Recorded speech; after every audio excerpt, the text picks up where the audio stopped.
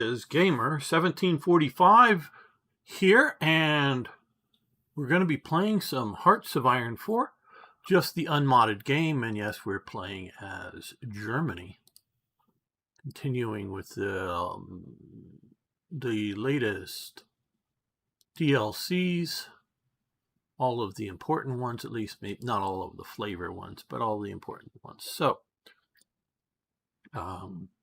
yes, it is July 1940, and we have defeated France. We are, well, okay, he's moving out there. Did a little bit of prep work here. There, you're going to that port. We've got a British unit that was still there. Well, actually, I think this is... What is he? Is he like Australian or something? And over here we have a lodgement down here of the British. And we are sending down reinforcements. And I also noticed before starting here, not Italy, but we can maybe see about getting invite to faction Hungary, which I want to get into. They will accept, it says. Good. Okay. We'll get back to that in a moment. We'll let trading get started here.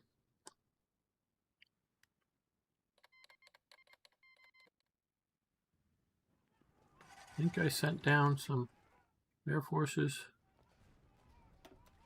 Oh, they're coming. Help out the Hungarians fight their broken war. And I want to say here, I know there's not many people yet watching the live stream, but you may be watching later. Somebody may be. Hi. When I say the game is still broken, it is. And it's not just, well, it didn't happen in history, so why is it happening?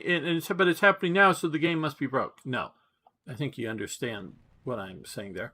No. What is broke is...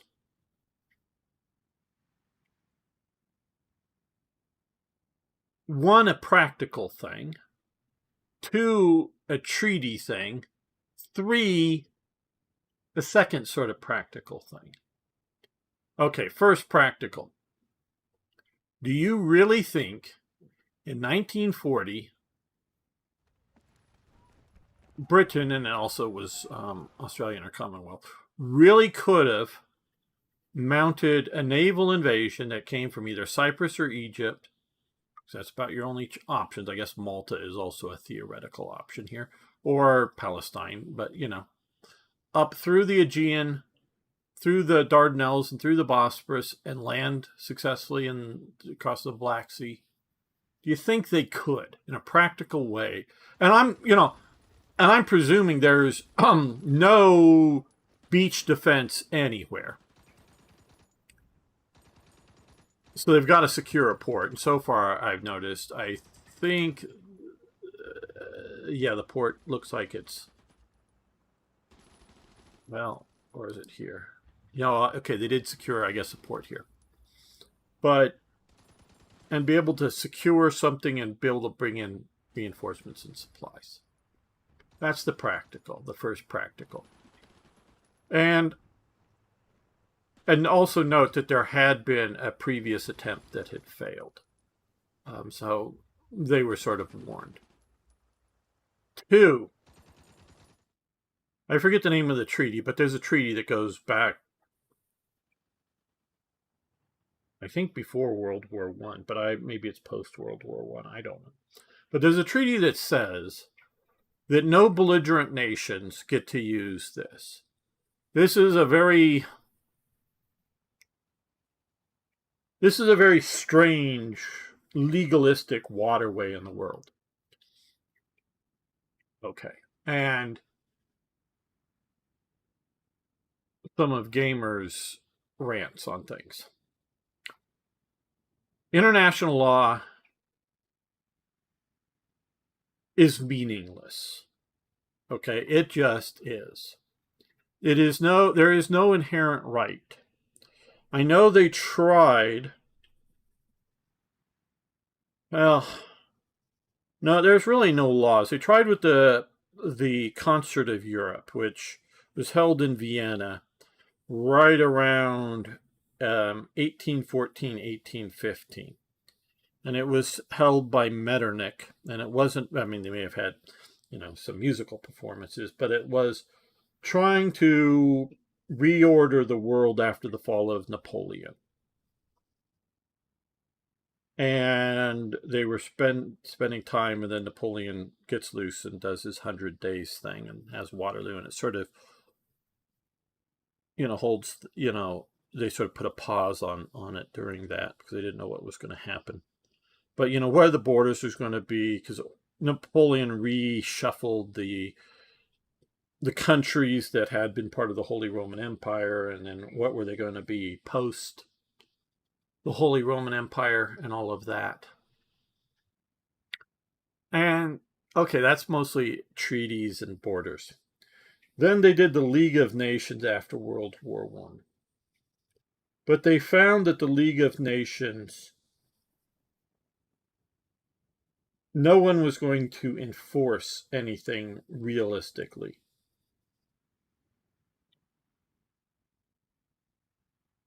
And when it really died, was when Mussolini invades Ethiopia. Because the League of Nations, which the US was not a member of, put an embargo on Italy on just about everything.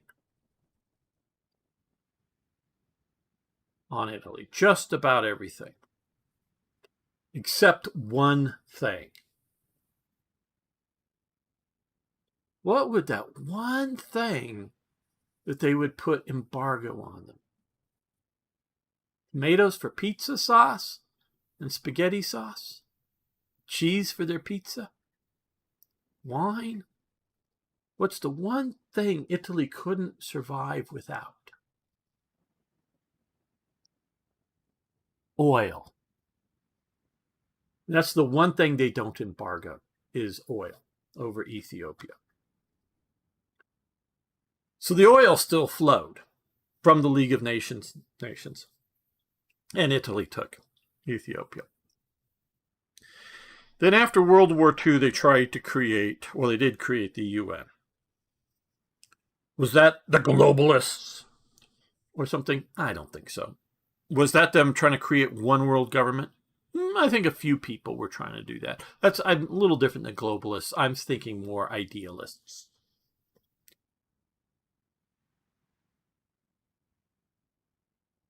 The UN was envisioned, and it was taken from the sort of United Nations against the Axis, if you will. And I think they used those terms in like the last year of the war. Instead of calling it the Allies, they're sort of like United Nations, just a little bit.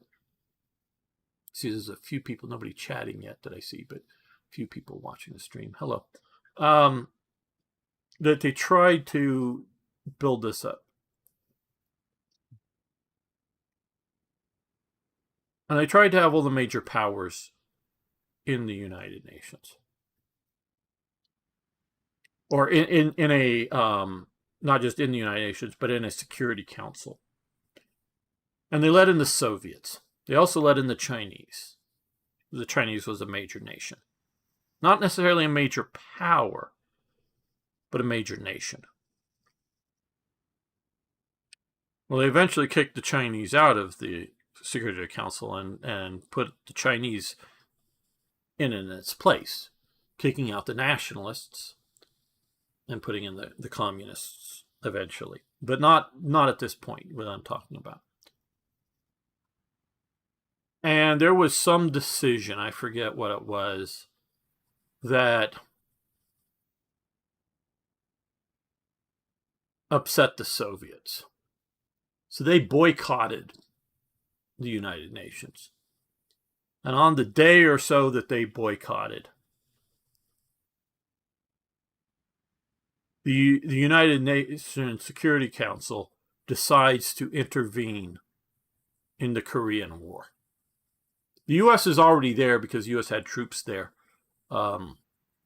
in occupation, not really anticipating, because there was a Soviet-occupied zone and an American-occupied zone. They were just occupying because Korea had been very much an integrated part of Japan and hadn't really had a nation built yet. So they were there, we'll call it order keeping, because you just need some troops just in case, a mass riot were to break out or something, and you just maintain order. And the Soviets, after that, never boycotted a single UN Security Council meeting or anything ever again, because they didn't. And in my opinion, after that point is when and I didn't know it at the time. I'm looking back at it, and I didn't know this in the 70s. But at that time is when the UN dies. Because the UN is dead. It really is, people. If you don't realize that, it's dead. Because what it meant was that basically you either had to get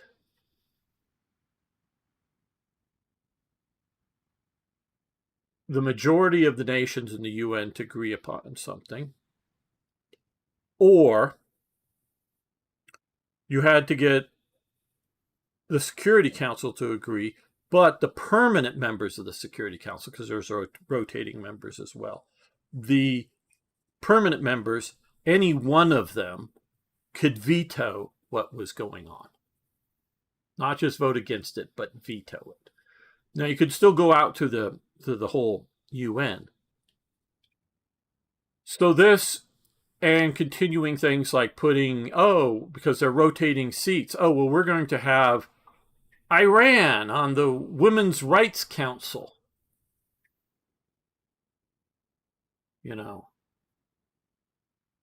Ridiculous things like that. Or on the put North Korea on the Human Rights Council, because they rotate through and they get this stuff. That it is such an unserious organization that they will let people who flagrantly violate the rules sit on the rules-making committees, if you will. So the idea that you have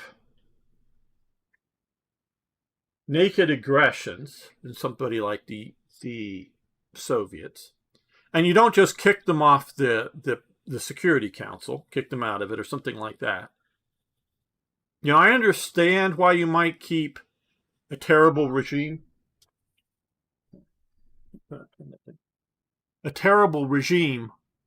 still in the UN just because you want to have official channels to interact with it. But you don't have to put, Pol Pot's government or something on any committees or any councils or anything like that. They just be a member nation and get to be in it. But no, they allow these wacky governments that, the Council Against Genocide. Who's providing over it?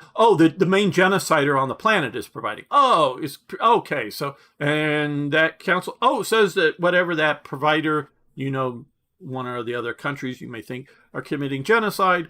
They say it's okay, so it must be okay. So the UN is a dead issue, and it died at some stage once. I don't know when, but it died when we kept the Soviets on, and the Soviets were doing aggression against, as part of the permanent member of it. Now, I know there's a lot of, keeping the peace in the nuclear world. Well, I don't think having the UN kept the peace. It was the realpolitik of nuclear weapons that kept the peace during the Cold War and whatnot.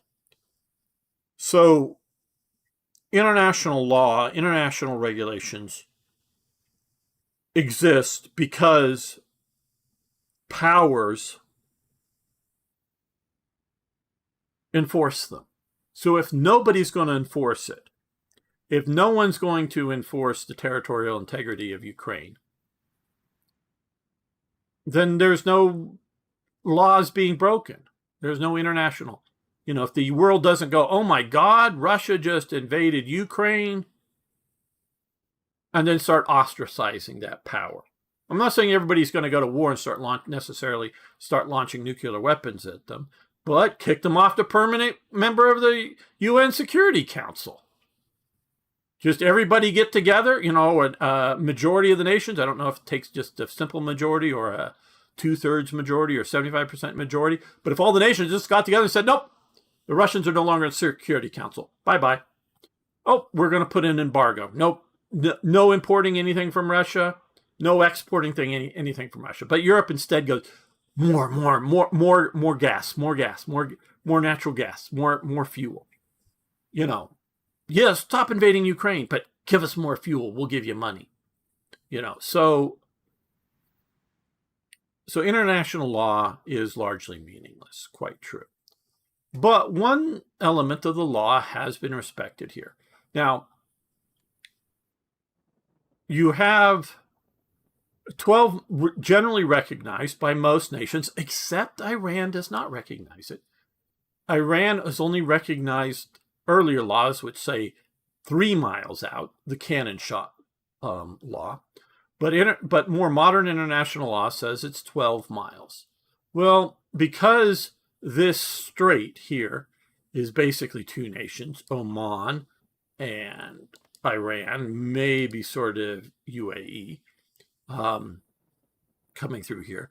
There's an international channel that may cut your 12 miles a bit short. It's about 24, so I think at the narrowest it may be slightly less, that you can't, people could claim it. But they're set up so that there's an international strait there, same here, and, same here, and that, but for some reason it does that to me. I don't know why. If I'm zooming in or zooming out, maybe roll over or something, I don't know. International straits.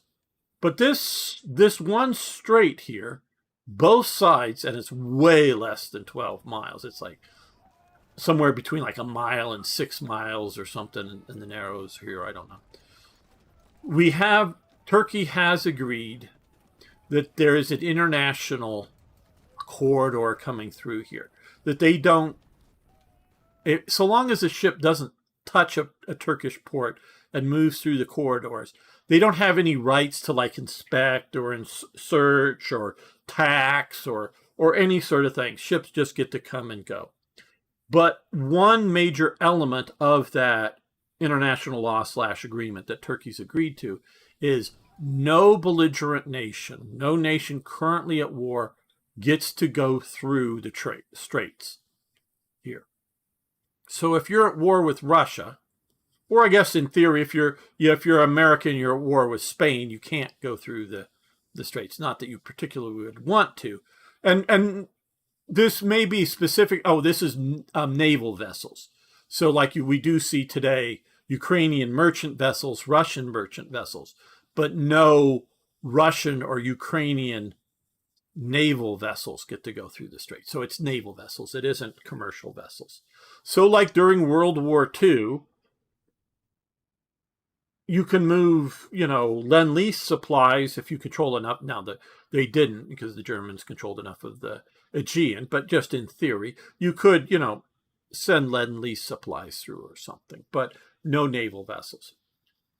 So that's the international reason that this should be a closed strait to any naval vessels that are currently a belligerent in warfare. That should cut it down. And then the third thing is sort of a bit more practical, is that even if you're disregarding the international laws and kind of come through, do you think Turkey's going to let you? Because Turkey does have some defenses, as far as I know, along here. Maybe not a lot. And as somebody like Britain, because once you start letting naval forces go through, and this is why,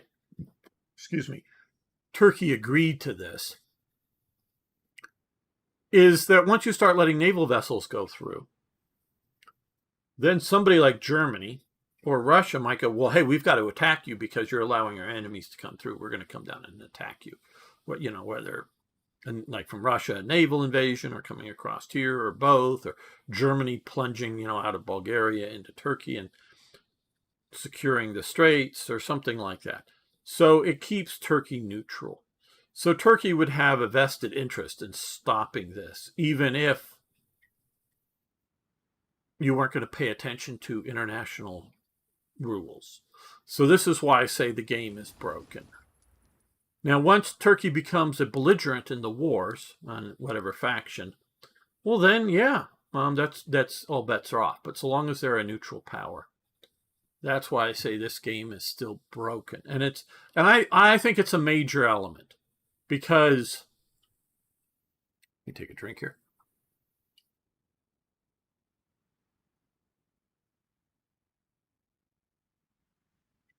It would keep, say, Britain, if say, you know, in a game Greece is still neutral, it would keep Britain from moving, say, a bunch of, you know, the Soviet Union and Britain had an alliance of some sort, bringing in a bunch of submarines or something, or ships, to get some motor torpedo boats to the Soviets. They put them on trucks and drove them across, or train/trucks, and drove them and got them into the Black Sea.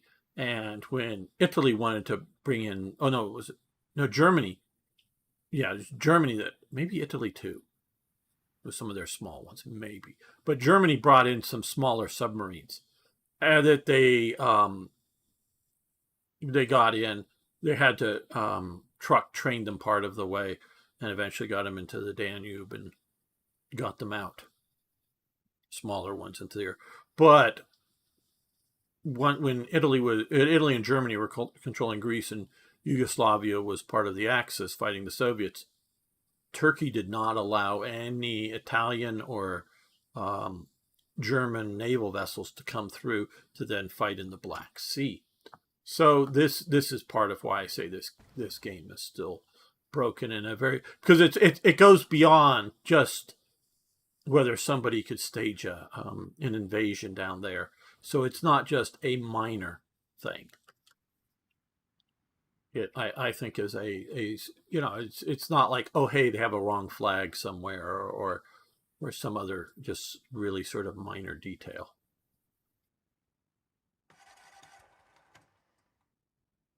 Well, we're not using nearly as much fuel, so we're actually going towards positive instead of going down. Okay, let's use a little more fuel now that we got these guys to here. I didn't know if they were going to quickly reinforce.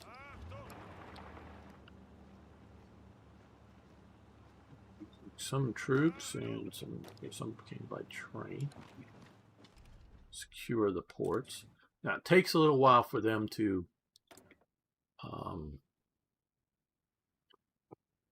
plan a naval invasion, so there really isn't too big of a rush. I mean, we need to get to the port and secure it, yes, but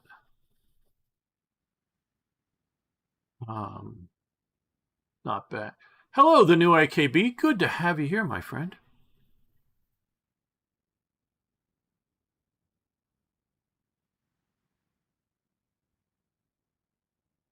I don't, just interrupting IKB, going back to that conversation we had some time ago, and you were going to ask, what was it, Dr. Clark about it. I don't know if you ever did, about what would it take for there to be mass resignations of the senior leadership of the British Navy. I'd love to, not now or not during the chat, not live stream, but sometime I'd love to just, you know, privately get on and talk to you if you ever got an answer to that question. What would it take? You know, how bad does it have to be before you just get, whether it's some captains or some admirals, to just go, no. I saw which made me think of it again. Mark Felton presents he does some decent, you know, nice short videos on topics, and he's talked about the modern death spiral of the British Navy, and how his sort of conclusions, it's just going to continue to get worse and worse and worse. So because, you know, we're building ships, but then we don't have enough sailors, according to him, to be able to man them. They're not going to be able to recruit enough. So then they'll decide to, well, we'll sell them off. And he was saying that there are more British naval vessels in active foreign service than the British Navy has of their own vessels. So I know these are older models that they sold off because, of course, we're going to get new ones.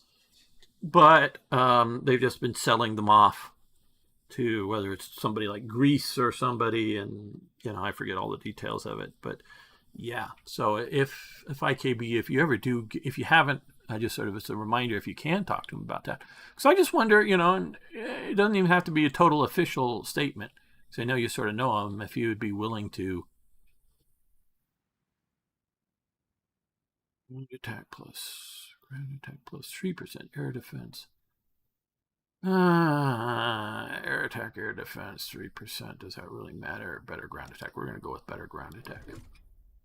So yeah, I would love to chat with you about that sometime again, whenever we find ourselves chatting.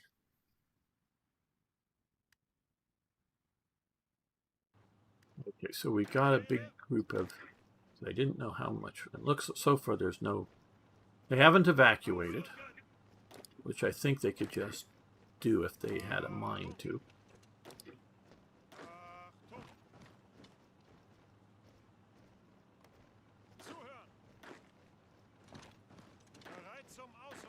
This is not necessarily going to be a big fight, I don't know, but I just figured I should move reinforcement. Not had the chance to ask yet, but we'll be seeing him in Leeds. Okay, yes, please, IKB. Because I think it's an interesting topic, and I can understand, and I will.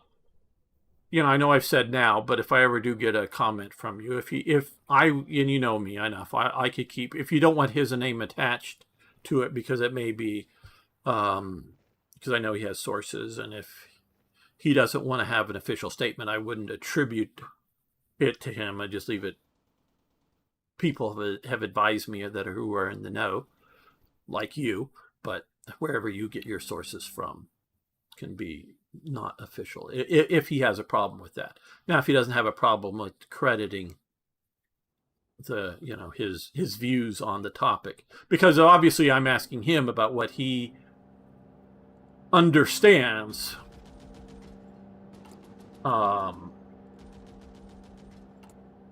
what the naval officials would do, which is sort of, and people who pay attention in government probably have some flunky or somebody that pays attention to some of his topics.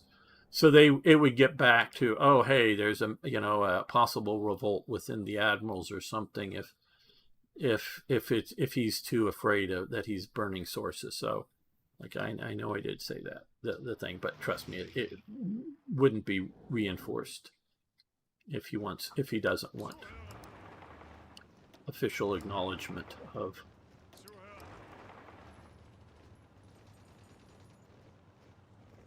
The opinion. Hey, Jamnuska. So I think, because I have known people in the past, and that's sort of with a lot of things, in officialdom. And for the U.S. Navy, well, in the past, my dad worked and was a very high-ranking civilian, because there are government. I think it goes, or used to go, and I don't know that it's changed, GS 1 to 15. And that GS stands for General Service. And so, as you work longer and longer for at least the Defense Department, because that's what my dad worked for, specifically the Navy. He only worked for the Navy as a civilian. He was never in the Navy or the Army or anything else, but his whole career, he first started working in shipyards, which were building Navy ships. But he moved over to working for the Navy and had a career in that, in which at times, he did lots of travel. One of the things that was sort of fun as a kid, I got to travel. Didn't actually get to go out on the ships, but he would go out and observe and photograph. I know some of you may have heard this story. I don't know if IKB has heard this, but he would go out when they would test fire the ASROC missile, which was a missile that you'd fire from a ship, and it would launch out and then go out and sink a submarine and hunt down a submarine, the ASROC. And they go out periodically on the east and periodically on the west coast. They would go fire it, and he would go to. For a while, that was one of his jobs, because he had multiple during his career. And he'd go out and be on board the ship for a few days. Go out at sea for a few days and photograph and do the testing. And he got to know some of the people that ran the SEALs. No, I don't mean the elite special forces. I mean the actual SEALs. Or was it sea lions? Forget. I think they were sea lions. But sea lions or seals? Forget. I think it's sea lions.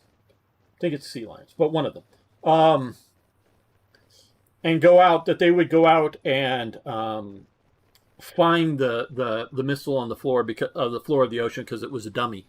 It wouldn't blow up, and they were just firing it to test fire, and I think to see if they could hit a submarine with a dummy missile, because it's not that big of an impact to damage it. It would need an explosive head on it. But they wanted to go, I think partially just to collect it, but I also think there was telemetry on board or whatever they wanted to go get.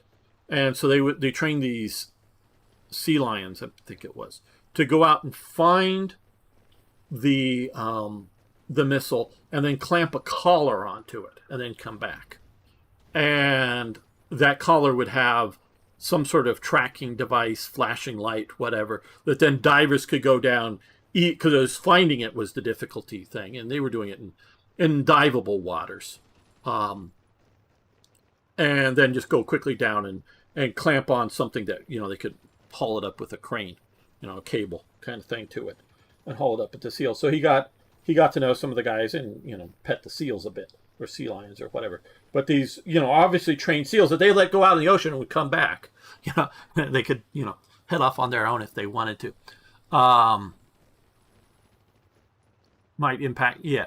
I expect, yeah, I understand. I just want a general idea. I'm not asking for names or anything else, but if there is ever something. So, and so my dad knew some, obviously worked with naval officers all the time, but knew some higher ranking ones just as part of his job.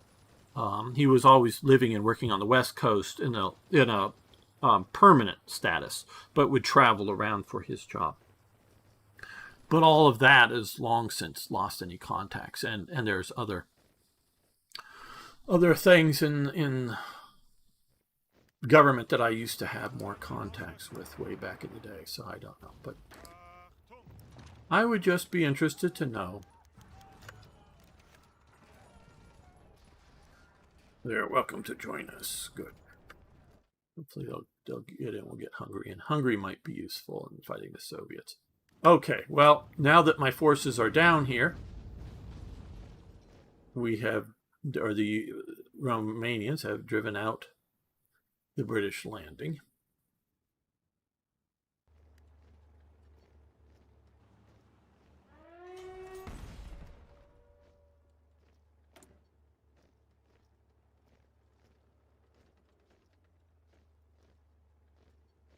Because thinking about this, and I'm as I'm sitting here, I'm thinking about the interwar years, because I'm wondering what it would take for American officers to go public and then resign. During the interwar period,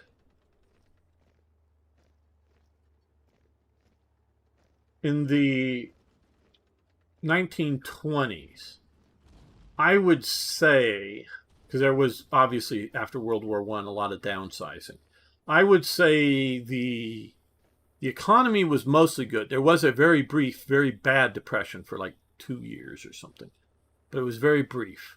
And then it's called the Roaring 20s for multiple reasons, because the economy was just going crazy back then. Going crazy good for most of it, but there was one brief depression. That triggers in partially, I believe, because of the influenza epidemic and sort of the transitioning away from World War I economy. And I say that partially because American farming was geared towards feeding Europe. Even before America joins the war, particularly in France, that so many of the men were in the army or working in the the arms industry, making weapons. I mean, lots of women working there too, but that's also quote unquote manpower working in industry. That particularly French food output wasn't nearly what it could be. And American, and I want to include I want to say North American food production was going great, and food was sort of expensive. Not so expensive locally. I mean, it was more expensive, but everybody was working very well. And in America, because it was industrializing, I mean, it had industrialized pockets well before World War I. America has about the same parallel industrialization as Britain, and I've talked to IKB about this, who knows this very detailed, because hence his name. If you know Isambard Kingdom Brunel, look him up if you want to find out. One of the industrialists, but he's a very interesting character of British industry. But and I would say Germany is sort of just a little behind Britain, and France is just sort of right there too as it's going on. But with America, it's just pockets that are industrializing compared to the whole nation. Meaning you go out to still back then territories, not just Alaska and Hawaii, but other territories. They weren't even don't know when they got to 48 states, but territories and whatever that are now states, and places, well settled up in here, a Pensacola area, Florida or whatever, but it's just rural. And a lot of, old, states out here are purely rural. And then you might get something like St. Louis that's somewhat industrialized, or definitely Chicago would be, or Pittsburgh would be industrialized. We're talking late 19th century here. And again, I'm saying moving along, and New York, if you look at the, New York subway is going along about the same time frame as the development of the London Underground and all that, so America was not technologically behind Europe at the time for general things. I'm not talking about the research scientist here, the research scientist there, or here and there, wherever. I'm talking about generally America was up with whatever the Europe was, and particularly Britain, and going along more or less parallel. And but it's pockets compared to, Maine is still, even to this day, is not very industrialized. It's a rural forestry kind of thing. And before refrigeration, becomes common, not technically, still when it was around technically, but not very common. During winter, there was massive ice harvesting up here that they would put them on. Their whole ships would be filled with ice that they would take down and sell into the American South and sell into the Caribbean in big enough blocks. I mean, megatons of ice that was being moved just out of Maine during winter. I don't know how heavy megatons is, but I mean huge amounts in these things. So there was a lot of economic activity, and it really starts with World War I. We can look back at the American Civil War and its industrialization for fighting the war, but still, again, that's going to be pockets. It really starts in World War I that we get enough buying demand that Europe is demanding enough stuff from us, the U.S. Britain and France were both very much mercantile economies, in that they were, and I know Britain best, and I know IKB said a couple things in chat, but get to it in a moment. It was very much laws restricting industrialization in places like India, so that India would send its cotton to Britain to be woved into cloth, and then Britain would send the cloth back to India. These economies in the 19th century were very much, and I don't know detail the French economy with its empire, but very much that kind of thing. Well, the needs of the war broke down these barriers for Americans to start selling, whether it's, just even steel, which steel is a product. It is also a resource. It's both a product and a resource, but it's more than simple refining iron ore from the ground into, an iron ingot. Steel you make it at different hardnesses and different rigidities and whatever. And so that then you send that steel, then those blocks of steel get machined into something, say in London, like to a rifle barrel or a machine gun barrel or something like that. So even if Americans aren't making the rifles and machine guns, which they were too, the P-14 Enfield is what we call it, made by Savage, was a copy of the Mauser, but made for Britain in America. But they were also sending, I don't know specifically, rifle or machine billets to make rifle barrels, but probably they were, or similar sorts of things to England and to France and whatnot. So that economy is going. And then with the collapse of that economy for both foodstuff, resources, for industrial products of different levels of completion, including things like early tractors were being sent over, to deal with the manpower issue, that gets cut off. So you have this sort of transition from the wartime economy. It's not always just, like I said, it can be tractors, and I do believe it was tractors as well, to, shifting over to a post-war economy. So there's a bit of a depression there, I think. And then there is the Roaring '20s, which is an economic boom time in America that continues once you get past the influenza crisis. Now you get hit in the '30s with the Depression. And so you have the build down of the end of World War I being over, and the very much realization of the United States Navy knowing it doesn't need to be big anymore. So it's going to go back to being small. And then you have the Depression. So the Navy officers, and the Army it goes back to being very small. But who's going to invade the United States? One, there's a Navy out there. I mean, Air Forces at the end of World War I, yeah, they existed, obviously, but they're very localized affairs. They don't even really have, and I will get to your chats, they really don't even have, hi Arno, they really don't even have real carriers yet. I know the Langley's coming and Britain's experimenting and whatnot. I don't know their first carrier name, but, so it's still just the Navy. And then anybody who really knows America, even then, we're filled with guns, so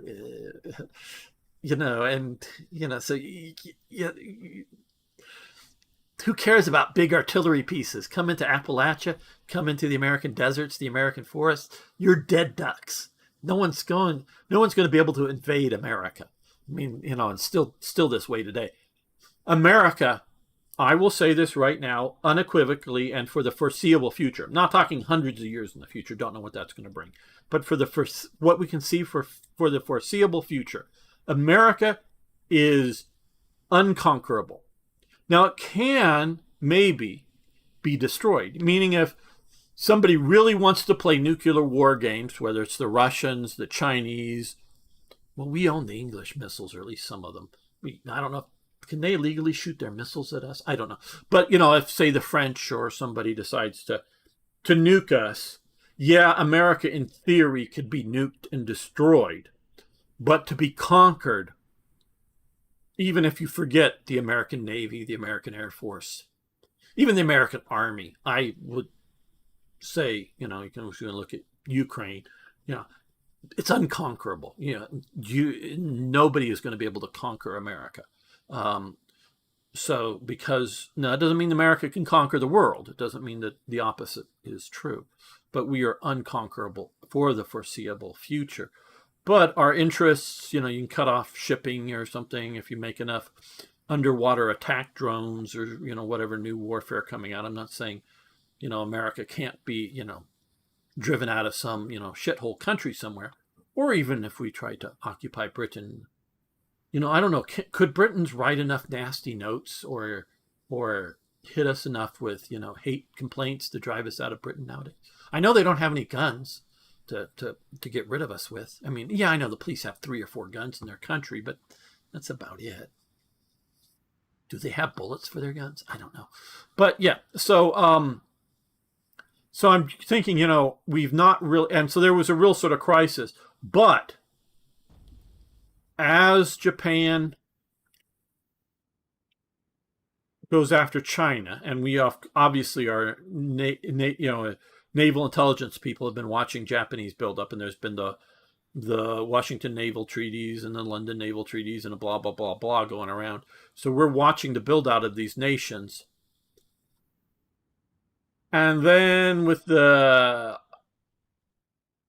don't have all the dates down, but they recognized the Munich conference and Europe could become a powder keg.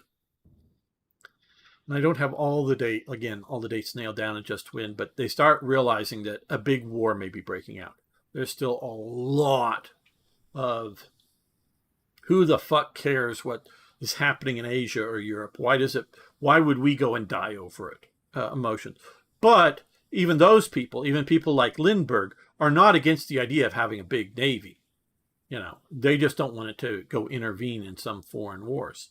So we start building up, and a lot of the first wave of ships, the Cleveland class, and they convert some of the Cleveland class over to fast light carriers, are all in production prior to Pearl Harbor, which is at the end of 41. So the Navy is already building up, and it is, looking back at some of the stuff that was done around that time, there is pressure by the Navy on Congress for the budget, meaning that the Navy is doing public relations that are targeting Congress. I don't know if they're going after particular congressmen, identifying, you are blocking this, but they're going after Congress saying, you've got to fund this. And there's lots of debates and arguments, but the Navy is engaging in debates with the government that are public. Now, I think they're doing it carefully. And sort of from what I got from some movie that I saw that was looking back at this, it was post World War II, but the movie was looking at I forget one of an actual historical figure's life, and they had to be very careful about their comments and what they were doing, but they were working on poking senators as well as making public statements, both in sort of for the newspapers, but also in public, but sense, but in sort of not closed meetings or closed whatever, but sort of in social settings wherever people were overhearing it, that kind of thing. And what did IKB say here? I wonder what is the most dangerous pet, a sea lion or an active duty members of the SEAL Team 6? I don't know. Sea lions are big. They're not little seals. They're big, and these were sea lions as I'm thinking about it. But yeah, my dad didn't. I mean, he worked with them as did, because they would because he described some of the stuff. I was fairly young at the time. He'd go out and they'd spend a few days. He would be on the ship, but they would come with on their Zodiacs and whatnot right up next to the ship and work off the ship to go hunt down, off the destroyer or whatever, to go hunt down the ASROC that had been fired. They had a vague idea of where it had gone, but that's still square miles of ocean floor bottom. Because I know he did it both off of the California coast and mostly off down here. Because one of the trips I went with him, and my mom did too, but we didn't go out on the ship, but we went there, and that's where we went down to Charleston. And I went out, and I still have some of the mementos out to Fort Sumter. So I was on that trip because the government would pay for him and pay for his hotel and whatnot. And so it was just paying for my airfare and my mother's airfare. And then since we did stay a bit longer, after he was done traveling around, just for a few extra days, like going to Fort Sumter or whatever. And so, no, the government did not. Oh, but he also got a per diem, meaning per day. And so the hotel was per diem. So if there was 3 people staying in the hotel back in those days, or 1 person, it was just the hotel room basically, or maybe a little extra. But so, it was cheaper to have the government to pay for part of the trip out there and then about that. So yeah, it was sort of government funded some of my trips back east as a kid. And whatnot. So I got to go along, just not onto the ships. I want to be very clear about that, but I got to go along on the trips back then. So I remember some of the stuff and them telling me about what was going on. So yeah, he worked with the sea lions out there. And so yeah, sea lions can be nasty if you get them upset. I don't know if I'd want them as a pet. Okay, so we've got the Brest Peninsula here now. Now I'm going to come over here. I'm going to select this. I'm going to create a new task force, and I'm going to click all submarines. And I'm going to select that. And then I'm going to click here, and then I'm going to click here, and I'm going to click here, so that they're based out. They've improved this so much from the early days. In the earliest days, you couldn't force them not to be in certain sea zones, or say don't use this unless you have to, because that's how this is set. So they're going to go all the way around here. And now they home port you, so you need to specify your home port, and that the home port defines your operational district or distance. How far you can operate from, not just where you're temporarily ported into. And that also defines for things like supply, that you need to have a port big enough to supply all of these vessels. So Brest is a fairly large port, so that should be able to supply all of our needs. I also want to come in here now, here, and I want to come up here and specify here. I'm going to specify Brest. Brittany, well, I guess it's here, Brittany 10, which I believe is Brest. Yeah. Here.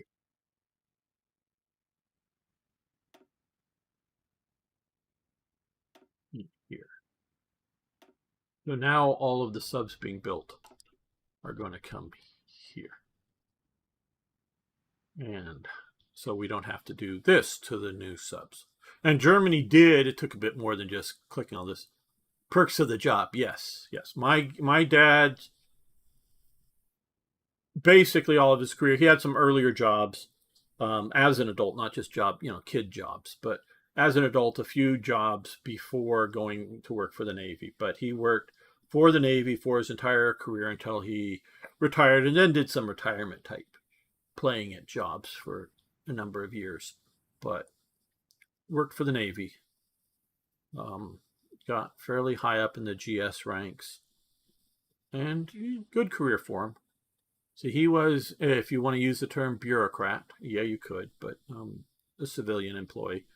It wasn't all bureaucratic type. Okay, we have one more factory currently available. We're building more. What do we need? What do we need? What do we need? Okay, well, are we building any aircraft? I know we have some, but it could just all be okay. We are building a little bit, because if we do, we have a over almost 2,000. If I decide to attach either to some divisions or all infantry divisions or something like that.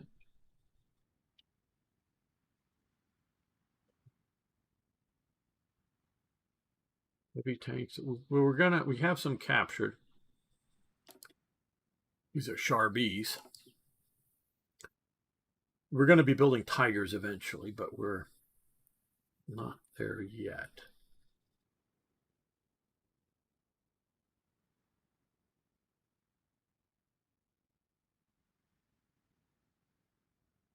Light tank destroyers. Well, we may get to some of those. Those are captured, I think, most like Belgium or Dutch or something.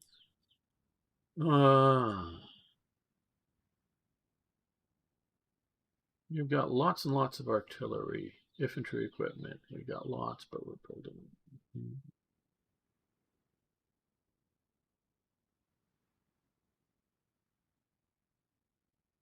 Well, I think partially because of what we're using here. Well,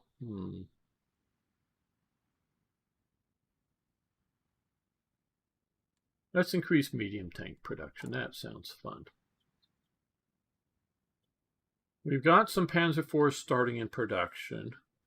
We have some well-matured Panzer III. So let's put one there to get that going a little bit more. Reduces down its efficiency because we're adding to it. And we'll do that for the next factory coming up. Now that gets us to needing 7 of these and 4 of those. And I knew that was going to do that. And that was sort of my motivation here, because if we're going to import, we might as well import enough to fully sort of use it. And Turkey, I think we can get through without having to go through the ocean, because we're not currently, so we'll go that. And it's more security. What's Arno saying? Sell the captured tanks on the market, at least the ones you're not going to use. Well, we'll see. I hear you, Arno. I'm just don't know what I'm going to use or not.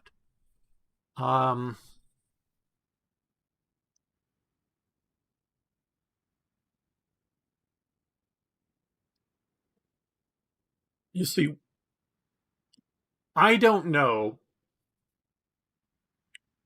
what useful thing I would get for, because I think I really haven't done, I think it exactly how the international market works, and maybe I should just play with it at some point.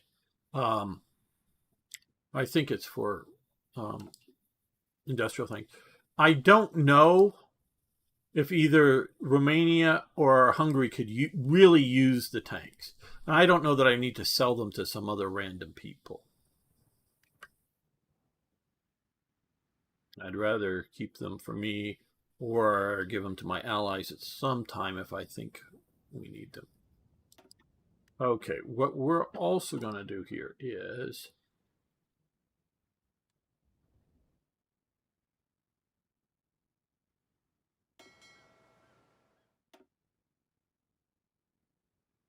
okay.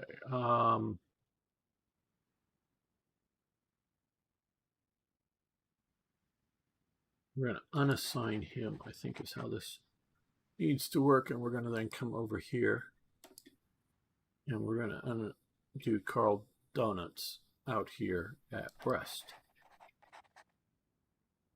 He's going to command at Brest. And Radar is going to continue to command back here.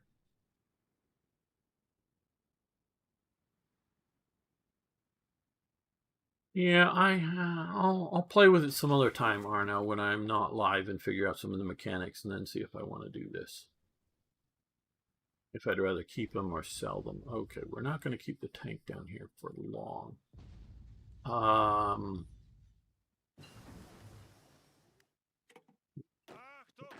Let's put you on.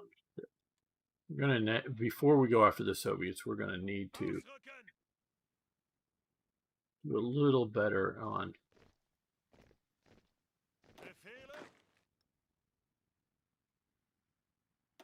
reorganizing things.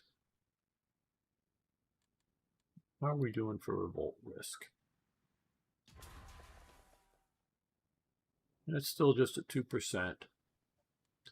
These are up at 30. Now we do have our 3 spies reducing revolt risk, which is helpful. You don't have to sell them to anyone, just the nations you think they will be. Yeah, well, see, I don't know if Romania or Hungary are going to have enough of a armored force to make it worthwhile selling it to. Okay, Messerschmitts. We're getting through the Messerschmitt build process here. Okay, production output. We'll do this. That will help production. And let's see what we want to research. Okay, we are, pause. We're July 40, so we have 41 things. We could maybe start that. Let's see. We are still not doing that yet. Now, how quickly are we? Okay.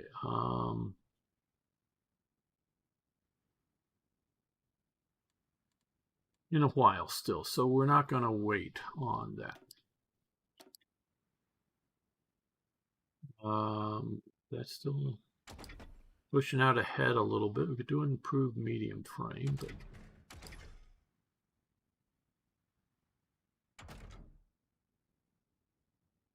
we can do the heavy tanks now. Get our Tigers. Arno would probably like us to see Tigers.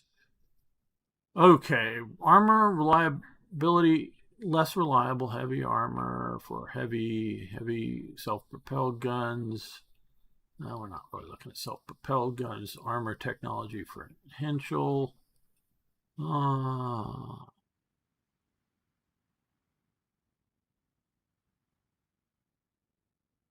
Yeah, since we're looking at heavy tanks, we'll give it to Porsche.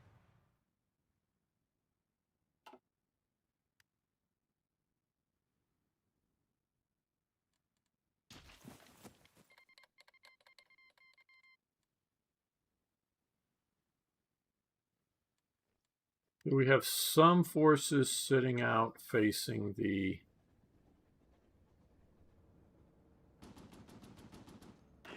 Soviets. Let's get all of these guys.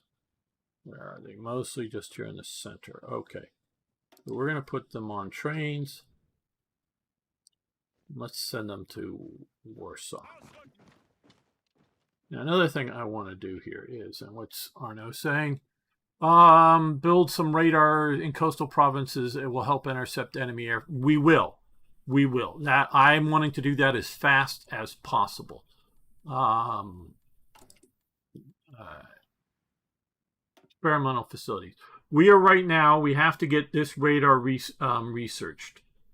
So we are researching where this percentage done, and we're using these resources in the research. Once we get that, then we can build radar. So we can't build yet. And we're going to build just a few because we're going to continue to research and have big radars instead of lots of little radars. A few big ones instead of lots of little ones to cover. So we are going to do that very much, Arno. What was I going to look at? Something.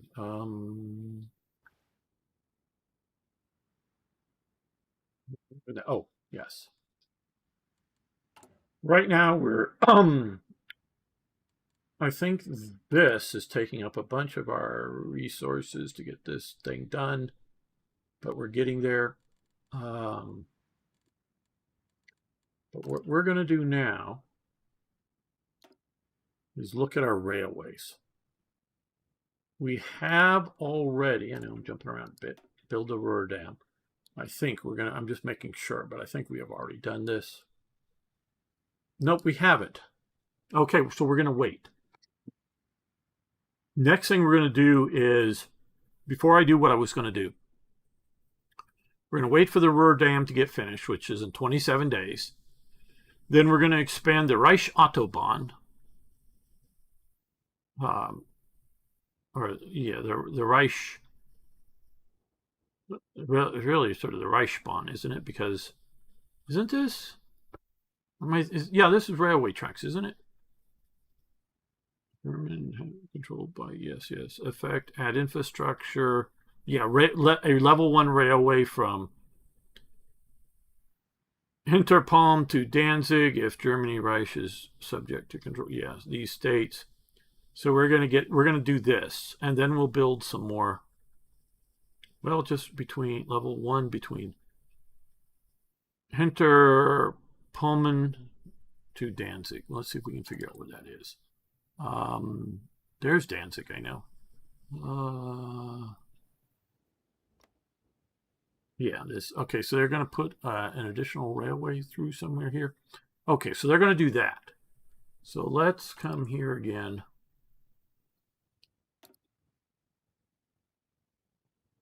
And we want to run supplies. So that's going to be more coming that way.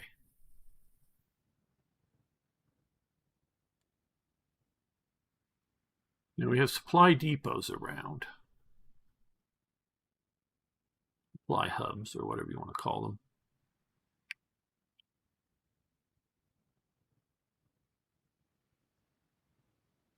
Notice down here, it all gets down to 1 railway instead of 2 strength.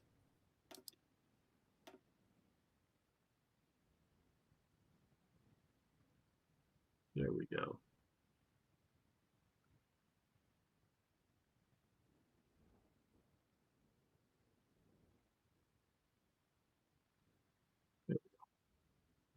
Okay, so we're going to do that.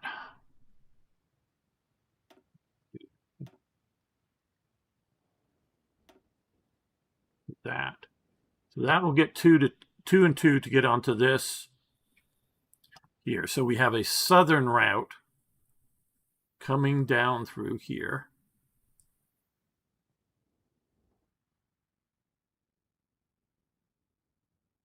Berlin, is that enough? I don't know.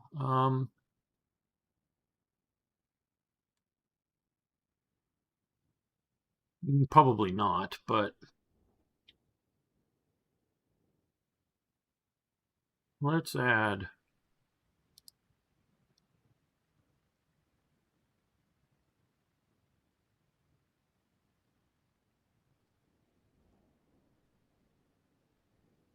here, and there we go.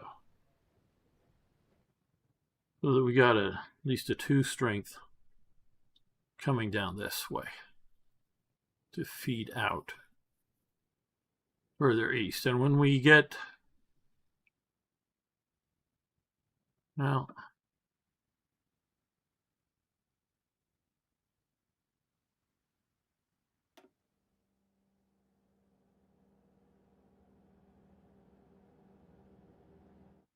get a 2 strength going here, because I know they can come up through Danzig over to here. Oh. I think that national focus upgrades an existing rail line. Well, I'm hoping so, IKB. I'm hoping it's this one here. Go back to the... I hope it's this one here to get that to a 2. But I don't... I hope it's all of this. But I'm looking, yes, we could bounce up and out. But I'm also looking from here out to here to Königsberg. Because I don't know that it's going to go there, but... And then outward. And so, you know... Get the supply flowing. Hello, Dutovich. Just click on YH. I'm not sure what that is. Sorry, I need something better than YH right at the moment. Okay. Hungary joins the Axis. So now we can see Hungary here internally.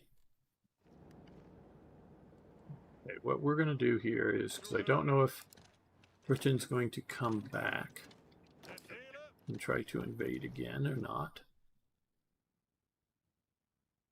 You may just click on the number to upgrade the railroad. Okay, I think I know what you're talking about. Yes. Here, you mean click on this number there. Oh, okay. I've normally been used to drawing it. Okay, if we want to do that. Very good.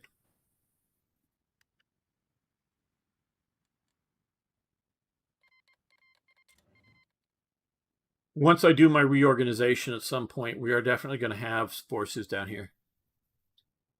Yeah, I'm getting you, Dutovlich. These forces will convert from coastal watch to, Soviet invasion, and we'll reorganize along the border here. Okay, special project complete. Radars, very good. Now that, I think, yes, will allow me to do radar. So we're going to do one here. That got us that one there. we're going to do one there. We're going to move these to the very top. I want them for the air war right now. When we get another free research slot here in 14 days, we'll start improving our radar quality so that we'll build on those spots, and we'll also build some out here in the east and maybe up in Berlin, or maybe just continue the one that's over here. Okay, second Vienna war. Well, I'm going to give them, to get them a little pleased, northern Transylvania. We're not pushing any pressure on Yugoslavia. So I think we did this right. Maybe we'll see. I don't know.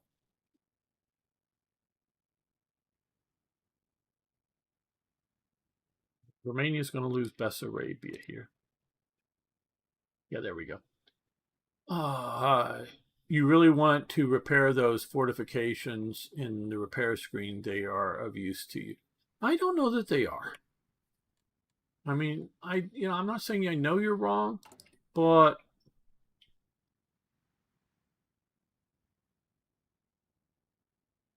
highways, those will get repaired. Alsace-Lorraine.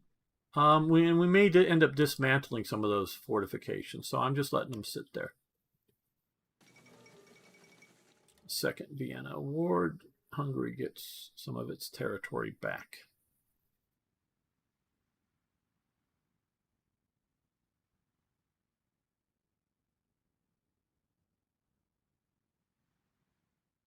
Don't know how much manpower this gives them, but it gives them some. I guess 2.5 million. And just one factory. So we really didn't do too much damage to Romania. No, we're not getting in Bulgaria, so we're gonna not give up this little bit, which is two industry here. A little bit of manpower, but because they're going to lose all of this, which is one port, and nothing else really there other than manpower. But which, when we go to war with the Soviets, they'll get the manpower back. Oh, of no use to me. Oh, don't want to. Oh, do you really want to repair? Yeah, but I don't have a good way of stopping that. So what I'm just keeping, I guess I could put the roads up higher, but we're not really using the roads too much. So I want to get the radars done as quickly as possible. And then we will continue with that, almost done, and then we'll do these railway upgrades.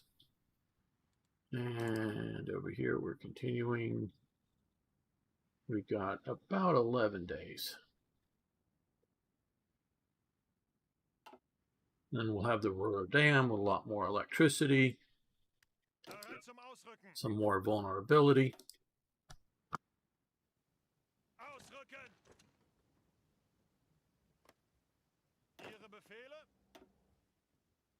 Two raids.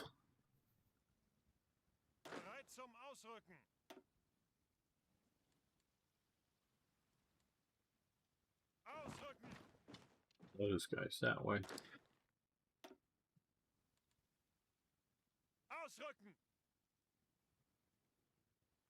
All right. Let's start here. So we're going to come here. 2 divisions. 2 divisions.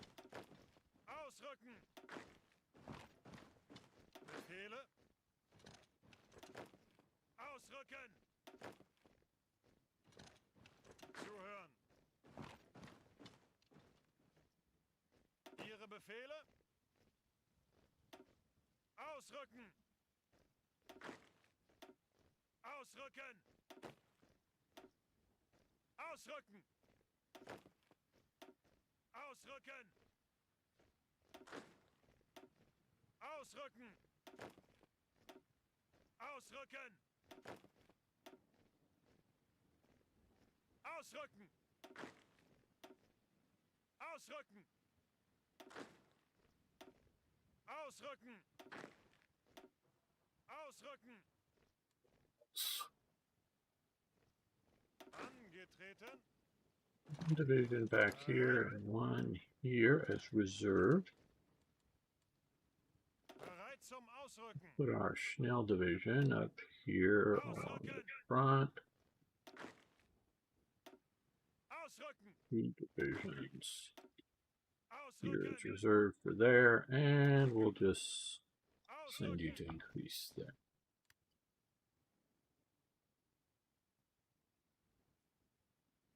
There we go, that'll help show the Soviets where we'd be a tough enemy to attack.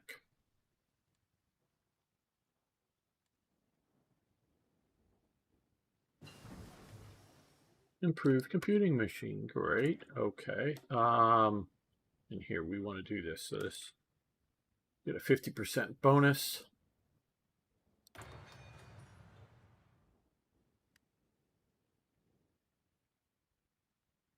Oh, click on crosses and they will stop. So let me see here. Oh, here. Well, but these are grayed out.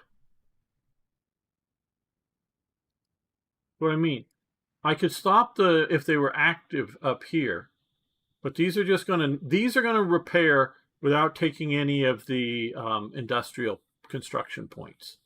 So it's not going to cost us anything to repair them. We could move you up here, which if we do briefly get, that would happen fast. But yeah, there's, it's not harmful to have them do their thing. Okay, now.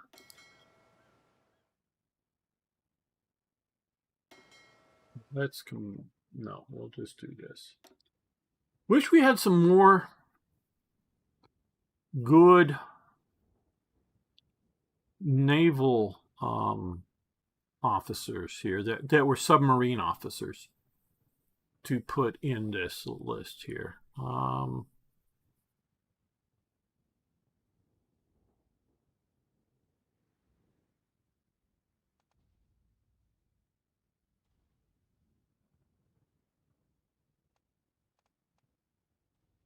Fuel so torpedo screen penetration. Okay, we'll do that. And we can do torpedo hit chance. Hold on, we're going to do hit chance.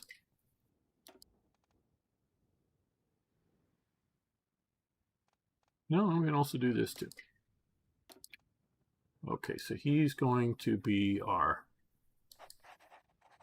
guy here under Raider, who is the, oh no, it's not, under Donuts.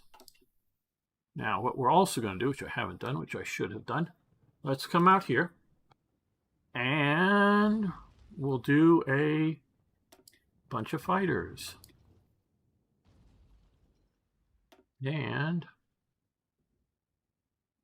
let's see, do we have, where are we? There, not enough. Yeah, we need to build more heavy fighters. But we have a bunch of naval bombers that aren't currently doing anything. Let's come and create these squadrons. Okay, so we have these. So right now we're going to put you out over the Bay of Biscay going after ships. Bay of Biscay going after ships. And you're going to come out over the Bay of Biscay and do air superiority. So if the ships have carriers or stuff, you just get whatever you need above. Oh, absolutely, Arno. You're absolutely right about that. Get anything else really more important. Right now, I don't really care about the roadways, the infrastructure out here in Western Europe. It's not a priority. It's building the railways are more priority, or if I needed to repair some. Let's take a look a little more at the war. Okay. Let's come in here. There's some Romanians already here, but let's see what we can add to our fighters. Do we have enough of any one decent type? Not really. But I don't know that anybody has long range enough bombers to really come here. So we're gonna, because they no longer can base in France and attack us. So we're gonna come out here, and then we're gonna come up over Western France. I'm gonna change that to air superiority to see if Britain is going to challenge us over Western France.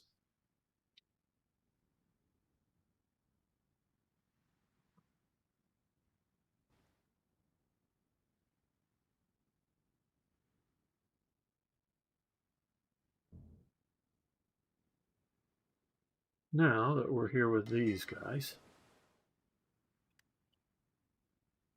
okay, how aggressive do I want to be? We're going to put it at, engage at low risk, and we're going to say come out here, and we're going to do convoy raiding.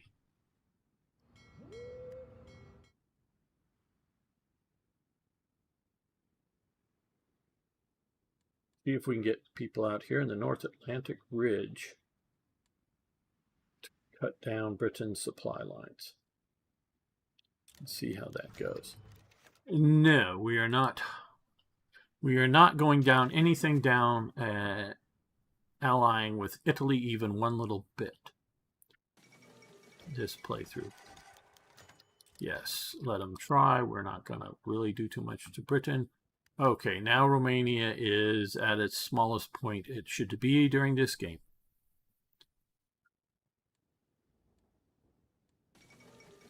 Okay, Soviet Union claims Bessarabia, yes. Angetreten. Bereit zum Ausrücken. Bereit zum Ausrücken. Angetreten. Achtung. Ausrücken. We'll shift more forces in a bit from France, but Ihre Befehle? we're getting these guys Ausrücken. over there now. Okay, Götterdämmerung, and we captured a Swiss operative. What would the Swiss be wanting to spy with? I don't get that. Yes, we decrypted the... Oh, let's look at this. Okay, I have 3 operatives right now. Is there a way without assigning... oh, well, we need to assign somebody here.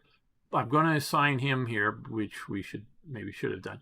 I'm not going to do... I know that would give us another operative, but we already have Reinhard Heydrich, so we're going to do Walter Funk and put him in there, which we should have already done that, but okay.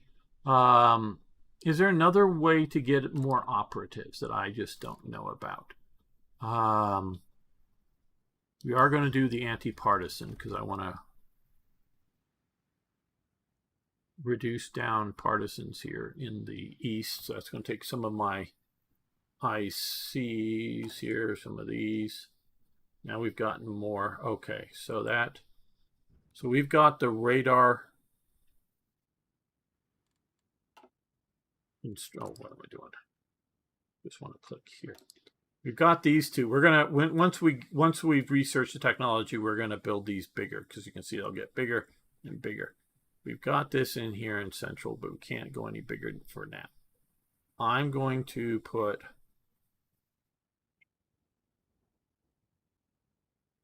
here. These can be a little lower priority than the railways because we don't really need them just yet. We're here.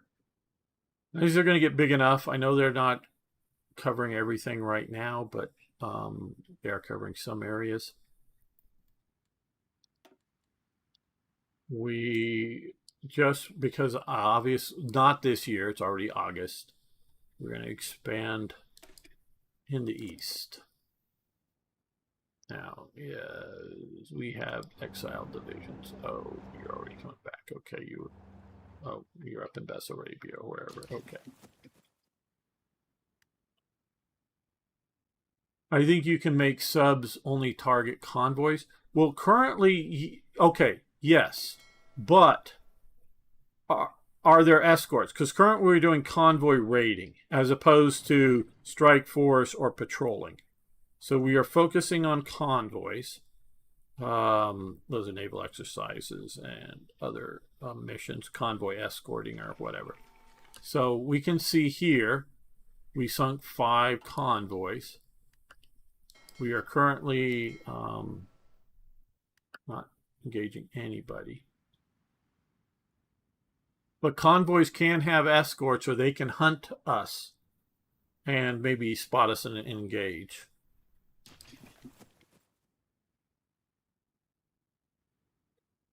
I'm letting these fresh ones build up to some more that then will maybe just in the Bay of Biscay, go after convoy raiding.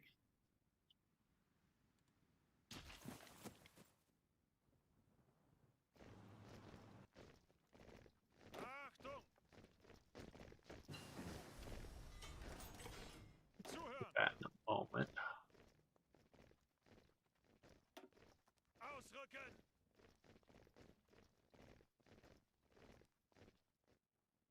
Okay, that's for a defensive wall. I mean, wouldn't stop a full Soviet invasion, but it's at least something standing up against, the Soviets watching the border here. Zuhören!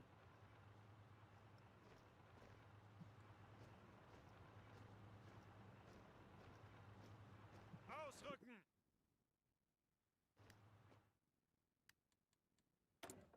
And I really love the concept here of these factories.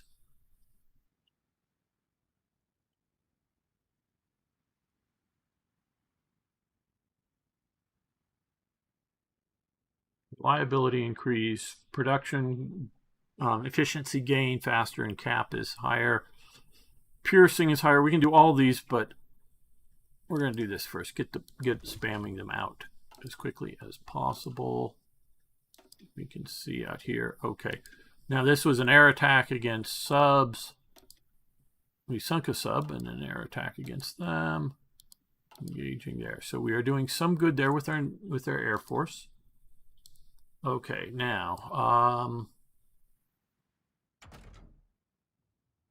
researching heavy tanks. We've got some of these armor things up. We've got military police up fairly well, quality-wise.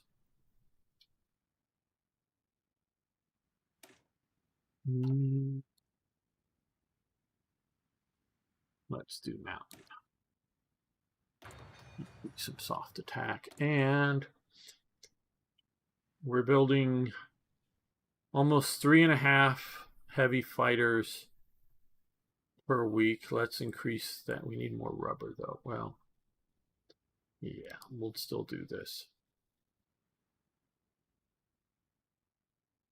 I want to be able to get some greater range fighters to better protect our naval bombers. Third button. Oh, okay. What are we talking? Let's get back over here. Oh, here. Naval invasion support. Naval targeting options. Ah, okay. Something new that I don't know about.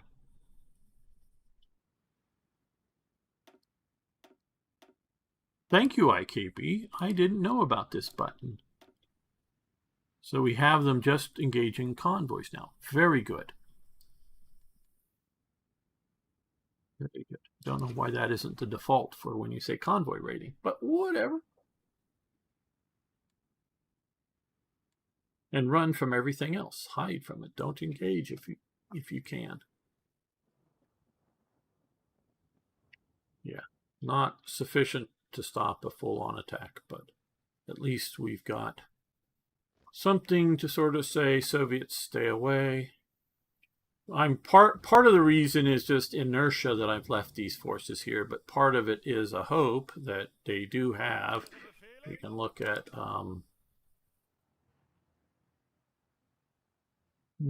think is it here even?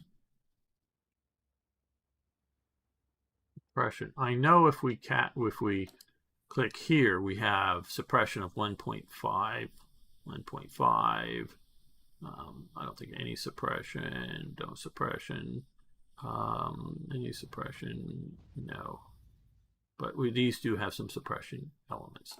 So they are helping with suppressing resistance in France.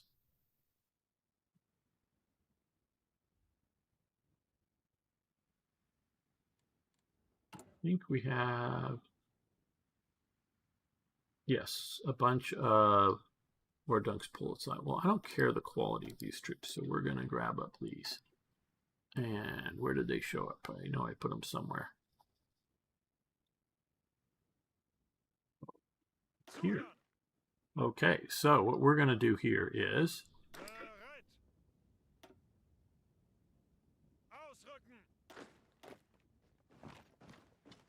and we can look and see. Okay,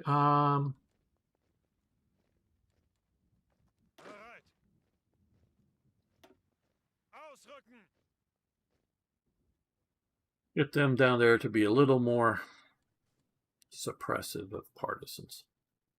And we can come over here and turn on the radar map. So when we hover over it, we can see just where is getting radar coverage. Wouldn't the BF be better escorts for you? Yes, they would, Arno, and we're building some more. The problem is, right now we have 34 heavy fighters. I want to wait till I'm at least close to 100 to put up a squadron so that there's enough of them to overwhelm or whatever naval fighters or other fighters that they may get in an engagement with. So it's going to take a little while to build them up, and we will. We will. I think I don't know that they'll be better fighters, you know, going after the enemy, but they'll have longer range, so they'll be able to engage more aggressively in. Uh-oh, they're invading again. Okay. Well, we're defending the port here. That was the important one. Now it's the French in exile are coming in here. See, this is what I say. This is broken. And they've got to know it. That it's happening to me in a couple of game playthroughs here. Oh, let me pause. It's got to be happening to them, don't they? Okay, this is the Henschel.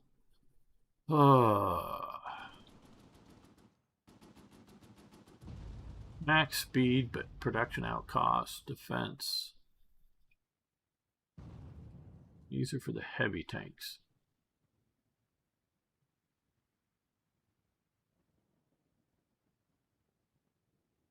Hard attack and piercing additionally, or soft attack. Now these are heavy. We're going to do more piercing and hard attack.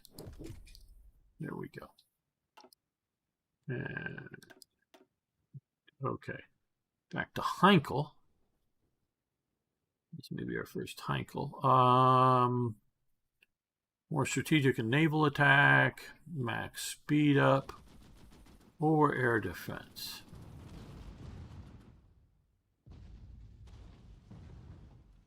These are not exclusive of each other, so we're going to do more air defense to protect those that are operating a little better.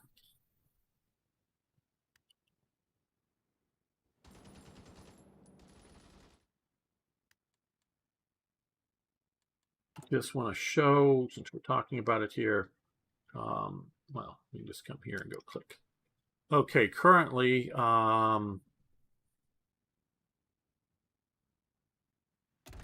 we could create a variant, but that's not what I'm going to do. I just want to show. So we have module slot here for the engine type, 2 engine type 2s, modular slot for extra fuel tanks to give it that range, and 2 cannon, type 1 cannon. So not great maybe, but that's sort of what I've done here version. I don't know what it equivocates. We could maybe add in a like light machine guns or something. Cost to replace. Well, I don't want to replace, but back. Can't I add slot here?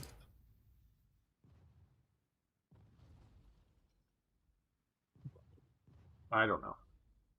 But I wanted the cannons for going after things a bit more than just the machine guns.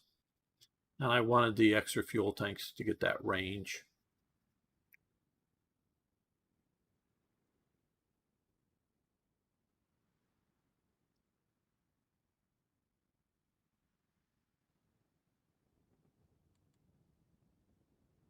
Italy, but no, we're not doing Italy. Stay out of my war, Italy. Okay, well, yes, now let's move that top of that. All right. We're going to wait till that gets done to make more railways. See just what the current railways are. I think what we'll do is another synthetic refinery. We'll put it in Brandenburg. That'll take a while to get done, but we'll get it started now. As we continue to use more fighters, more bombers, more motorized divisions. We've got these up here, total of 4 motorized divisions of types. They have different types here. Panzer and just motor.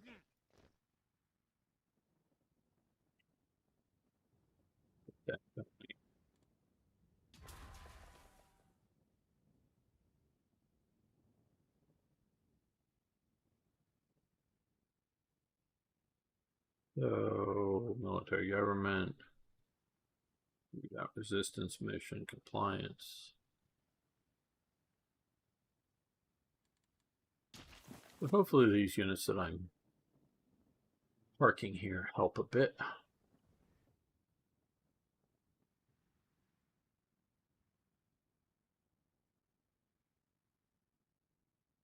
Yeah, but I don't know, Arno. I just don't know if somebody knows, not guesses, but knows. If I click, okay, anti-partisan pause. Allow module capsule fighter weapons. Sometimes I don't know. Am I reading too much into this? If I hit this, it says cost 2 to replace, but replace what? There's nothing in that slot.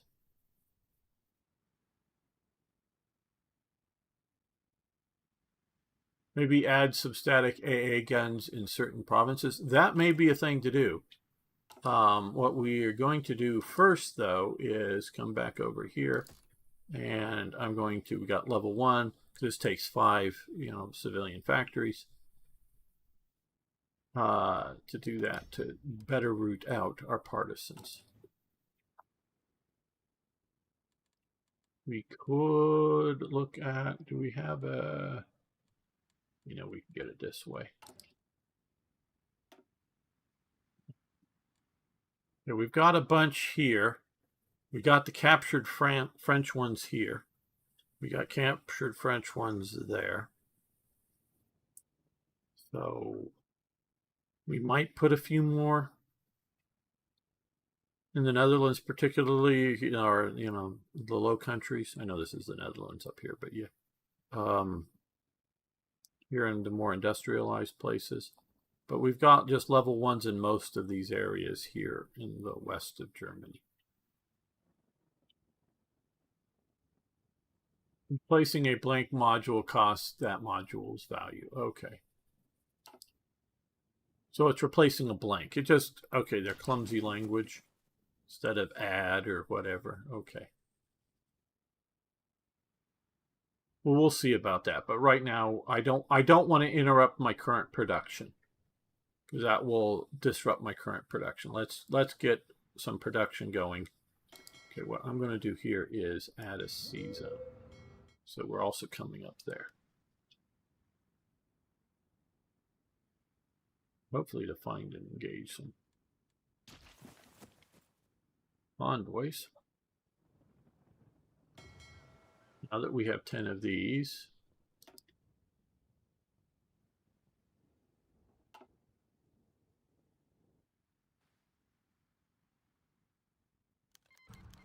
What is this? Secretaries General Group of Belgium. Okay. I think we will. Secretary General will be added as occupation law throughout Belgium.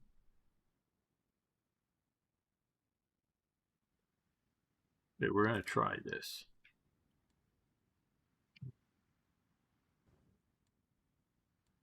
Yeah, we have to keep this separate or otherwise it'll be sent out there. See, we need more admirals. Come on, game. I know somebody can... Legions, I guess. I don't know. We're going to tell them to convoy raid out here, and we're going to untarget all the rest of these and just go after convoys that we see.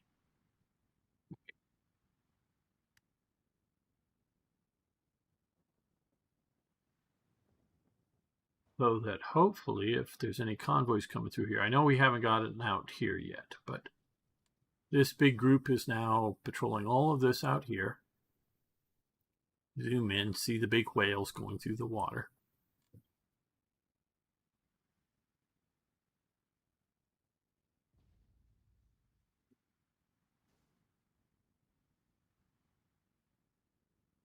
I know there's a big hole here, but we'll wait and get some more ships or subs. Okay, so we've got that. Now, oh, did I do this? Did I do this wrong? 11 days. Well, okay, let's expand this because this may give us some models here. Maybe I didn't need to. I don't know. Porsche size. We'll do this. Wilmensdorf. That was Germany's main research test facility for tanks. They evaluated captured tanks there, did training there as well, you know, train up on how to drive a tank kind of thing.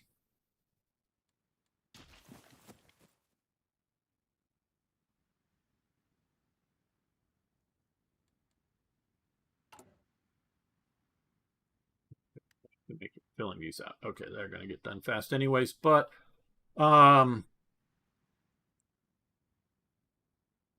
we got done with the railway focus. Well, no, I guess it did this did it do this northern one? Because it didn't do this one. It did, I guess maybe that. I don't know.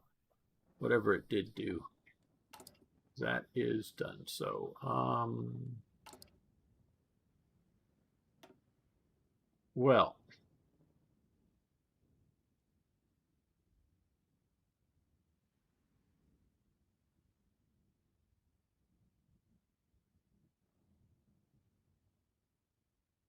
I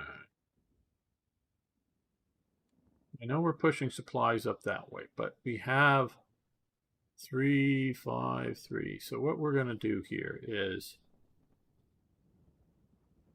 let's come from here down to here, like that. We're going to come over here and do that up like that.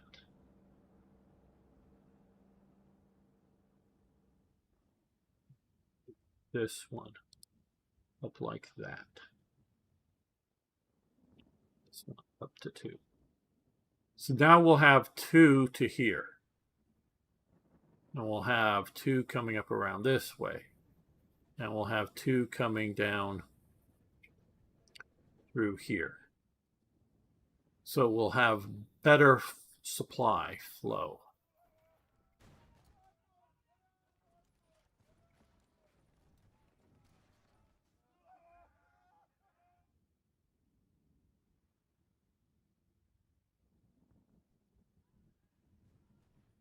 Let's do that there. Okay, the Reichsbahn is now getting better. Buy a new admiral if you don't like what you have. Okay.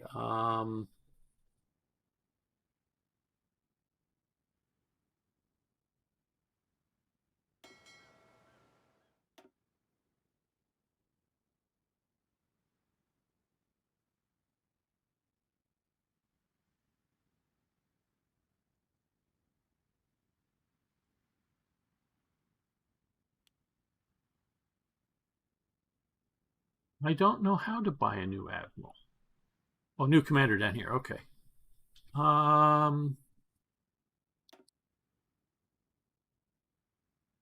Okay, we got Martin Oditz, a level 1 guy. Okay, well, we may use him.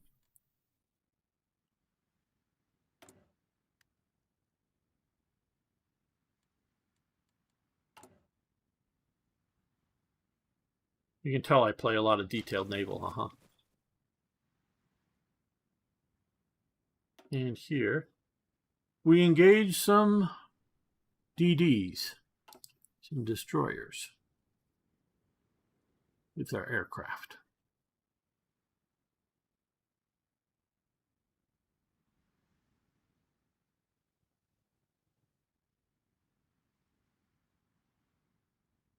Let's speed this up a bit because we're not in active ground operations. Yep, they're invading down here. We got the one division sitting on the port. But even if they come ashore here, as long as we hold the port, they're not going to get supplied. Like I say, the game is broken. Fix it. Fix it, not Gaijin, Paradox. Hey, if it was Gaijin, they probably would fix it, but this is Paradox.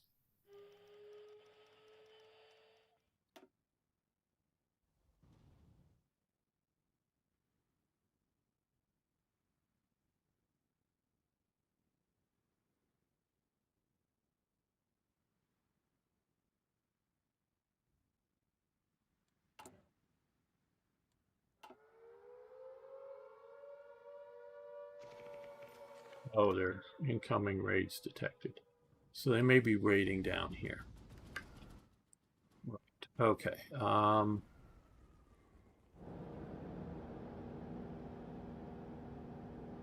Air base. Right. Oh, there's one around here.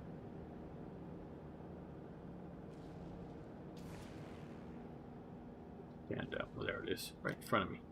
Okay.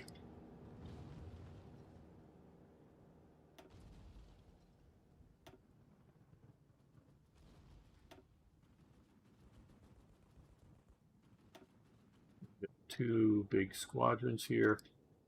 You come up.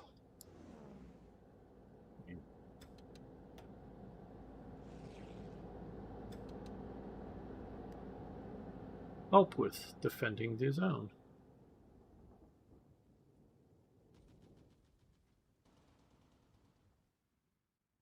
Well, I hear you, Arno, but notice when I come over here to the build section, click on the radar, and hover over this. See how much bigger that's going to get when I put one more level there?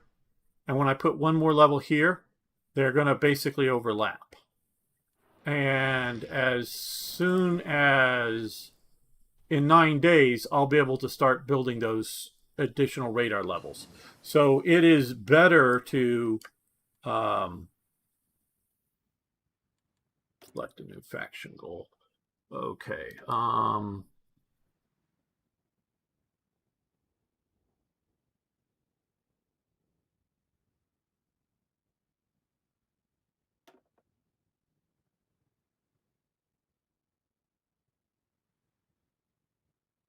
going to wait for declare on. We're going to.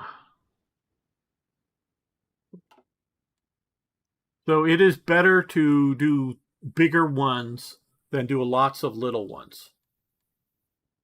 No, I did actually. When I did a playthrough that I went further. I went into like the 42 with this game on my own, and I did a radar up here, which I don't know that I need to do, and I did one like you say at Calais. And then once I was able to upgrade it, I realized these were upgrading and overdoing it. Because this, since we're not going to be taking Norway, at least that's not the current plan, I really don't need to try to poke too much up in the Skagerrak. So it's out here, I need more. And here, and they'll just cover here. This can grow in here and cover more. And these will grow bigger, and these will grow bigger to cover everywhere else. So that is a better strategy, and I sort of played that out a bit to know that, not that I just knew it. Just the way this game works. We're building almost 4 of those fighters a day and 4.5 a week here, so not quite 1 a day. They're still getting themselves organized up to build better policies. We're building 1.5 trains a week. We need 163. We have 308. So, but once we start, really doing lots of supplies moving into the east, we're going to need more trains. The greater the distance the supply flows, the more trains we'll need. So we're going to keep building, but not increase the production of trains. Well,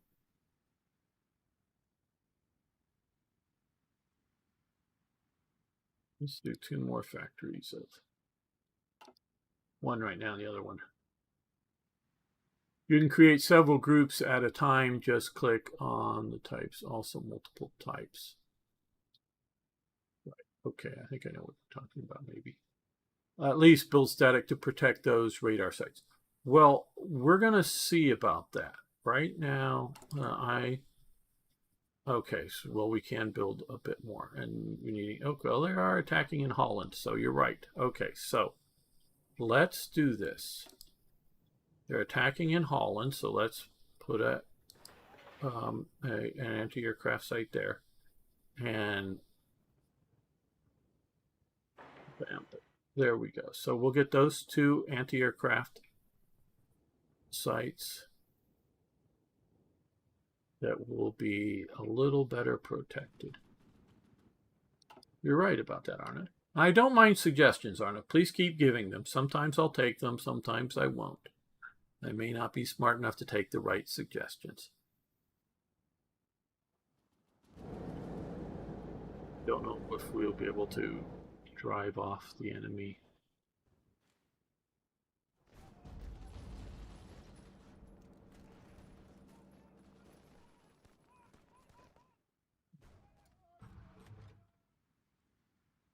Like I say, still broken.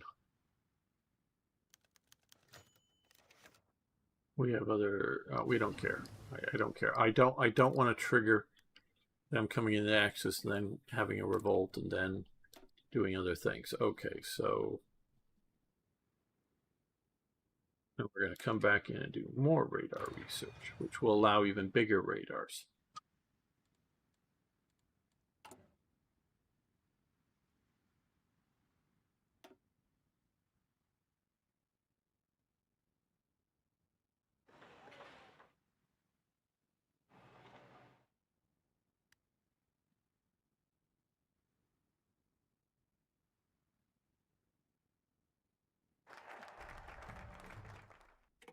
Oh.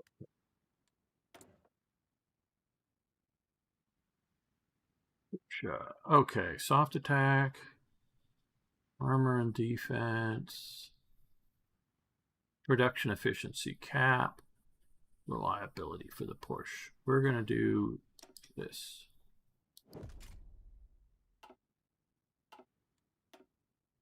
We just got that done.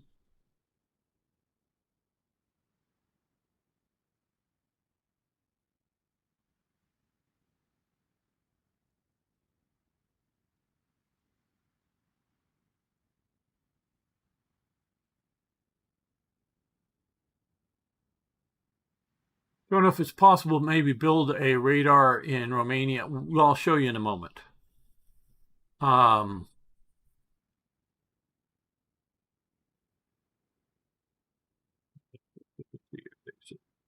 Efficiency base, retention, dockyard.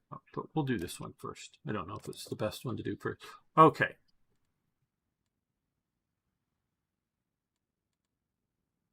I know this is a game. I know this isn't real life. We are unable to build here. That's blue means because they don't have slots.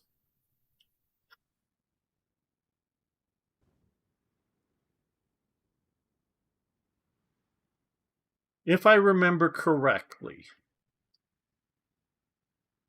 the Germans put radar out here, I believe, on the Canaries.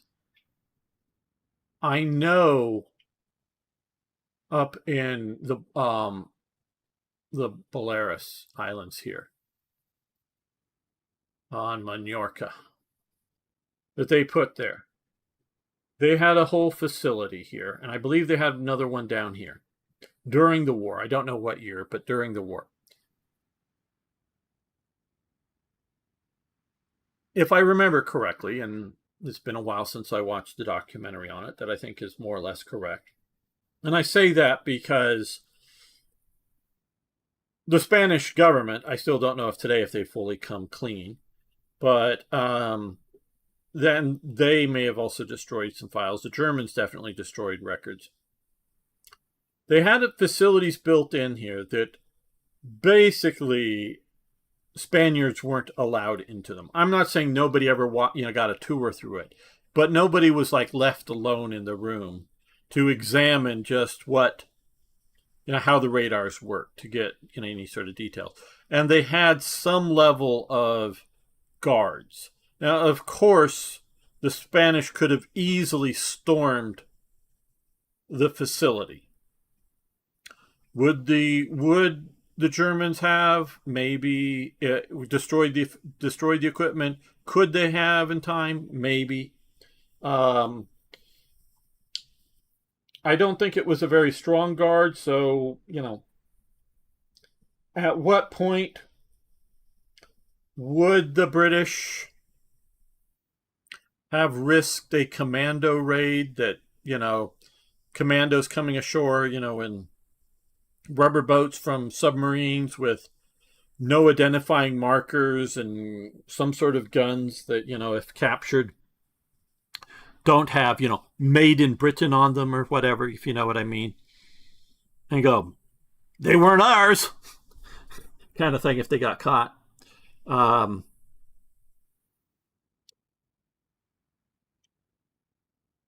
I don't know. They never did. The British never did. Once the Americans were in, they were still monitoring. They were still feeding information back to the Germans, as well as, or out to the Germans, particularly, because I'm pretty sure out in the Canaries they had some too. They were building, and I've seen video of a tour of and I don't know when, and I don't know how much got completed, but an underground base for storing things like torpedoes and such during World War II for the Germans to use. I'm not sure if they ever actually used them. Again, some of this stuff is murky. And, remember, Franco was in power until 1975. And I don't know, whatever, I know it's a leftist government now, but I don't know what records may have been destroyed at some point. But they were out here playing games. And again, I can't, partially it's just memory. Partially, I think some of the stuff that they were dealing with speculation. But the facilities existed.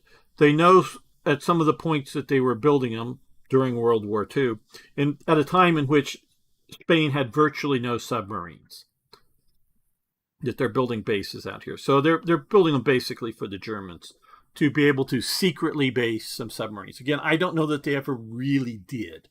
Hello, Elizabeth. Yeah, U bases in the Canaries. I believe so. And again, I don't know for sure if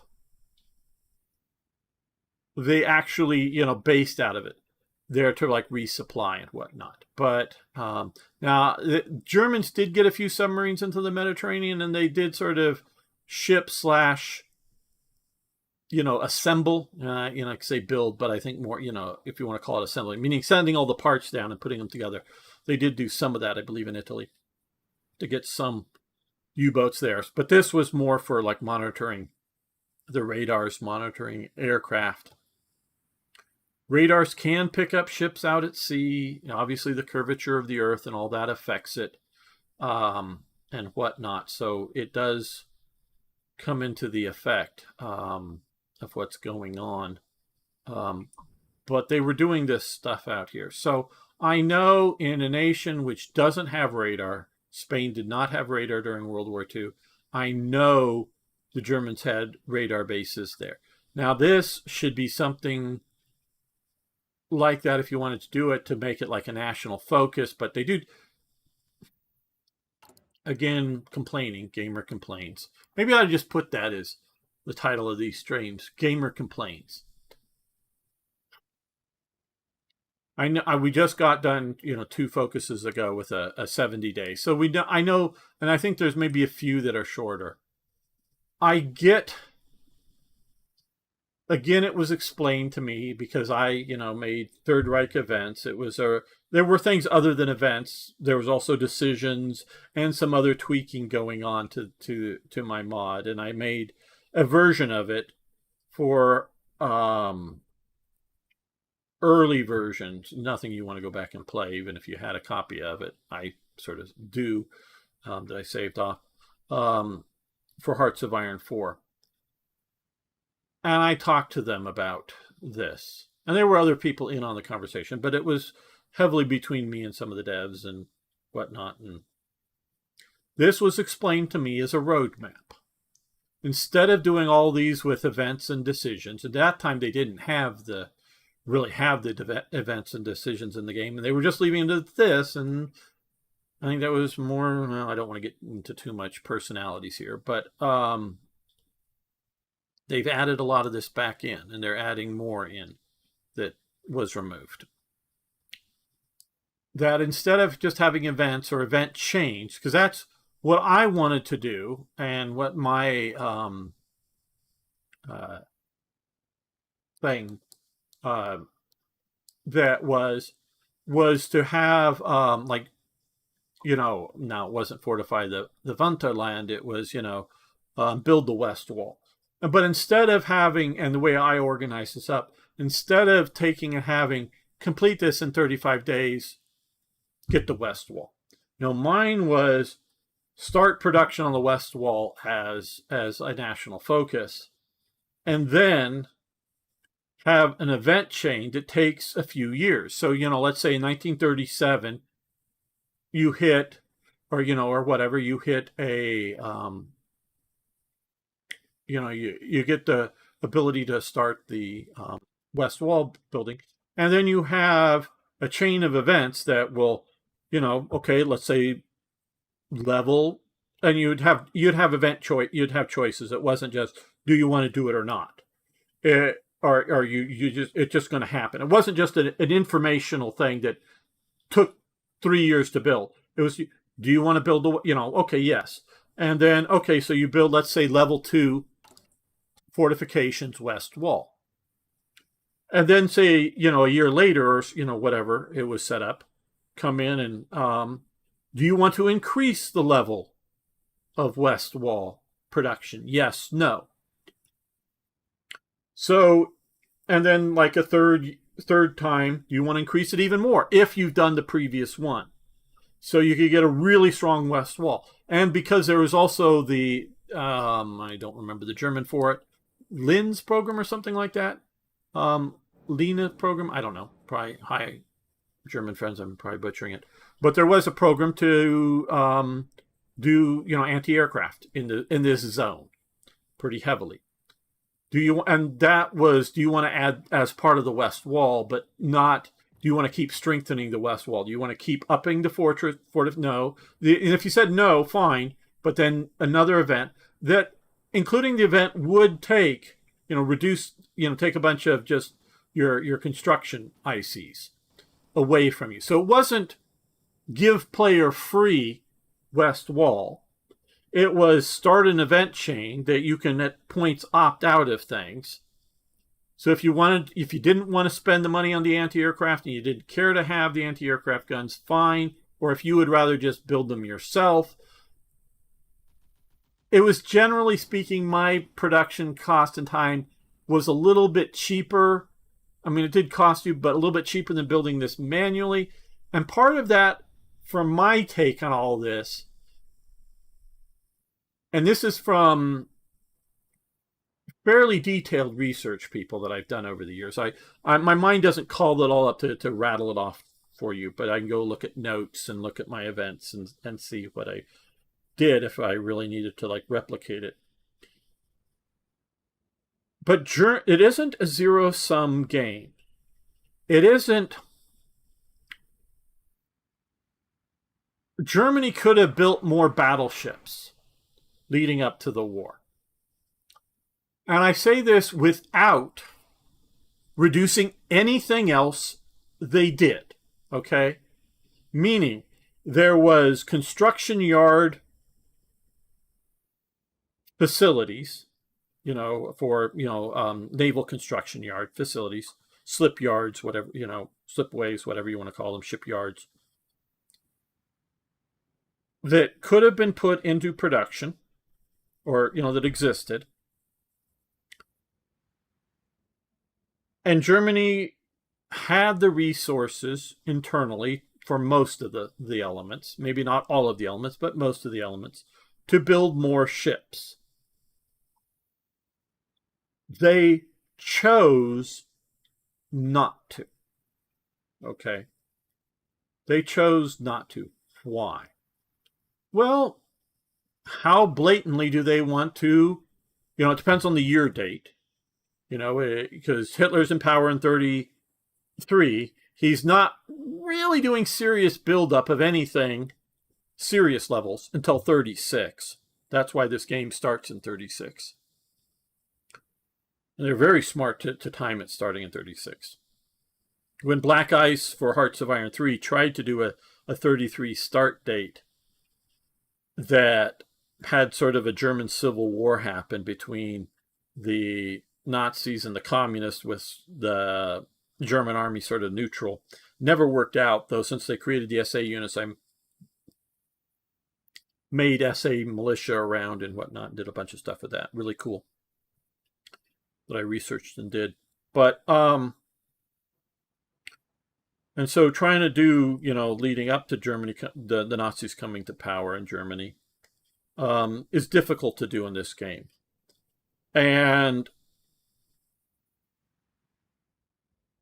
Hindenburg was not going to do Hitler's program, and Hindenburg, as president, was entirely in charge of the army. Hindenburg was doing secret programs for various Freikorps, which in the general sense would have included at times the SA. Not so much you would consider that after the putsch attempt. That sort of, you do the putsch attempt in Bavaria, because that was not just that was an attempt, if you guys don't know, not just to install a Nazi government in Bavaria, but basically to declare Bavarian independence, to get Hitler in charge of Bavaria. And so that really marks them out as no, guys, and they were banned then. But up until that point, they were one of the various factions that were secretly organized up as a secret militia for the government. And the main person that the government sent in to organize it up, what was his name? Oh, yeah, Ernst Röhm. So this is, the government, the army, shall we say, because this is the army, this isn't the civil government, because some of this time period leading up to Hitler coming to power, there's the basically the SDP party in charge of Germany, the Democrats, the Socialist Democrats, or Democrat Socialist, or whatever the hell, are in charge. The Socialists are in charge. Now, this is the army, not responding to the civil government. This is the army just doing its own thing. The army sends Hitler in to spy on the DAP, the Deutsches Arbeiterspartei, the German Workers' Party, and he ends up taking it over and turning it into a major thing. Also, during this time period, maybe a little bit later than Hitler initially spying on it, but before the putsch happens, the army sends Rome in to coordinate with these Nazis, these National Socialists, as part of the secret program to build militias to defend Germany if attacked. Not to be aggressive, but to defend Germany if they're to be attacked. And also at this time, the army, more so than the civil government, is also doing its secret deals with Russia to have a secret base out here to train tanks and whatnot in the very early days, and when they're keeping it secret even from much of the civil government. I don't know if, who just knew, but generally it wasn't known in the, the parliament, the Reichstag. So the army's doing all these things. It's creating the Nazis. It's creating the SA that'll eventually take over. But they're doing this to other factions as well, other right-wing militias that the army thinks is reasonably reliable. And they are doing secret arms caches that most of the militias, as I understand it, again, this is murky still to this day.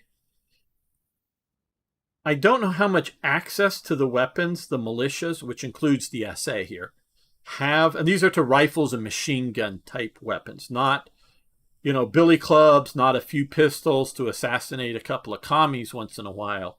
These were large numbers of light infantry weapons, maybe even, light field pieces and things like that, artillery. They're definitely secret caches, definitely done to evade the various monitors, which means foreign soldiers wandering around Germany, sort of like when the U.S. and other people were wandering around Iraq inspecting for when Saddam Hussein was still in charge, inspecting for weapons of mass destruction. Sort of like that, that were going on. And they were monitoring all the arms manufacturing companies and only allowed Simpson and Sons to build arms, either for the Reichswehr and or for policing forces. And they were monitoring the output and taking a look at the books. That's why Simpsons and Sons charged double the price for all of their rifles and their pistols that they were making, because they were making twice as many as they were reporting. So they cost twice as much to cover the cost of manufacture. So they were saying, yeah, since we're because they were the only ones they were the smallest major arms maker. So of the major arms makers, they were the smallest during World War II. They were the one arms manufacturer that was allowed to continue to make arms for the Reichswehr. And I don't know how closely, it depends on what year, I'm sure. But they were allowed to continue to produce, and monitors did come in and monitor the weapons, production. But I guess not closely enough. And they were, again, I talked to one of the family members, and he's told me some of the stories that I got, and I've looked up some of the stuff. But so they were, well, since we have a monopoly on it, we get to charge you double for it. Ha ha ha. Really, it's no. We're making double the weapons, but we have to because, wood, steel, and workers' time and electricity and whatever else all cost us money. So we need to have the money come in. So they were making weapons for the Reichswehr. But they were also hiding weapons left over from World War I from monitors. Most of the time, the SA, and this is from my studies of the SA does not have direct access to rifles and machine guns and whatnot in any number. But they did have access to examples of them for training purposes. Meaning, at a given rifle range somewhere, there were some rifles that SA men could show up, and were showing up and being trained on how to shoot rifles or throw hand grenades or whatever. And they were to be trained on this at designated facilities. But there weren't enough for everybody, because, it's consider a platoon or a company would show up in a day and do training, and then a day later a different platoon or company would show up. So it's not, you don't need one rifle for every SA guy, you just need one rifle for everybody that shows up that day, kind of thing. So small numbers around. And I'm sure they could overwhelm some of these smaller armories if they wanted to grab up some weapons.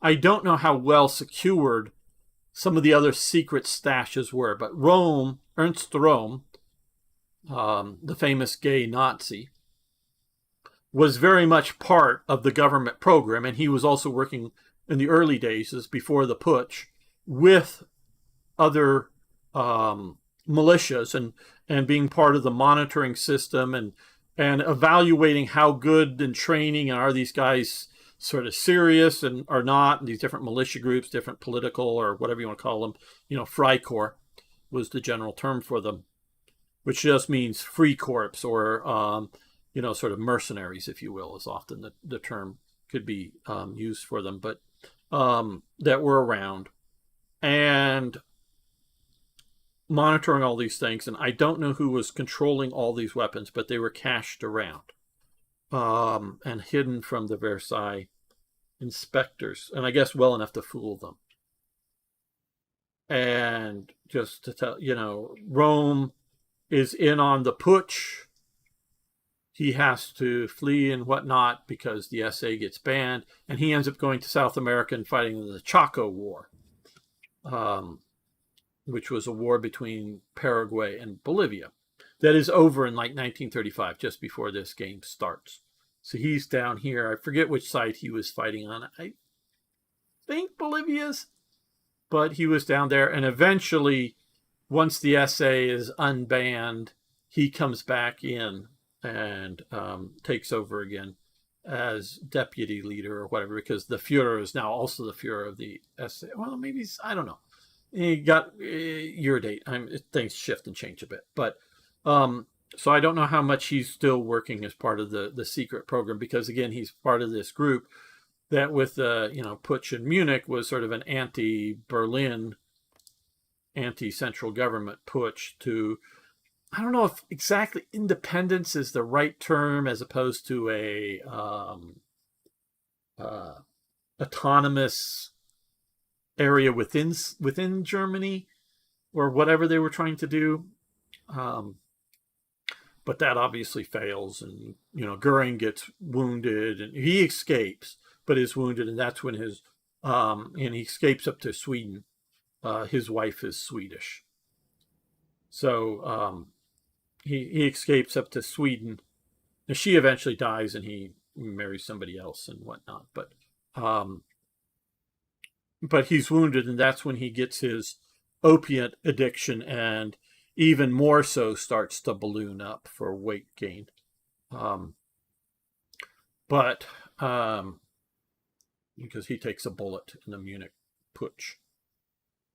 But he escapes out and is not captured. So, yeah, all of this is going on during this time period. So, when you're getting to 1933 and whatnot, Hitler's in power to a degree, but you still have Hindenburg. And it's 34? Hindenburg dies. And then, but before that, they do the Night of the Long Knives and kill Ernst Röhm. Kill him and his best buddies and a bunch of other random people, many Nazis, but also other random people too. Kill, a few hundred people. And that sort of placates the army, because the army is worried that the SA is going to take over the army. And it goes, nope, you're still the army. We're going to have an SA, but it's just a political internal thing. It's not a army 2.0 or something, a replacement. Rome,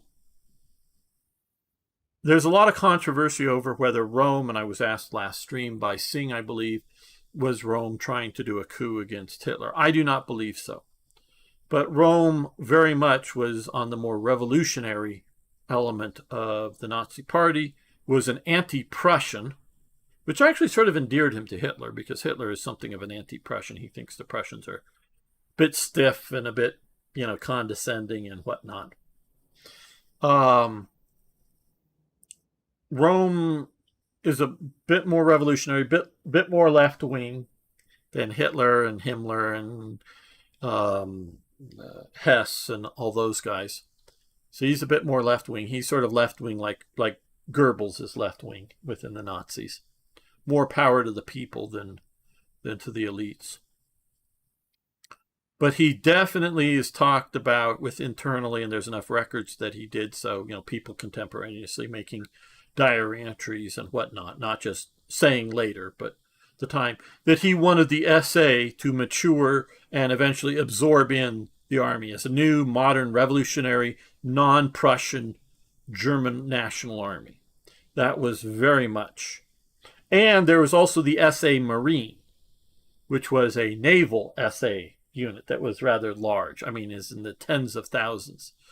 And they even had, I forget what river, but one of these internal rivers, they had a training ship built that was a tall ship, with masts and all this. But it didn't go anywhere because it was built next to a river and it doesn't float. It was just a next to the river thing that, was made with concrete and whatnot to train men to climb up and down the rigging and set sails and, had the full sail rig and all this. But obviously it doesn't go anywhere, meaning it wouldn't detach, it wouldn't float. It was just a training mechanism. But they also, most of the SA units, Marine SA units, were up and along the coast. But they had one or two major units internally to train future sailors for the future Marine SA to replace the Kriegsmarine.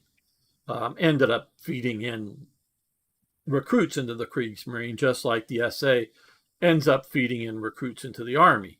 But Rome wants to replace the army. So Rome doesn't, I don't think, really ever see himself as the Führer. I think he is trying to pressure, bully, whatever, the Führer and other leadership groups, and grow his power so that he becomes the supreme general, the supreme military head. Because Hitler's just a corporal, where he was, I don't know, a captain or whatever in the army during World War I. The supreme head of the German military, below the political head, or parallel maybe even with the political head of Hitler, but probably below Hitler. That's, I think, Rome's goal is to be the head military guy in Germany, not the head political guy. And to some, all the rest, the military sort of under the politics. And I do believe sort of below Hitler, but still a big power base. That's where I think Rome was going. And this threatened a lot of people. A lot of the party functionaries. One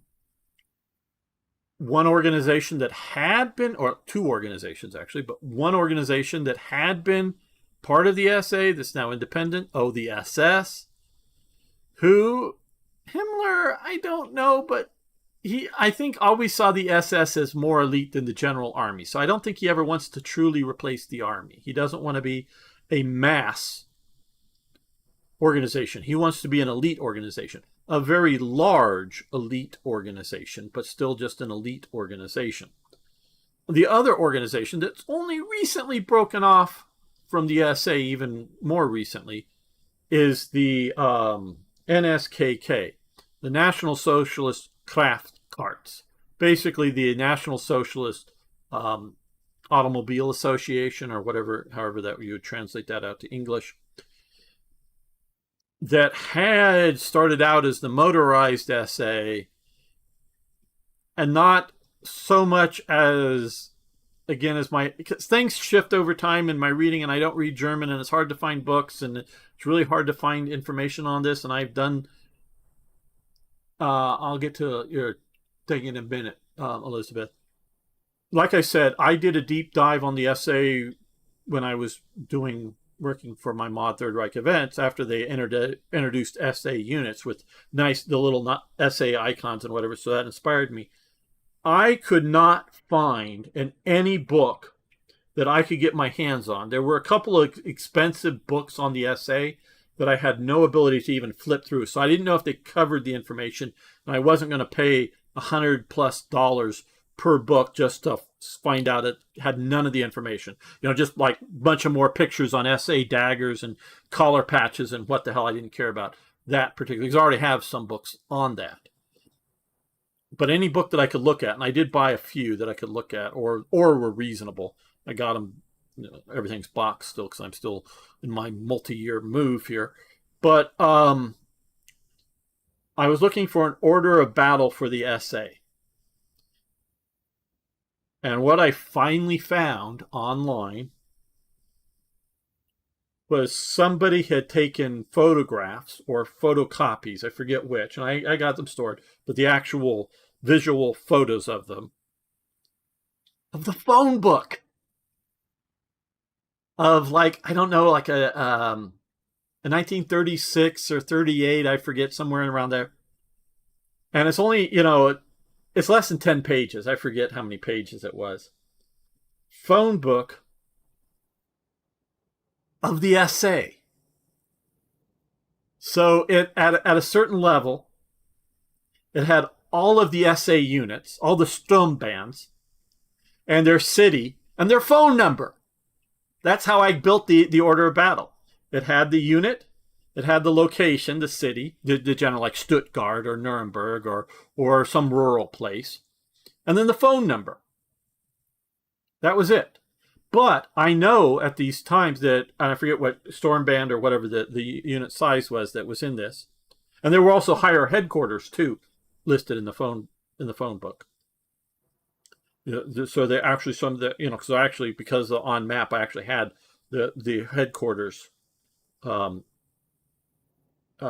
hierarchy as well. But those units that I knew at the time weren't. It was sort of like saying like a conf group or whatever, meaning there was sort of, shall we say, an ideal size, but some of these units could be bloated, and some of these units could be smaller in size just because, I don't know, Linz here just, didn't have enough men for a full Sturmband, but Augsburg, let's say, well, it doesn't have enough for 2 Stormbands, so this Stormband is supersize, if you know what I mean. So some might be a little smaller, some might be a little larger. If they get large enough, they would have 2. In Munich, there's probably like 4 or 5 or however many. I forget in the thing. So unit size varied. And then, of course, once you get into the war, the actual unit size goes way down because the Sturmband 5 of Munich or whatever equivalent, though they had individual numbers. It would be like Sturmband 35 located in Munich, let's say, would have 800 members. But 600 of them are in the army right now, God knows where. Once you really start drafting in, once 36 and later about 38 and later comes around, a lot of these units get gutted for the military. And I actually had an event that would take all the units off the map and put on new units that were the same unit for the event, and to put it into the original place. Even if you moved it, it went back to the original location. But now it was weaker. It was just a skeletal force. So they weren't going to be good fighters on any front in Hearts of Iron 3, but they would be good occupation troops, kind of thing. So if you wanted to use them as which they did do some occupation, but so no book I could find, no source, even in German, that I could find that anywhere after 36 and later, because a lot of them talked about the SA, and maybe you guys aren't interested in all this, but the SA before Rome is killed is huge. After Rome is killed, they purged out from it about 1 million men from it. I mean, they were like 3-4 million men when Rome is at its peak. Now, a lot of them they're purging are old guys. Some of them actually they create sort of a SA old dudes groups, but a lot of them and others that are just whatever reason they want to get rid of them for various reasons. They purge a huge number out and sort of leave it a better organization because it's a little less mass, but still 1 million plus men or whatever. But they get rid of a huge number. And then later on, once they introduce conscription, lots and lots of these SA being in the SA does not keep you from going into the army. In fact, it's the opposite. Hitler wants the SA members in the army because he believes that it will start making the army less likely to do a coup against him. And I think he's right. Not 100% right, but it becomes less and less likely the more SA members. So he actually wants the SA. So they retain their, so this is when it's sort of murky and is these units. How strong are they? They continue. And so especially once you get the war going good, 39 and later, the members in the SA that are functionally still as part of the SA, function, basically all of them have, except for the hierarchy, because there is sort of hierarchy, if you're sort of in the hierarchy, not the mass membership, yeah, you're sort of kind of protected politically, but a lot of them are older and they're sort of World War I veterans anyways. But most of the men left in the SA have day jobs. And as an interesting aside, they create an SA unit, like a Sturmbahn or whatever, out in Warsaw. And this is how I did some of my research. I found a company that sells World War II memorabilia, particularly a lot of Nazi stuff. Someone's little identity kit, including his ID and some of the other things. He was a young man in his 20s that was sent from somewhere in Germany out to Warsaw to be one, not the only guy, but one of the guys overseeing a Polish arms manufacturer. So this is they loot a bunch of machinery out of Warsaw and other places, out of Radom and other places, but they keep some of the arms manufacturer continuing in occupied Poland, with Poles and some local Germans, but mostly Poles, running the machines, working in the factory, with a few German, as well as the old Polish, managers are still there, unless they're Jewish or something, but which they probably weren't, because Poles are very anti-Semitic, at least back then. Very anti-Semitic, in fact. But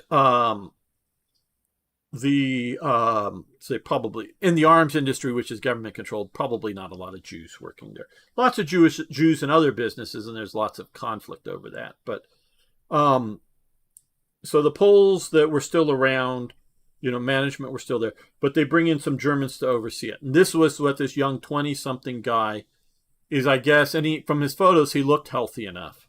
Just sort of, ID photos, that all I saw of him, I think.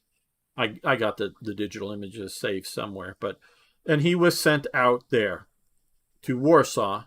And I guess, it was more important to have him running an arms factory, or one of the guys running an arms factory, than a guy carrying a rifle at the front line somewhere, And so he was doing his job, but he also transferred from whatever, I forget where it was, it did in the documentation, from wherever it was in whatever SA unit that he was in Germany to the new SA unit that was formed in Warsaw of Germans living in Warsaw. So this guy didn't get, like, if he had just gone in the army, he still would have been, like, let's say if he was from Nuremberg, still counted as a member of that SA unit, but not there, but in the army. Well, he was in, and so these were working as local internal militia type. We definitely see, if you ever watch the movie The Great Escape, great movie, highly recommended. I know a lot of young people don't watch these old, as they see them, old movies. But like when there's like a big escape, or when they know they've shot down some, even friendly bombers or friendly fighters or whatever, they shoot those down. They want to go, rescue the downed pilots, if they're maybe injured somewhere, or just, somewhere in the woods or whatever, that get shot down. The SA is one of their jobs, is they go out, whether for security or search and rescue, to look for downed pilots, friendly or enemy, or if there's a known breakout from a prisoner of war camp, they get sent out. So they're sort of militia, and then basically all of them get rolled over into the Volkssturm, the people's militia, at the end of the war. So a lot of the Volkssturms. That's where a lot of the Volkssturm people come from, are just coming from the SA. So yeah, this is why it's all still so fucking murky. I'm not saying that there aren't records somewhere. I'm not saying there are, but I'm not saying there aren't records for 1936's SA. Order of battle with, unit strength or whatever. But they're not published. And unless you have somebody that can go into the archives and start digging out that information and looking for it, it's not accessible. And so, yeah, if you're going to write a book on the SA, one, if you're going to write a serious book, not just a pamphlet, a 20-page overview. I can get enough books and write a nice 20-page overview if you get a nice illustrator to illustrate the things, and cool. But to really write a good book, you better speak German. You better go, whether it's U.S. archives, British archives, or German archives. Soviet archives that are now in Russia are now mostly closed again. Some of them were open for a while for foreigners to get in, and a lot of information was dug out at that time, but there's still a lot more. I know I've got a friend somewhere in Russia. I don't want to say because reasons. He does publish on Twitter. A while ago I saw him publish. But meaning I've talked to him a few times, not in physical person, but over the internet. And he has, at least I haven't been seeing him. I got to check and see, because he's of the age to be drafted, so I don't know. Maybe a bit on the yeah, I don't know exactly his age, but youngish. Well, definitely way over the age of drafting, but I don't know exactly. So I don't know. I haven't talked to him in maybe a year or more. But he has published out on Twitter photos that I and some other historians that got to following his account had never seen before, that are clearly German archive photos. So these are things that, yeah, they might be sitting in the American or the British archives, but nobody's dug them out and published them. They might still be in German archives, but he was digging them out of, I'm using Soviet because this was in Russian period, but, from the Soviet collection of, occupying and whatnot. Photos that, very interesting stuff, and not always the Eastern Front either. So these are things that, they collected like when they got Berlin or something, and not just like captured some film on the Eastern Front, but, got in Berlin or whatever, and some interesting stuff that people hadn't seen before. Again, I'm not saying it's secret or that it isn't also sitting in a German archive, an American archive somewhere, but just nobody's dug it up there, but they were interesting enough. So there's still lots of information out there. A lot of it's hard to get at, and you better speak and read the old German, not just German of this period, not just modern German, and be able to go. And for me, I would have to at least get to Washington D.C. area or wherever, but it's on the East Coast. I'm thinking various American archives that we do have large archives of captured material that belong to the American public. That they very well with paperclip and the secret stuff. They're still very well maybe secret, even secret that they even exist, archives. But a lot of them are just there and just no one's looked at them in any time soon. Let's see what Elizabeth's saying. They always boil Rome down to his homosexuality be the reason for. That was an attempt because Hitler was uncomfortable with homosexuality. Now, obviously, he palled around a lot with Rome over the years and hung out with them a lot. So it wasn't like too creepy, but it was something that you wouldn't want to flaunt in front of Hitler. Meaning Rome wouldn't want to, kiss another guy in front of Hitler, if you know what I mean. So, and I understand Rome's parties got wild. And I don't know how much of that is just exaggerated rumor to tarnish his reputation, again, to either give justification or maybe trying to poke Hitler into the night of the long knives or what, but Rome, at least publicly and around Hitler and whatever, kept it under control, if you will. But it was, I don't know if you want to call it an open secret or just a known but not talked about too publicly thing, or however you want to do it. But yes, rather than his political leanings and army ambitions, I've noticed it in a few articles. Yes, they make that out for various reasons. But gay Nazis are a very big thing. Now, again, for reasons again, and some of them are just simply that the SS wants its members to have children.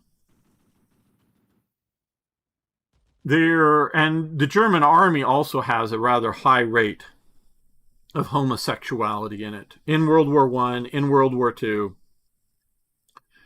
mostly not very effeminate sexuality, meaning very manly men together kind of thing, but it has a rather high rate. Where at least I know in America during that time period, you'll get court-martialed if you get caught doing that kind of thing in the American army in that period. It is not tolerated. It is, I'm talking World War II time period. It is not a don't ask, don't tell. It's we investigate. If we find you're going to prison kind of thing. Don't do it.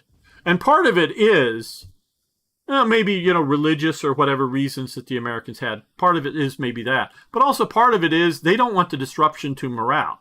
The French move around wherever they go, and they set up brothels, whether in World War I near the front or out in Indochina or in Africa. They set up brothels, and one of their main excuses for them is to control VD. I also think it's a morale thing, and the French military, the idea of having brothels follow the troops is something that at least was, I don't know if it still is, very much part of the military culture. America is really repressive on a lot of this. There are brothels in Hawaii, in Honolulu area, that the military, which includes the Army and the Navy, and the Air Force, but they're highly controlled, highly regulated, and they'll have lines of 100 men waiting, and they've got 10 prostitutes that just get used over and over and over. And those prostitutes are making money, but it is highly regulated, meaning only 2 or 3 or whatever, 4 or 5, whatever the number is, brothels that are allowed to exist. They are never talked about in any newspapers or any sort of publications, almost to the point of them being secret. Not that you can't tell walk up and say, hey, dude, the brothel's around there if you want to go find it. They just don't want it in the media. They don't want mom and dad, wife or girlfriend to think there are brothels in and around their soldiers or their sons or, whatever, that are out overseas. So it's something that doesn't get talked back to about the home front, isn't in the media. Because I've seen actually, because I'm interested in everything in World War II, seeing a documentary particularly on Honolulu and the prostitution. And I've watched a huge amount of propaganda movies, newsreels, and read a fair number of, just a few number of newspapers. None of this stuff is ever mentioned, that there's anything like this going on. So it's not like a secret, but it's not a thing that ever gets published. And so, not that they would necessarily, hi, Mom, I did it with a hooker last night, that would get censored out of the letter or anything, I don't think. But it's just something that isn't generally known out in the public. And the soldiers don't normally talk about it to the civilian world for the American culture. So, holy ad carpet bombing I got. Oh, hi. Hello, military scout guy. So yeah, so each nation's armies have different cultures on all of this stuff, prostitutes, homosexuality, whatever. It never really goes away with the SA as far as I know, but it's never, again, under Victor Luntz, who is there, after Ernst Röhm is gone, there never is again a head of the SA other than Hitler. Hitler is officially the head of the SA. The deputy Führer of the SA is Victor Luntz, he always has that deputy title. The SA plummets in power, stays very low in power within the hierarchy until the war is getting bad, and then they start, mainly with the Field Herrenhalle division that becomes the Field Herrenhalle Corps. They try to recruit SA members into these units to be strong because Hitler and the Nazis are starting to distrust the fighting spirit and the morale of the army to stick it out and fight on. So they're trying to create elite units that are SA branded within the army, and one in the SS, which utterly fails because the SA hates the SS, because the SS is the main organization, or the only organization that perpetrates the Night of the Long Knives on the SA. So there's always this friction, but there's a push 43, 44, I think more 44, but I'm not sure, to try to create SA branded stuff. And Victor Luntz's star, if you will, rises a bit within the National Socialist hierarchy. And then I believe he dies in a car accident. He's coming back from a foraging expedition because food is so short. People like him and others go out into the countryside, into the forest and whatever, and hunt for food, whether it's game or whether it's just, mushrooms or whatever, wild berries or something. And I think he's coming back and dies in a car accident, if I remember. Could be wrong. Maybe I'm thinking of somebody else. But that's Victor Luntz, who takes over the SA. But again, always as a deputy Fuhrer. So when we're looking at all of this with these organizations, it's murky still to this day. And then the next I had posted a YouTube channel on your Discord with a very good archive posts.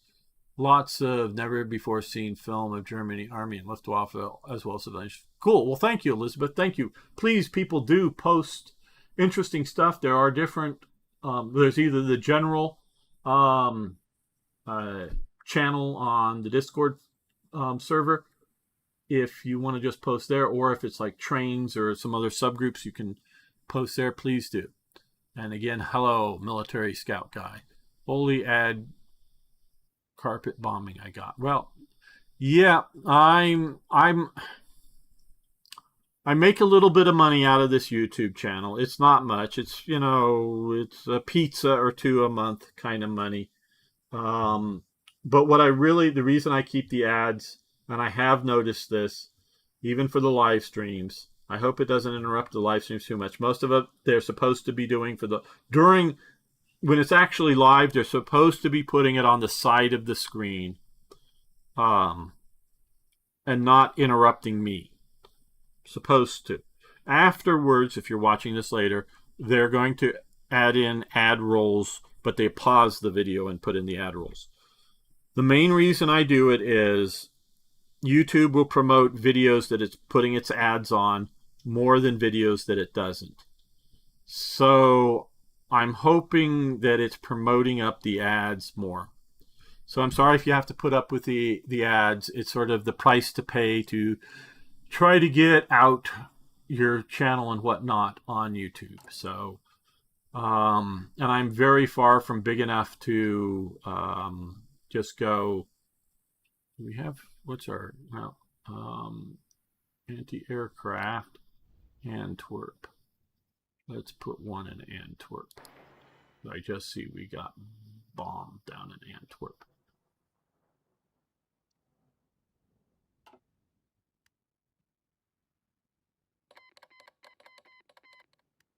We have been embargoed by the United States. All ports, okay. I don't know what we've done to upset the United States that much. I know that's historical, and that's probably where that event or whatever that happened, but is based out of. But we are not going to the Western Atlantic. We are not widening the war. We've not joined with Italy. Italy has now just declared war on Greece, but not as part of the Axis. We have not attacked into the Mediterranean. We are at peace with France.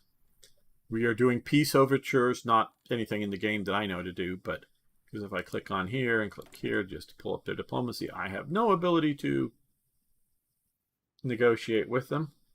Churchill is in power, which he wouldn't be negotiating, but if Halifax was, but I still don't have any option here. I would like peace with Britain now because this playthrough we're pushing to go eastern. We are not going into the Mediterranean. We are not, again, for people who haven't been following along. I heard Vit was assassinated on a topic on him. Maybe, I don't know. Could have been. I thought it was a car accident.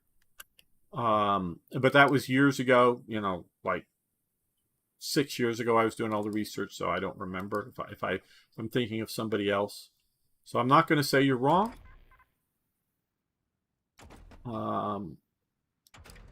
I just not sure. Engine 3 might be nice. Survivability studies. We'll do survivability studies. We'll do measures. Just that's where most of the research is being done. He could have been. And you're saying assassinated as opposed to executed?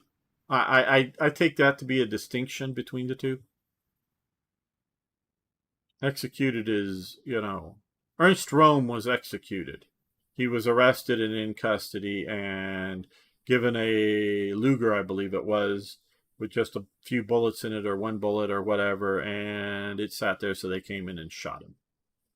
That I call that an execution. Might not be a legal one, as in the sense that he wasn't, tried and convicted of something like the kangaroo courts that went after the supposed, some real, some just inconvenient people that were killed after the Wolf's Lair bombing, with the what's his name? I'm forgetting the conspiracy against Hitler, late in the war after D-Day, that one. That they also got Rommel on and others. Those are a bunch of those people went to kangaroo courts and were just, then killed. So, but I take assassinated as different. I don't think it was by the Allies if he was assassinated. I don't. Like Reinhard Heydrich was, killed in Prague. That was an Allies assassination job.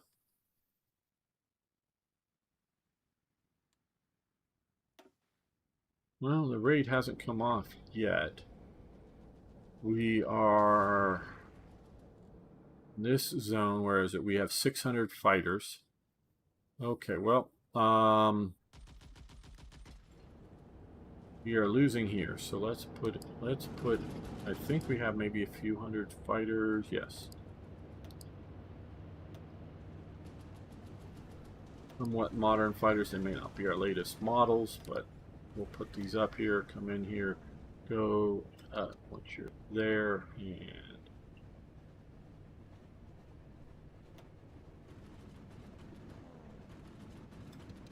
you two go up over the Benelux region to deal with the enemy attacks a bit better. My partisans, yeah, they said it was a traffic accident for morale. They claim was some leg, but it's not entirely proven. Okay. Yeah, okay. And so maybe we're talking about the same incident, and I've just got the official story, and you've got, which very well may be, either one may be true. The official story from the Germans may be true, or the assassination may be true.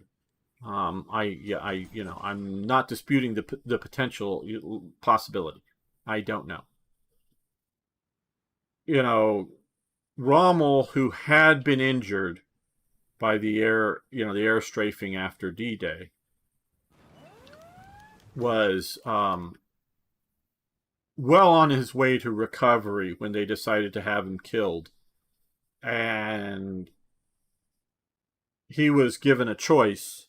Either come with us quietly, or if you try to resist, your family will be taken down too, killed, including Manfred, his son, and his wife, and whatnot. So his family was held hostage. So he rode off in the car. Now, who put the bullet in his head, or where? Well, what? Maybe not in his head, but in him. I don't know where he was shot. Physically on his body. But or if it was just poison, I don't know. But they played it off publicly that it was died of ongoing damage from his being strafed to the public, and then held a very big state funeral, which his family had to show up to. They were basically forced to for him to keep that from being hidden, that he was killed because of the plot against Hitler. That's how Rommel went down. Okay, Finnish proposed for the... Yes, we'll take Finland. We'll take Finland when it comes as a additional ally, because again we're looking at an eastward expansion here. So we had to go through Poland, which got us into war with France and Britain. We did not want the war with France and Britain. We were not trying to get a war with France and Britain. Okay, we've got another refinery built, which should increase and has increased our rubber. So that will allow us to build more military factories, to build more weapon systems, whether trucks or tanks or aircraft or something else that requires rubber. That has a lot of free slots. That one's filling up. I look for 80+%. If I can find some that still have a fair number of slots. And let's look at radars right now. Okay, so now we've gone to level 2 radars there, and as we can see, we've mostly covered this. And when we expand those again, because the reason I want to keep expanding these is so we get better coverage out into the oceans. They will eventually overlap. Let's do here to get up there and down here. Like I say, I think I should be able to build... I would make it basically half, or half of what is technologically possible. Meaning,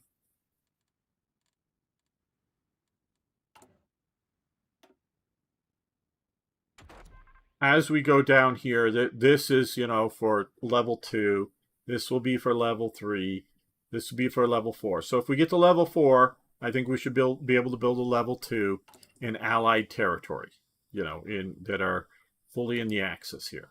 At least in the European Axis. I can try to do an exclusion for anything outside of, here. But even if Iran was in the Axis or something, I think we should be able to build radars in there.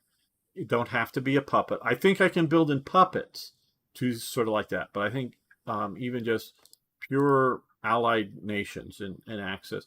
And that would also include America, using its industrial power to build radars in Britain or something. If later in the war, Britain's struggling, focusing on other things, if America wanted to plunk down some radars, or if America wanted to plunk down some radars when it occupies the Azores or something, give it, that may turn into American territory. But if it wants to build radars here that are part of, liberated France in the future or something, when, these guys take over, be able to build radars here if that's what they want to do. I think they should be able to, up to an extent. Oh, hello, folk. How you doing? Oh, you have moved. I don't know if I had heard before now if you had moved. I know you were heading in our direction, but I'm very glad to hear that you made it, and I'm absolutely sure you did it perfectly lawful and legitimately. So I'm fine with that. And not, and I'm also presuming you're not being at least I hope you're not being a burden on the American taxpayer. So that's the thing. I hear about, not just in America, but other parts of the world, people coming in and then they're burden, quote unquote, refugees, Now, some of them may be like from the Ukraine and very legit refugees. Some of them may be just, people trying to escape Africa or something. But that they're coming in and being a burden on the taxpayer and of whatever country. If you're coming in and contributing to the country, I'm perfectly happy. I really, truly am. And you don't have to answer saying one way or another. I'm not trying to pry. But, if so I'm not against immigration. I'm just against all these freeloaders. Subjugate Romanian economy.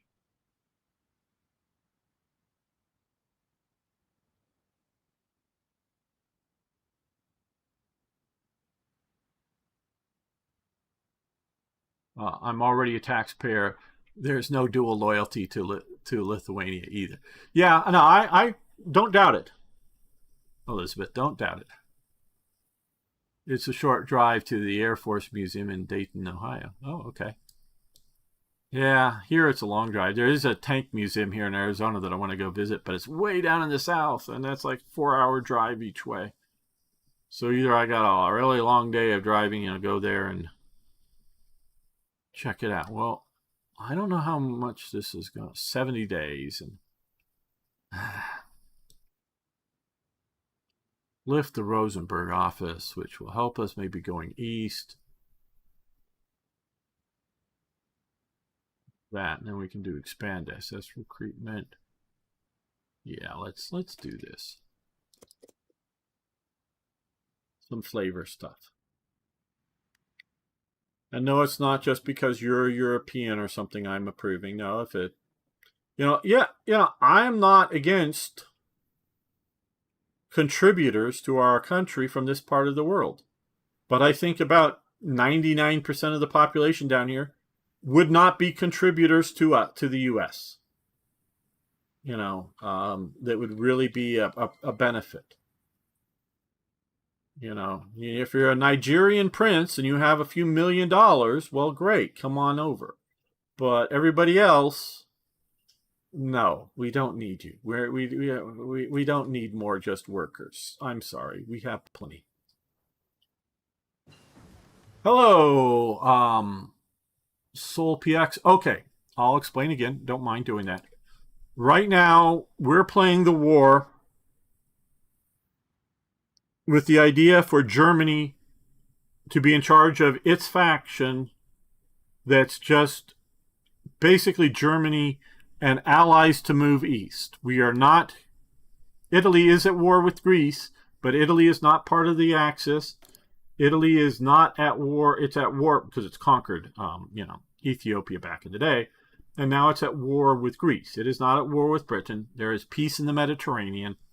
France, we established VC France, so we're not going to have a war down here. We shouldn't have to do it. Britain, because we declared war on, Poland, Britain and France came in and we took here. I don't see a serious need to take Norway or Denmark, so we're leaving Scandinavia alone. And we're sometime, don't know if it's going to be exact same date, but preferably sometime in 41, we should be invading the Soviet Union. We have not gotten Japan in as a member of the Axis. They're doing their own thing. And part of the reason for this playthrough is to see how well the game at its current state, because this is the game with all of the major DLCs. Not, I don't know, the flavor DLC for Latin America or something, but all the functional major DLCs are currently in this game. And we're seeing how well the game reacts to the idea, what is Japan going to do? We're sort of watching. It's at war with China right now. Is it going to sort of do some auto attack on British and US, down into the Philippines and other things and go to war with them?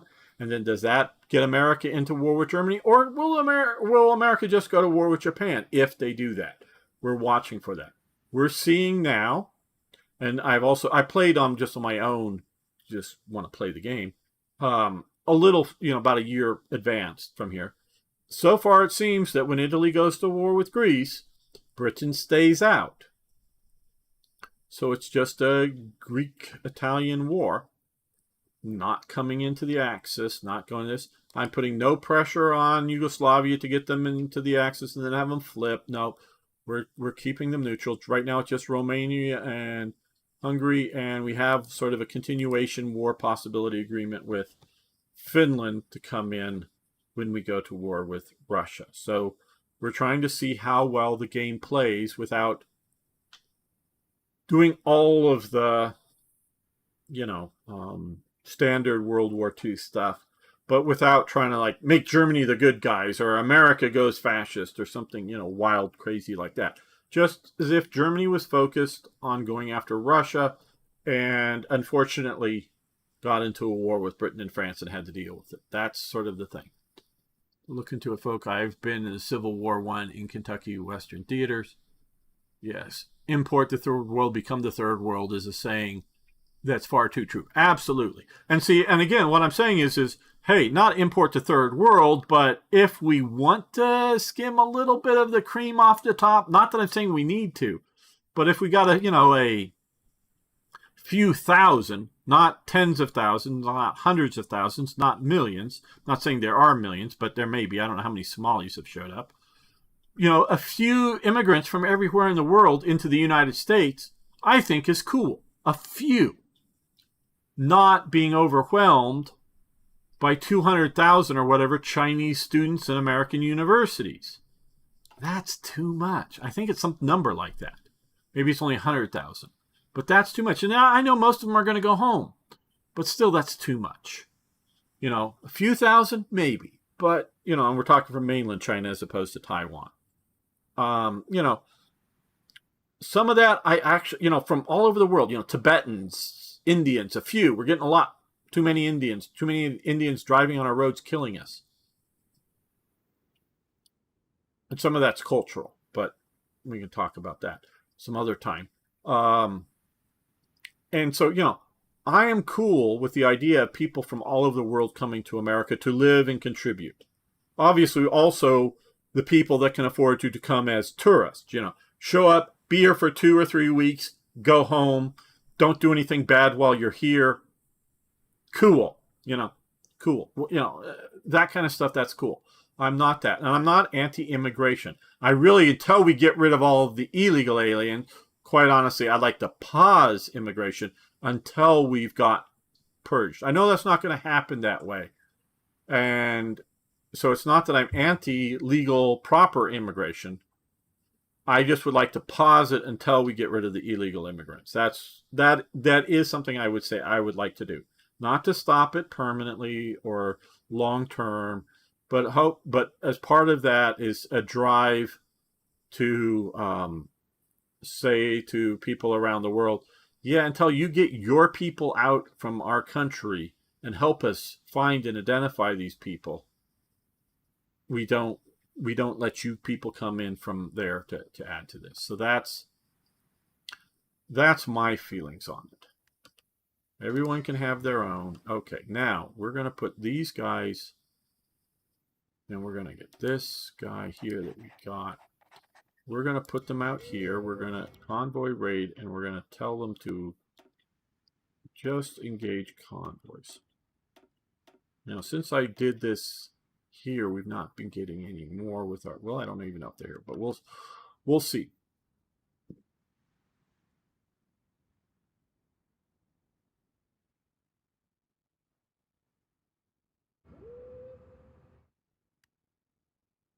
Okay, so now,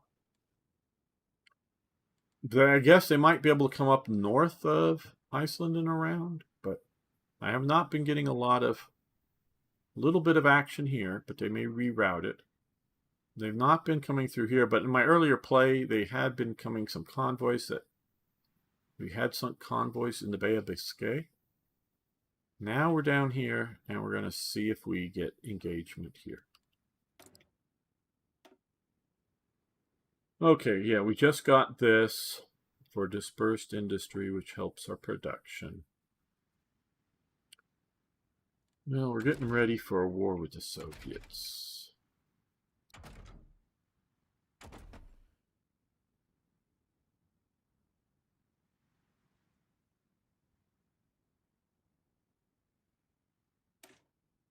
Let's do heavy energies, and we'll just... No. Heavy aircraft. Let's do that.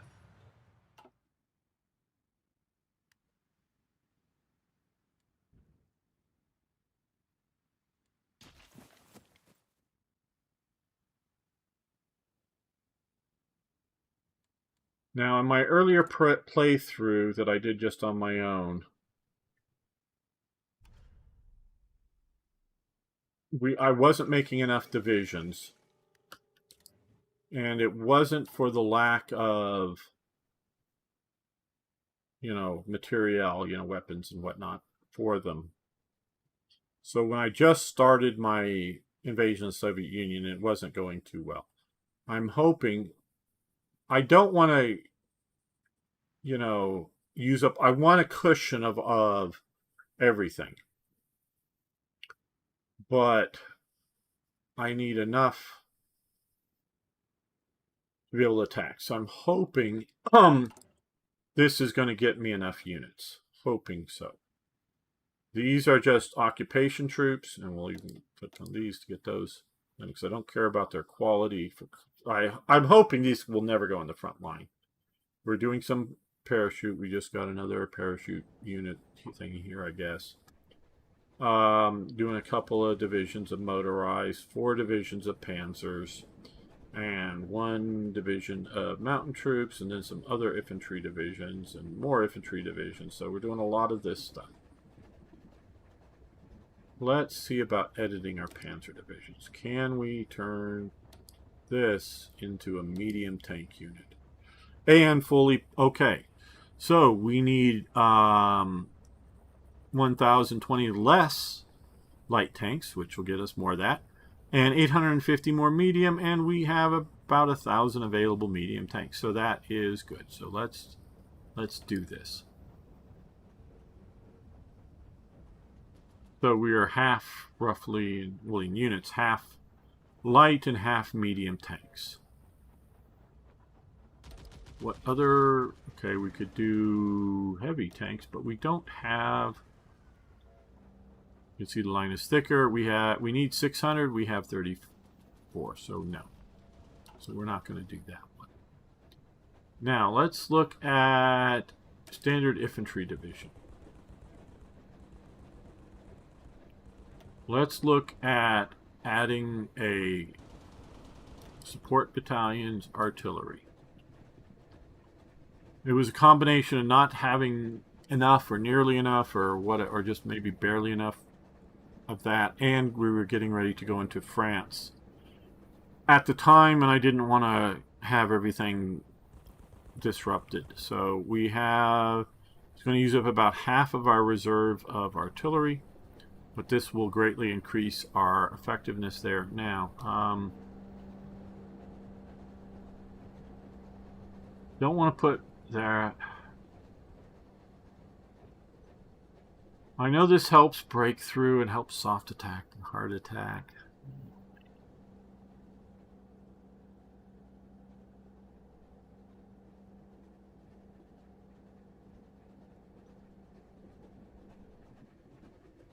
We only have 1 slot.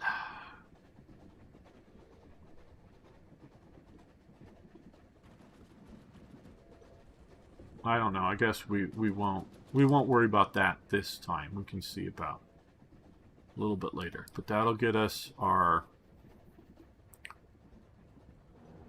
heavy firepower added to the division. Our motorized division. Here we can look at Signal Company. That will help with breakthrough and initiative, which I think is important for our motorized forces, so we will do that.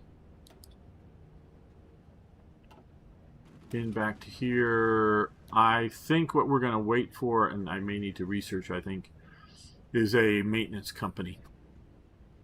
Try to keep all of our panzers for the big drive. For the mountain brigades, I don't know that keeping them sort of small is going to be a bad thing. I don't know. We should do support anti-tank. We do, of course, have artillery, reconnaissance, and engineers, so that's all pretty good. Our cavalry brigades were really not going to do much. Well, let's we have a fair number of points, so I'm going to... Germany during World War II had one and one only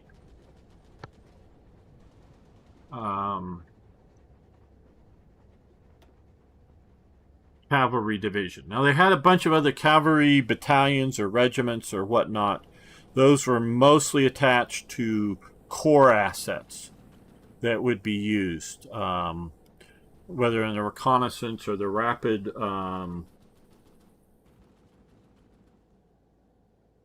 response to like an enemy breakthrough or something like that. Or if you are making a breakthrough for, an infantry corps, send in the cavalry's breakthrough. They really didn't use their swords in combat. They really didn't charge the enemy so much. Now, Germany had other units not part of the German army directly that were cavalry divisions, like a Cossack division or something else. But these were sort of Germans in Heer's service as opposed to Heer's being the army, or, not just the Wehrmacht is everything, the Air Force, the Army, the Navy. They often call the Army the Wehrmacht, but the Wehrmacht is everything. The Heer's is specifically the Army. There was only one German cavalry division that was the Army. Again, they had other foreign units fighting as part of the Army, and the SS had a few cavalry divisions that were part of it. Some of those units were cavalry divisions that were fighting down in Yugoslavia, fighting the partisans, as opposed to fighting the front line. So now we've created, instead of doing 3, because it costs more to add there, so we've doubled the size here, given them anti-tank in case they're running the tank, artillery. We're no engineers to entrench, because they're mostly to presumably be used on the offensive, so a cheap offensive kind of thing. Elizabeth says, signal is always good. Initiative gets them back into fight rather quickly. Yes, I like that. It's just we don't have endless amounts. Now this is an old I just clicked on Austrian division that I may still have a few units. I converted a bunch over to standard. I don't know if I converted 100%. This is the standard division. And it's just, do I do the signals? Do I do anti-air? I don't know. Do I duplicate and then make half my divisions with signals and half my infantry divisions with support anti-air? Do I anticipate the Western Allies having air power, so I make divisions out here with anti-aircraft units within them, anti-aircraft guns, and for the Eastern Front have signals because I'm going to dominate the air well enough here? I don't have a good answer to that. What would be best? Where I would say the Americans did all of the above. They had anti-aircraft support that almost was useless in shooting at aircraft, but they used them quite a lot to shoot at the enemy ground forces. Definitely had signal companies. For a division, they had, military police company or something. Sort of that would sort of work out. Maintenance company, yes. Hospital company, yes. The Americans had, and that's the other thing, is do I want to come over here and, here, and, maintenance, hospital, field hospital, and logistics company. I would put all of that for the Americans. American divisions are bloated. They're not square divisions. Again, for those of you who don't know, there are basically, like we're talking infantry or whatever, 3 types of divisions that are used, that are divisions. Basically. Binary, triangle, and square. A binary division is, we have an example here, so let's come. This is a binary division, 2 brigades. At one point leading up to and or early war, Italy decides it wants to increase the size of its numbers of divisions. And so in theory, not always in practice, in theory they kept the same amount of support units here, reconnaissance, anti-tank, artillery, that kind of thing, and went from a triangular division, 3 brigades. This is a triangular division, 3 brigades. Now, well, actually, technically, this is getting to a square division, but it really just is reinforced support artillery, but in reality, this is a binary division. So Italy took its divisions, took one of the 3 brigades away, created binary divisions, and then after fighting for a while, they realized they were a bit too weak, so they add a black shirts unit, not a full size going back to a full triangular division, but a reinforced binary division with adding, and there are exceptions to the rule, obviously, but they do a binary. So they're doing binary divisions to get more divisions, to defend all the coast and everywhere else and whatnot. And a division is a thing that trains and organizes to fight together as a unit, but it also is a thing with all the support, with the standard support, the artillery, the anti-tank, and whatnot in its formation. Now, the one nation that I know of, and there may be more, there's a square division. And what that is sort of this, would be one more set of brigades so that there's 4 brigades to the support element. And that nation that does it, the one major nation that I know it does it as the normal standard sort of division. Obviously, again, as the war goes on, things change. Sometimes because they're deploying down to the islands, sometimes they're just trying to get more divisions to defend, the homeland, is Japan. Japan does not do any classical armored divisions. What they do is, I don't know in detail. Well, no, a binary division, well, it depends on how you look at it. Do you call this a brigade or do you call this a regiment? That sort of comes down to the thing, folk. And so you're not entirely wrong, but what really stands out for a binary division over a brigade, and whether you want to call these as, 3 regiments or 3 brigades, it depends on your terminology. But the idea is that with a binary division, you keep the same, in theory, not because you look at various, even the U.S. isn't all units, not just because of combat losses, but at times units just are not up to strength. They don't have all the units they're supposed to have. The idea with a binary unit, or binary division, is that it has a full set of supporting elements.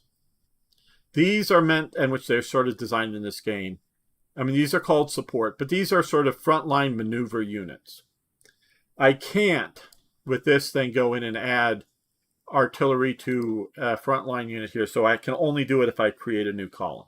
So I'm not trying to create a square division here. I'm trying to keep this a triangle division just with more artillery than you're allowed here. And since I can't come in and tell it to have a reinforced support unit, double the number of artillery in effect, I can't do that. So this is the way this game works. But the idea is, it's sort of like if you will, I won't entirely disagree, the idea of a brigade, but with a full set of divisional support to it, instead of either not all of these units or these but weaker, having some anti-tank and having some artillery that are not organic to the battalions or to the regiments. So yes, support is divisional asset, yes, but a full level of it, but you're sort of right, to a brigade. And the whole idea with a triangle division is you have two of the brigades or regiments, and it does vary from army to army what you call these. Because like the English, a regiment is a organization that has a set of traditions, and you may have one battalion. By World War II we're talking one battalion or 10 battalions, but those battalions within that regiment could in theory be all in one division, but could also be in 10 different infantry divisions, because they have their regimental tradition, for a different infantry regiment. And during this war they add, and sometimes one of these regiments or one of these battalions will stay at home, maybe get sent overseas when one of these other ones gets really badly beaten up or killed, gutted by tropical diseases, that they may go, just screw it, send the whatever's left back home of them, send in the either a newly raised battalion from home, or that home battalion, send it out there. But what they normally try to do is have the home battalion along with the headquarters be sort of the training unit that they then use to feed individual soldiers into the different battalions of that regiment. So it's sort of complicated. So it varies from nation to nation how they use the term regiment versus brigade. But I'm talking, when I'm saying that, I'm sort of interchangeably using regiment and brigade as something as a multiple battalion, because you may also do a support battalion within a brigade, but then you have divisional support. Like in the U.S. Army, I'm not going to pull it up just because switching things around. The U.S. Army would have field howitzers of like 75 millimeters as part of this type of unit, but then have 105 millimeter howitzers as part of this type of unit. So the artillery wasn't something entirely segregated off. And the idea is that if you say have this regiment here, it has some integrated artillery with it that are always with this unit. Then you have, for the division, you have these, because again, I was getting here, this is trying to have two units that are in contact with the enemy, two of these regiments or battalion or brigades, and this in the reserve, and the third one in the reserve. And whether it's like, an enemy, breakthrough, so then you push these guys, the reserves, in, or you've broken through the enemy, so you're pushing the fresh brigade or battalion or a regiment into the breach and to push into the rear. And then one of the other units eventually, maybe not instantaneously, but not too long, is the idea is that it's supposed to go into the reserve to regroup, get reorganized, get fresh food, fix whatever problems, maybe get some replacements and all that stuff. And then eventually, get rotated in and out. So there's also a conscious effort to just simply rotate in and out, so none of these get too badly off. With a binary division, that becomes much harder, as you could tell. Again, the Japanese go to a square division. One of the major reasons for Japan going to the square division is this. Japan has production problems. Prior to the Pacific War, so the war has been going since, how long you want to click back to, but till basically 37, the war with China starts. Up until the end of 41, because it's December of 41, do they break out into the Pacific War. So let's just make it easy, from 38 to 41, you've got 38, 39, 40, 41. So you've got 4 years of fighting a war that's just the China War. And I collect firearms, got a lot of them. Things like the rifle, the pistol that the Japanese are carrying are nice quality manufacture. If you get a pistol or rifle from this time period, it's a nice quality manufactured item. Okay. I have, what we collectors call an Arasaka. I have one. It has the, the rear sights that are also has the flip down to help you shoot at aircraft. Not that you're ever actually going to hit one. And it's not meant for one guy to hit an aircraft. It's meant for 100 guys to all shoot at the same aircraft and hopefully a few of the bullets hit, kind of thing. That's the idea of it. And even mine even has the monopod that, sort of a wire thing that folds down so that the Japanese, unlike any other nation that I know of, their standard infantry rifle comes with a monopod because most of the time they're intending to fire that gun from either a prone position or, behind a wall or something like that. And you use the monopod to steady the aim and shoot that gun with good precision. And it also has like a dust cover and other things that all on this gun. As the war goes along, these features disappear. I have one late war gun, but there's a lot of stuff gone. Now, they also confuse people that they think they go really, really, really bad. No, they don't. What they also have, and I have one of these, is a training rifle. And I did air quotes that you didn't see. I'll get to the chats in just a moment, guys.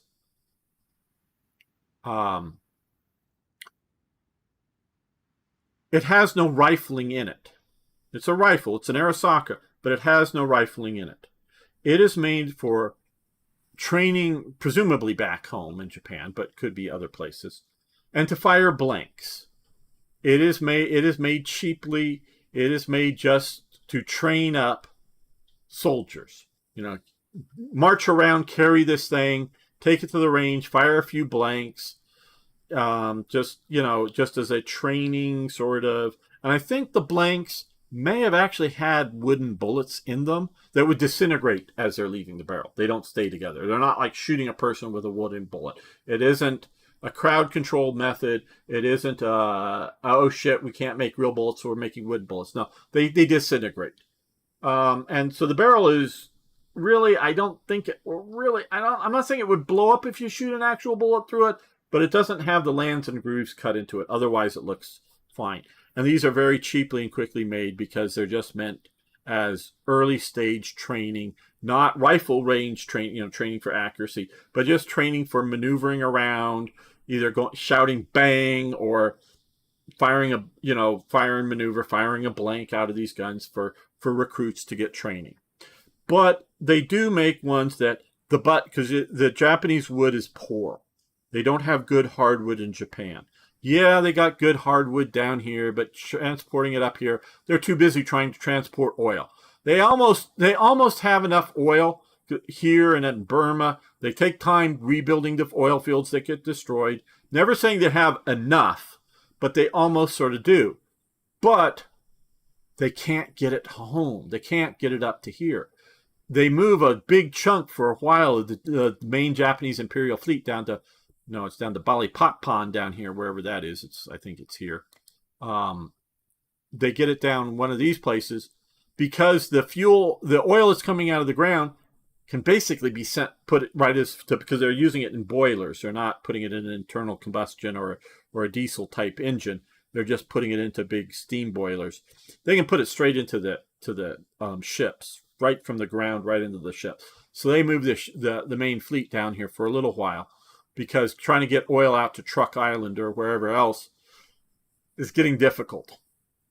So taking the time to try to ship hardwood up to Japan is expensive, even when they control it. And when they don't control it, it's expensive because you got to buy it with foreign currency.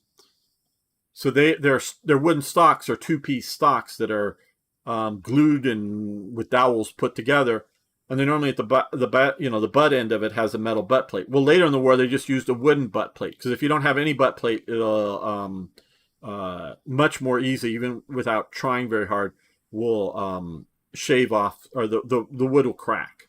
When you just do resting your gun on the ground, the butt of the gun on the ground or whatever, it can crack. So just a little bit of an impact absorbent wooden pad and other things. So all these features disappear.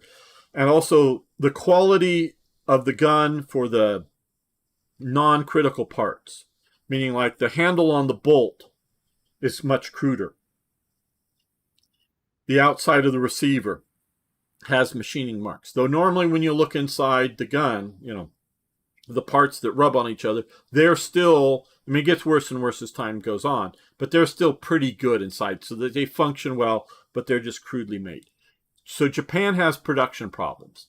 They more or less, again, things get worse as they try to get bigger armies to deal with, more and more fronts, fighting down in Burma, occupying all of this territory, getting ready to fight the Americans in the Philippines, fighting the Americans wherever, more and more army, it becomes more and more of a problem.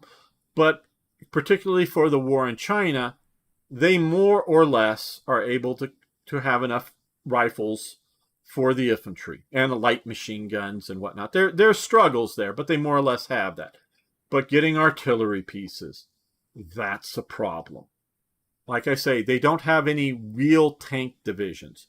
Their tanks are either, it's sort of like an independent company or maybe even battalion, maybe that's sort of like a core asset, or it's integrated into what is otherwise an infantry division, generally motorized, meaning they might have a motorized battalion or two or something, or just trucks that maybe one day are moving supplies and the next day they're shifting one of these, battalions around, motorized, rushing it to a new spot, So some division, some divisions have zero trucks because they're just in the freaking jungle somewhere, Other divisions, they've got some trucks enough to move around your artillery pieces, move around some troops, or move around your supplies.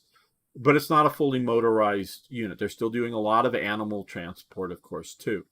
So that's why they have that. I believe is their main reason for their square divisions, is because of the lack of support units. And they will often have 3 of the regiments or brigades in the front line with just one of them as a reserve until the critical moment of storming some city or whatever. Then they'll all go in, of course, but otherwise they're doing that rotational thing. So that is why, and they're the only ones that I know of. The Soviets are doing a whole sort of different thing. When you hear a battalion, yeah, it's sort of a battalion, but it's weak. Especially when you hear of a regiment, it's really more like a battalion. When you hear a division in the Soviet system, it's really, when you're talking early on, like for the war with Finland, I believe that would be large divisions.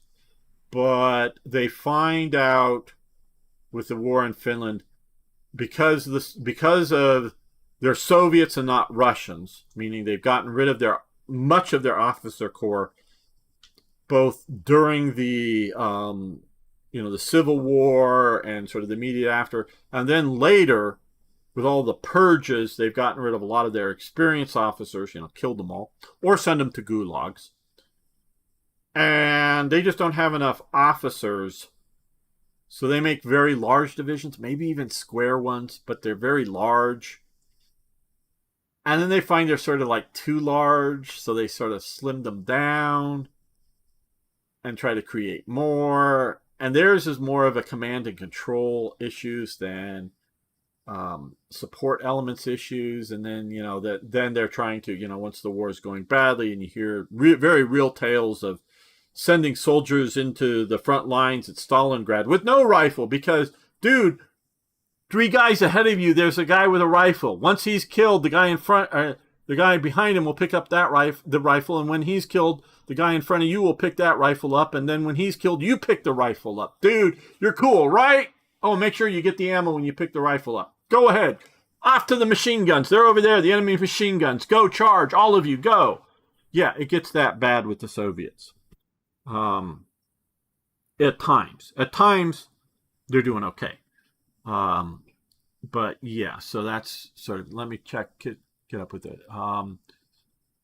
Okay, IKB says, I know in the Cold War the U.S. tried to use five-sided divisions, found it to be too much. But yes, part of... I'm going to get something to drink and be right back because I want to keep talking. I'm enjoying this, but my throat is getting bad. So hold on.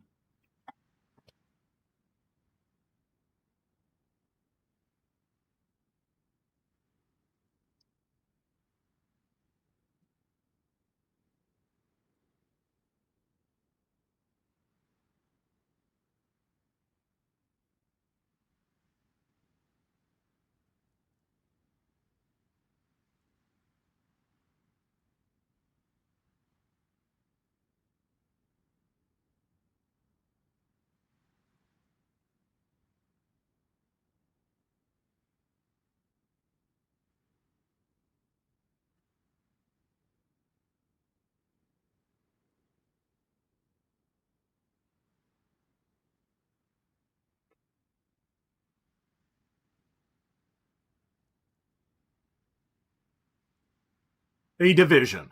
The word division. That's the English word. I don't know what other nations use in their language. But the English word, and I believe it's also the French word. A division simply means you've divided up your army. And I don't mean your national army, like everybody in your army. I mean your army in the field. You're going out in the army. You're going out in the field. Britain and France are at war. Your army is moving. Whether we want to talk like the army under Marlborough, with the Battle of Ramillies, or the Battle of Blenheim. That's the army. Okay, that's the army I'm talking about. You would divide that army up, divisions up, and have general officers, not just a captain or a major or something, but a general officer would command a division of this army to make it sort of controllable. So that Marlborough, we'll continue with Marlborough for the moment. And now he also, depending on the battle, had Prince Eugen, Prince Eugene in English, as a major sub-commander and commanding foreign forces, German allies and other things. And this is around 1700 something kind of thing. I think the Battle of Blenheim, if I remember correctly, is one of the dates is 1707, but I may have that wrong. But it's around that kind of era. And your division would be whatever the commander of the army said it was. Oh, hey, yes, General Smith. Okay, I'm going to give you this or this battalion, this battalion, this battalion, these artillery pieces, these squadrons of horse. That's your division, dude. Have fun. Now I'm going to tell you where to move your division and whatnot, but you deploy and you command your division. And other General George and General whoever, we're giving you this stuff. Okay. And maybe for that, not necessarily the whole campaign, air quotes, but for this next month or two of maneuvering around, you more or less have the same set of units under your command. And there is an idea that both those units are getting somewhat familiar to work with each other, and the commander is knowing the quality of the different units, how well they've been trained, the quality of their officers, especially like in the British. The officers are mostly buying their commission, so they're paying for it and not getting it because, oh, hey, I've either served a long time or I've done something good. No, it's just I'm buying. So, hey, I'm 20 years old. I can afford a colonelcy. I'm now a colonel. If I can only afford a major, I'm now a major. If I can only afford a lieutenancy, I'm a lieutenant. You're buying your position. Where in France, I believe it's mostly who you are. I'm the son of the, Duc Duc de Jean or whatever, son of some duke, or second son or third son. It's a lot more of who you are than what you can afford. And again, general officers, a general officer, to my knowledge, was never, as part of the British Army, a paid commission position. I may be wrong on that. Correct me if I am wrong, IKB or anybody. A general officer is more of a either influence, you know the right people, the king, the queen, or somebody high up, like in Britain, the horse guards. That's sort of the equivalent of sort of saying, Army High Commander, the Pentagon, or the War Department in the old days. But specifically, horse guards is for the Army.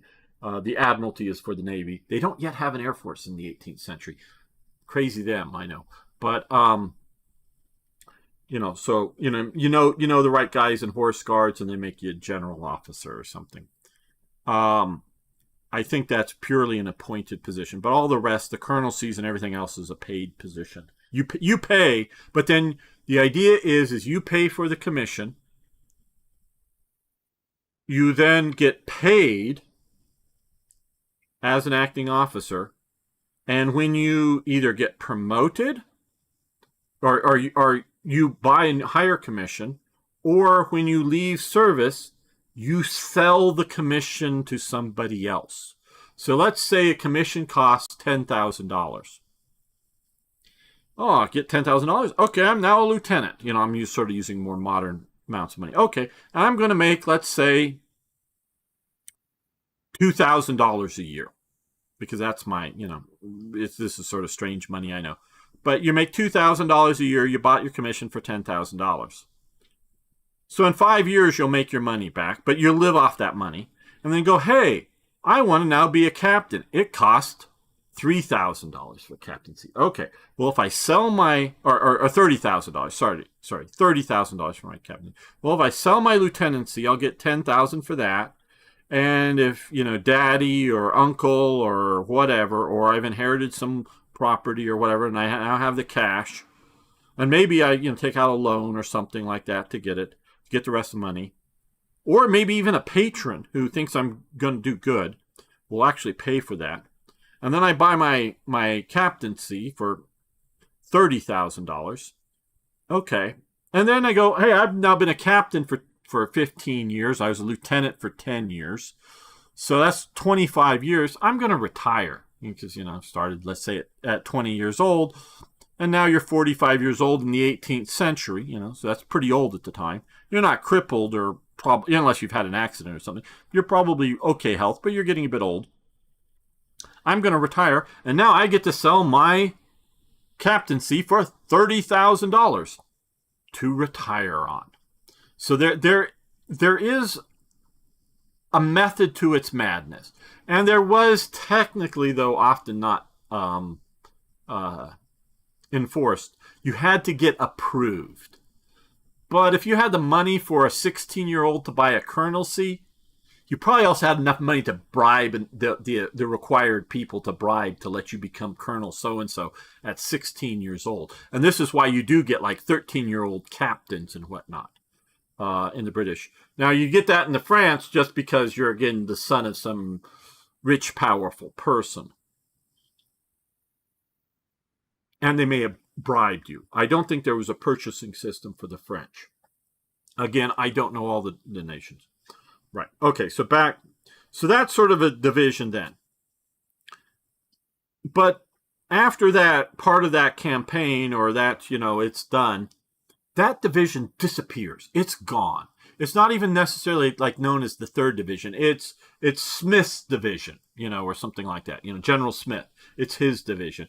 Now that he's no longer commanding the division, he still may be a general officer, but he's no longer commanding a division. There's no more Smith's division. It goes away. The regiment, or the battalions as part of a regiment in English, they stay. They may get gutted for the amount of manpower, and the extra ones that were raised during the war would go away, but the core ones would stay. And then the new divisions show up, no continuation. it was Napoleon, as far as I know, is the one that creates the idea. Oh, and units could be added and taken away from your division at the whim of the commander of the army. And it would happen all the time. Need to reinforce some other division, they take away a battalion or two from you, and then maybe you get 2 new battalions to come into your unit or whatever. They'd come and go. Napoleon is the one who really starts the idea of a division of your army that is sort of a particular size, and so they're similar size, and that divisional commander, because often you would maybe just have a division that has no horse. You may have some artillery, maybe just otherwise infantry. But he is setting up, oh, hey, you're going to have a division. It's going to have a bunch of, a certain number, and I don't right off the top of my head know, battalions of infantry. Oh, you're going to have 1 or 2 regiments of cavalry. You're going to have a certain size collection of batteries of artillery, field artillery. Oh, you're going to have maybe a permanent small group of engineers with that division. So now you have a unit that is designed to organically, more or less, stay that same division. Now, it's not like a permanent organization. It is not that one division will serve in Spain and then head off to Russia and then come back to here, and all being the same, bouncing around the Napoleonic world, all being the same collection of battalions and regiments of cavalry and whatnot. But it was an idea of a semi, permanent, get down in Spain, that division will probably stay together unless it needs to be broken up to, occupy different forts or whatever. So it is still something of a changing formation. But it is a size of a unit that one man can manage, because this gets back to IKBs during the Cold War, 5-sided, or I guess they would probably call it that, 5-sided division. You get too many moving parts. The division commander can no longer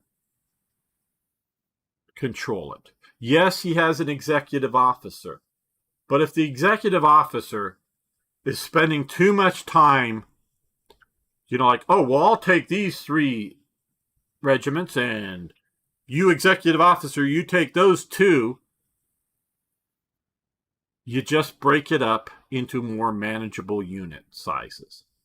So getting larger than a square division, that's about as big as they ever normally get. I mean, yeah, nations experiment with things, but long term, the largest I've heard of is square divisions. Oh, and the U.S. does have square divisions, I think, at around 1940. But they by the time they're really, definitely invading Europe, whether it's Italy or France, they're back to being triangle divisions.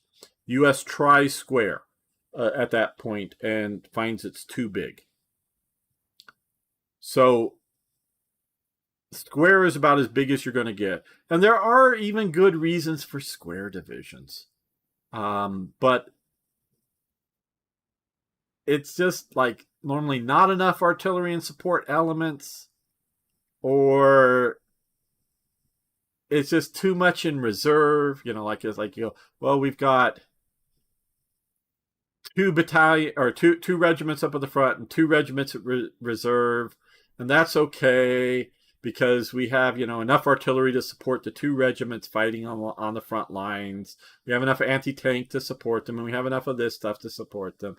But once we start adding in the 3rd brigade or regiment on the front lines, well, now we have to divide up our anti-tank or our artillery a little too much, or that artillery park, meaning all, not just the guns, but the trucks that tow it, plus the trucks that move the ammunition and all the other supporting elements just for the artillery, getting too big themselves, that it's mostly better to go down to a triangle division for maneuvering. A binary division, again, there's good reasons for them. If you have to defend Italy, if you're Italy, there are good reasons for this. Because, my fucking God, look at that. Yeah, it has a nice set of mountains here. And so far for Italy, since Italy has been formed in the modern world, it has not had to have anybody attack through Switzerland, because Italy is post-Napoleonic. Italy is a new country. Of course, it's also an ancient one, but the modern political, military, both those things, modern, both political and military, as a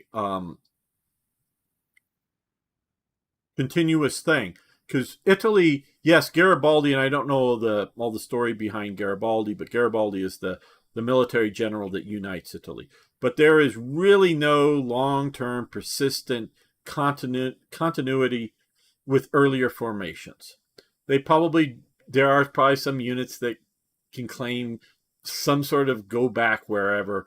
Yeah, but it's really a new creation in, 1830s, 1840s? I don't remember. But it's a new thing. And so since that time, World War I, World War II, the Cold War, it has not had to worry about the Swiss front. But it might have to worry about the French one, if you're World War II, or the German or the Austrian one, if you're World War I. It might have to worry about naval landing, say, World War I or World War II. World War I might be Austria trying to, invade. World War II, obviously the British and the Americans eventually invade. And so you've got a lot of places to deal with things. And most of the time, most of your divisions are not in the war, in the combat fighting. They're sitting around. And so you're looking at the idea of maybe a relatively short, violent action that you're going to throw in your whole division. So your binary division for that element is just as strong as a triangle division, while one of the legs of the triangle is in reserve. It just, as Italy found out, whether it's units fighting on the Eastern Front or it's units fighting down in North Africa, it just can't sustain combat for a long time because it needs to be able to rotate, or otherwise you've either turned it into a regiment fighting at the front line, or you've got to pull the whole thing out once in a while. And so now you're not everybody's, not all the divisions are going. So yeah, it's a weird situation. If I were Italy and I were worried about other neighbors, now obviously it's modern day NATO, and they're not worried about Switzerland, so they've got to come through a lot of territory before they start getting at you, so you're no longer really worried about France or Austria invading you, or Croatia or wherever. You're not really worried about that. But you might still want to occupy your islands in case, I don't know, a Soviet or some other flotilla show up, or Trump decides to invade Italy, or whatever, whatever might happen. And you sort of want to disperse that army, but you want to have strength around. And you're planning on either winning or losing. Meaning you're defeating the invasion, or you're being defeated in a short period of time.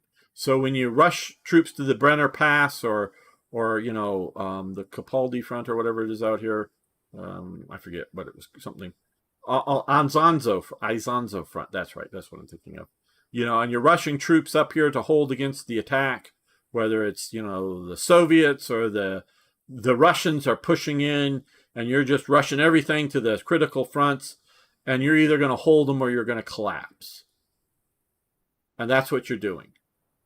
Binary makes pretty good choice that way. If you can supply it with enough supporting elements to have all your binary divisions supported by proper amount of artillery and anti-aircraft and all that stuff, binary divisions make a good sense in that case. Now, if you're going to do, oh, hey, we go to war with Russia because the Soviet Union's gone, if we're thinking now, oh, well, we're going to have modern day sense. I know they probably wouldn't even have a core nowadays because Europe's disarmed so much. But let's just say they were going to have 1 or 2 cores that were meant to be rushed to whatever front, rushed out to Hungary or to Poland or to Romania. And it's going to be in combat on and off for a considerable amount of time. It's meant to, maneuver if we're going to drive in towards, retake Kiev or whatever. Have some divisions for that purpose, and then have some other binary divisions to be sort of at home in case everything goes tits up and the Russians are coming and then you got them. So binary divisions in and of themselves are not bad. So there's reasons for square division. There's reasons for binary, but most divisions should be. We've gone a long time on this. Hope it's interesting. Hey, there's a few people still watching. Cool. Triangle divisions are generally speaking the best that one person, a division commander, can manage. Obviously, he's allowing the regimental or the brigade commanders manage theirs, and the battalion commanders are managing the battalion, and the company commanders are managing the companies, and on downward as well, of course. And yes, sometimes you can get, different commanders are going to run their divisions differently. Sometimes you can be the Rommel. Rommel sometimes would get in trouble because he was Rommel. And what being Rommel is he plans, works with the staff on whatever the battle plan is, and then he leaves the headquarters and looks at what he thinks are the critical points in the action.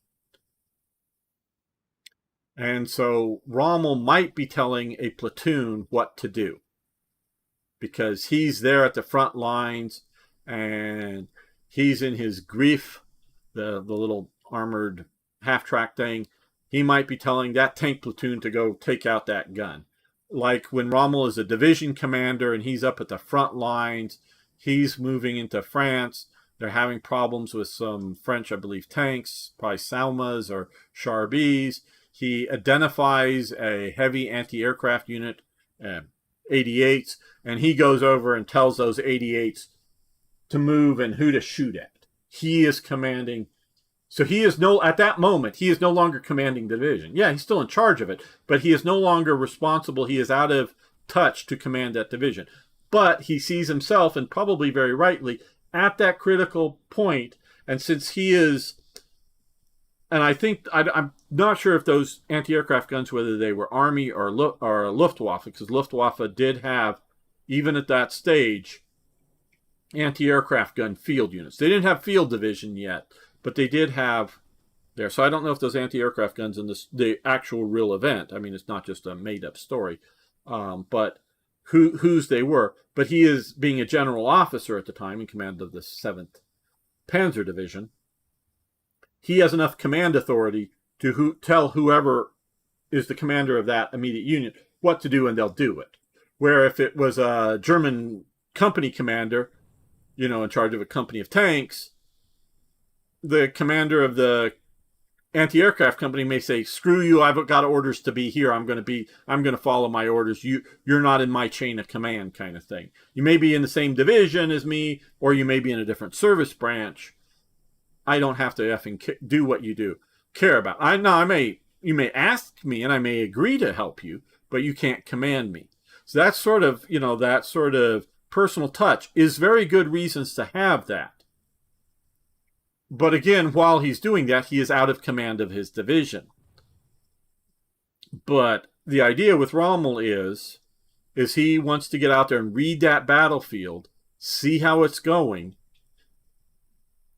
maybe order a few units in his immediate vicinity to do something, but then to get back in touch or be in his headquarters to then tell the division what to do.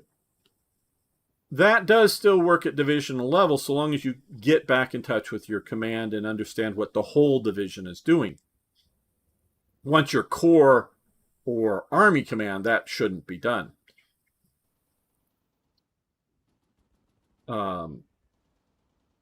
So yes, other divisional commanders,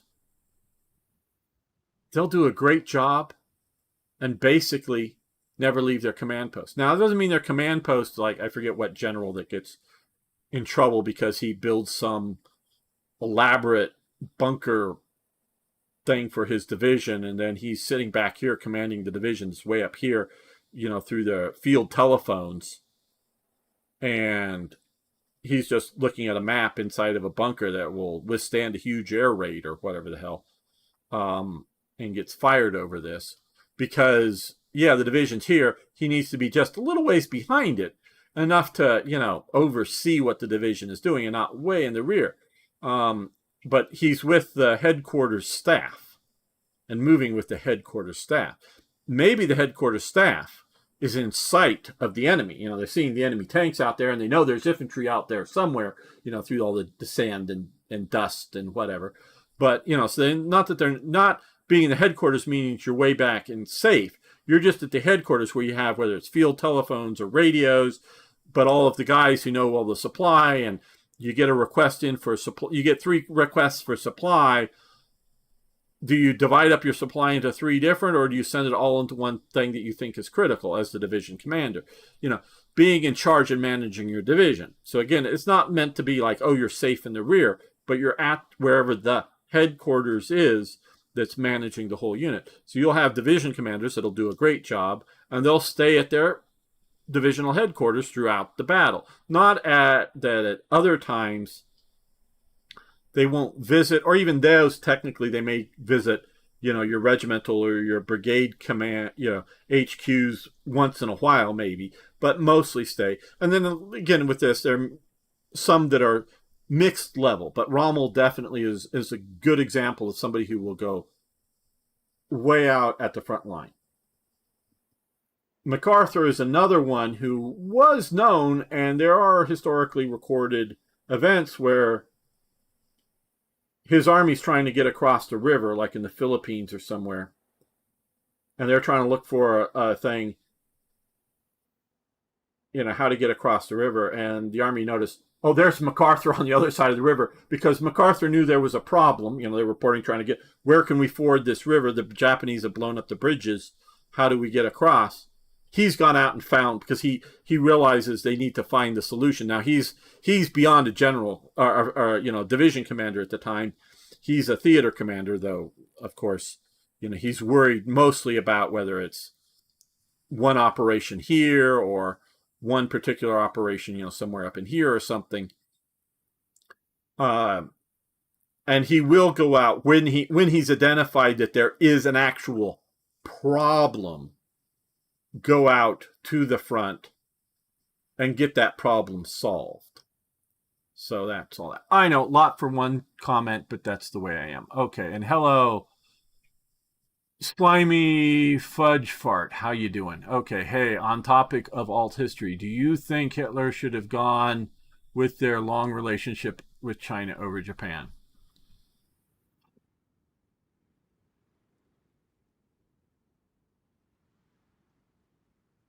I've talked about this in the past.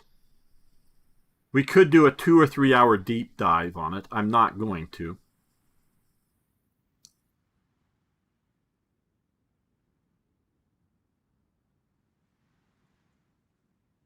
Hitler, and this is what we're sort of doing with this playthrough and looking to see how, not to see how well it goes and how well can I do it, but we're seeing how well the game handles, an alt history that isn't a major alt history, because right now I'm presuming there's friendly relations between, I'm not going to attack Italy at all, there's friendly relations between Italy and Germany, but in this playthrough we're doing no alliance, no joining the same wars.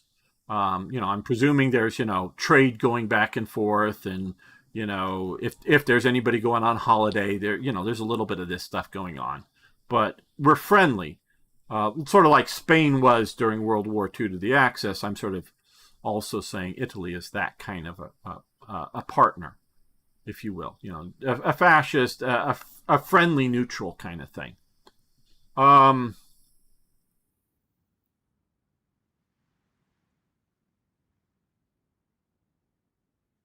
If you think you need to defeat the United States, and or if you think the United States could be defeated, obviously, as I've stated before, the United States during World War II or today cannot be conquered. Again, with nuclear weapons, you can blow us all up, maybe. I mean, I don't know what our current anti-missile systems are, but and you can hurt the U.S. You can smuggle in a nuclear weapon or a biological, weapon and release it in New York City and kill millions of people. I'm not saying America is invulnerable from attack. It is just, for now and for the foreseeable future, it is unconquerable. And oh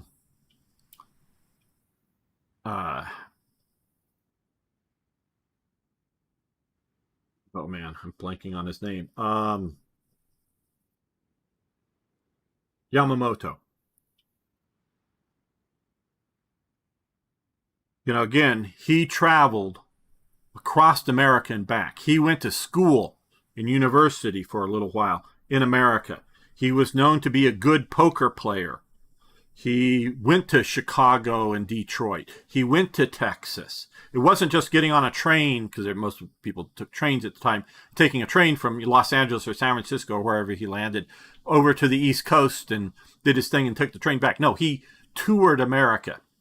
And, one of his comments is, behind every blade of grass, there's a rifle. He knew, not just instinctively known that America was unconquerable. He knew that Japan wasn't, Germany, because this is obviously in a pre-nuclear war age, didn't have a concept of nuclear bombs in his mind. He knew America, everybody got together in the world, the Soviets, the Nazis, the fascists in Italy, the Imperial Japanese, the British, the French. You aren't conquering America. You just aren't doing that. He knew that. You can fight a war and you can maybe defeat him, if all these nations together could defeat America from conquering the world, yes, America can't conquer the world either. But he knew America was unconquerable. But he still gets dragged into the war and does his best, but he knows it ain't going to go well. And so, unlike Hitler, unlike Mussolini, who never been to America, only watched movies and only understood it through their perspective of being a European. The size of Germany versus the size of America. Had Hitler, had Mussolini toured America, both of them would have known, don't go to war with America. Now, America may decide to go to war with you and you got to fight them. Yes, maybe. But don't voluntarily, like when Hitler voluntarily declares war against America after America, declares war on Japan. If Hitler had traveled in America, before he becomes, the dictator, he would have realized, don't go to war with America. Whether it's the Japanese emperor or whether it's Tojo, had they traveled around America, they would have realized, don't attack America. Because maybe if you bypass America, but America decides to go to war with you, maybe it'll be seen as a foreign war, and maybe if enough American men die in the war, the American populace will go, why are we fighting for some Asian country, whether it's the Philippines or China, or why are we fighting for some imperial power, Britain or the Dutch, and trying to defend their colonies? We're dying for Dutch colonies? Why the fuck are we doing that? But they attacked Pearl Harbor. Why are we dying in Iwo Jima? Because they fucking attacked the Pearl Harbor. This is what all nations need to realize. Don't attack America. Wait for America to attack you, whether we win or lose the war may or whatever may happen, but at least you'll have a chance to, whether, you're looking at whoever, that will get tired of the war. The U.S. did not lose the Vietnamese War. It did not. I'm sorry if you think so. It did not. In 1973, when we withdrew from South Vietnam, we had a ceasefire agreement with North Vietnam. It wasn't until 1975, approximately 2 years later, North Vietnam invades South Vietnam. So yes, North Vietnam wins. These borders aren't quite right because it's up here a bit more, but whatever, where the dividing line was. But ultimately North Vietnam wins, but the U.S. is already withdrawn, and the U.S. doesn't honor its agreement that it's signed or said or whatever with South Vietnam that we were going to replace any munitions used. So if they dropped a lot of bombs on an invading, North Vietnamese army, we would replace it. If they used a lot of, rifle ammo shooting up some, insurgents down here, we would replace it. We didn't in 1975 when the invasion came. And once the Vietnamese forces realized that their stockpiles were dwindling, and not the high command knew that it was dwindling, but going out to the war and weren't being replaced, but they knew, of course. But once the officers and whatnot realized that America had abandoned them, not that America was expected to come in and ride to the rescue as cavalry and win the war for them, but when they realized the Americans were not going to continue to support their war effort by sending supplies, they started to give up because they knew it was lost. So the U.S. did not lose the war in Afghanistan. Once the U.S. Air Force in particular was withdrawn and the Afghan National Army was trained to fight with the support of the Air Force. They were trained, we're getting fire. Okay, get on the radio, call for, air support. But when Biden withdrew it all, not just Trump's idea was to withdraw, but all but the Bagram Air Base, maybe up here, but wherever Bagram Air Base was, and fortify, because his plan was to withdraw basically everything but Bagram, and to continue a level of support. At least this is my understanding. Maybe I'm wrong, but my understanding was to continue a level of support to the Afghan National Army. But we were going to get the American ground forces other than sort of Bagram protection. But when Biden withdrew it all and withdrew it hurriedly, the Afghanis, the local Afghanis, which were pretty poor troops and all, I'll totally agree with that, they gave up. And they just gave up and got steamrolled by the Taliban. The U.S. won the war against Saddam Hussein. Saddam Hussein is not in power in Iraq.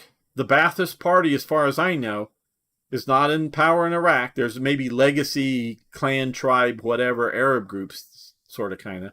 But the U.S. didn't win the war. Now, they didn't create conditions in which everybody in Iraq is pro-American and we eliminated all the different factions, whether pro-Iranian or pro-other terrorist factions. We didn't eliminate all of them. No, absolutely not.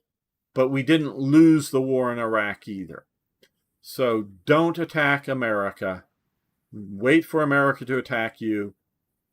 Whatever on the other side of the war will be what it will be. Maybe America again leaves and the NVA take over all of Vietnam and it's all the, People's Republic of Vietnam. It's not these guys anymore. It's the single star, the yellow star on a red field. That's Vietnam. Yeah. Multiple stars is China. Single star is Vietnam. On the red flag. So, yeah, just don't attack. I know world leaders don't listen to me, but they should. Well, the Democrats, it was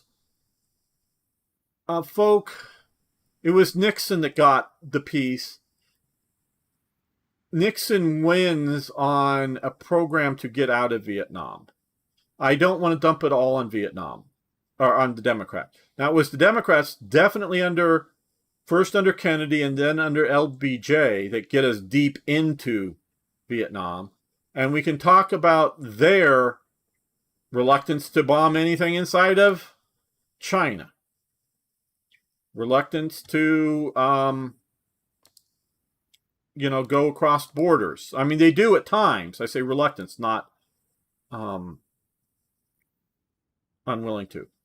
It is Nixon and his push to leverage communist China against communist Soviet Union, to split them apart, that I think he thinks, and look, in 1979, 1980, Vietnam and China go to war. Vietnam kicks China's butt. I mean, they really do. I think he thinks that, and Vietnam becomes, with that whole thing, becomes more of a client state to Russia than to China. But I think he thinks with his, I don't know all the details, but I think he thinks he's got it, he's finessed it. But I think that's Nixon. So now again, Afghanistan, and I fully agree with the idea we should not stay forever in Afghanistan. But I still think it's a breeding ground for radical terrorists. So I still want a way for America to keep tabs on any large forming groups of terrorists in Afghanistan, and I want to have a good, convenient way to go in and kill a bunch of people that we think need to die. So an idea of a Bagram Air Base or something that's fortified and protected, that once in a while special forces go out and attack somebody, and then periodically or more often air power comes in and zaps somebody. I'm not adverse to that. I am not a modern day isolationist, but I'm also not a, is there war, can we get involved, Lindsey Graham, John McCainist either. I'm somewhere in between, and it varies from war to situation to situation. So don't lump me fully into one camp or another. Whether you like that camp or not is up to you. But I'm a nuanced person when it comes to interventions. I am not against all intervention, just things because, hey, when the Houthi are shutting down shipping, not just American, but shutting down shipping because they're going through nearby international waters, I'm not against America bombing Yemen. Now, does that mean I want to invade and conquer Yemen and occupy it for 30 years? God fucking no. But can we do sort of a Trump-like, can we identify where the leaders are? Can we kill all the leaders? Good. Now, next set of leaders. Do you want to keep shooting at our ships in the ocean? We'll kill you too. It's that kind of thing. So I still am something of an interventionist, but I'm not, there's a war, let's go get into it. Okay, so I know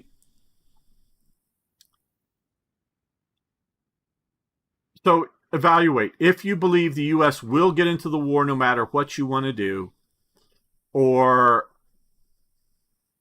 if you don't believe that you have to get in, then Japan is your best chance, because Japan is going to be the one most likely to divert more British and American resources. China is not. But if you could look at it being allied with China, and since they're the ones not causing the international problems,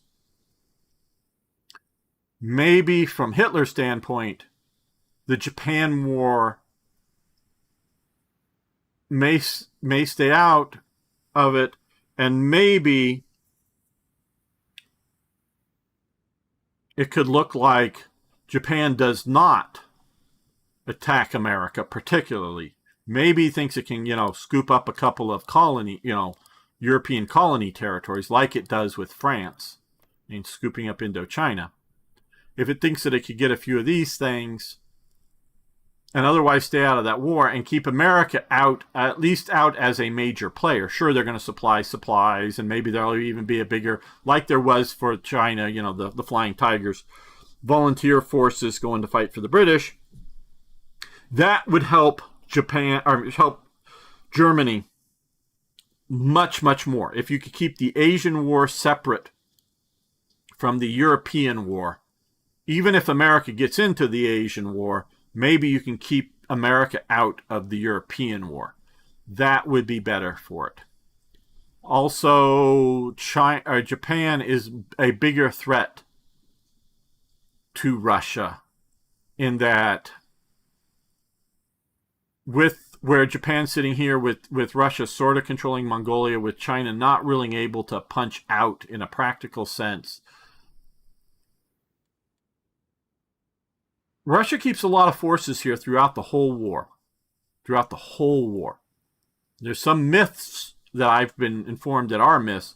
That whole Moscow counteroffensive in the winter of 41 to 42 was not moving this army east. Yes, Zhukov and his staff and a few extra officers and whatnot come from the east. But most of those forces are just forces that are here, that get moved up for that offensive. They're not the forces out here. Had Russia not been worried about an aggressive Japan, a Japan that's a member of the Comintern Pact, the Japan that sort of kind of is in the Axis, the Japan that Germany is definitely on its side fighting China, it might have been able to move more forces west from the east.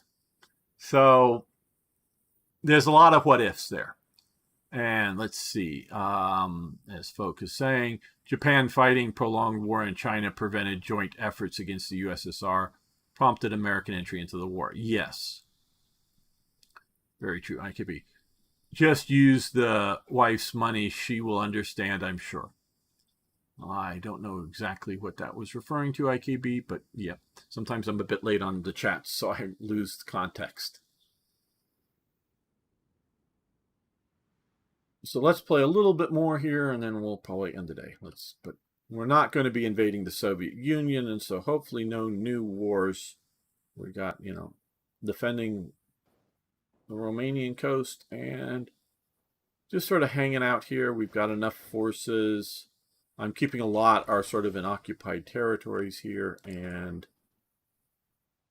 okay, Henschel Kessel. This is locomotives, trains, whatever, railway artillery, and support equipment.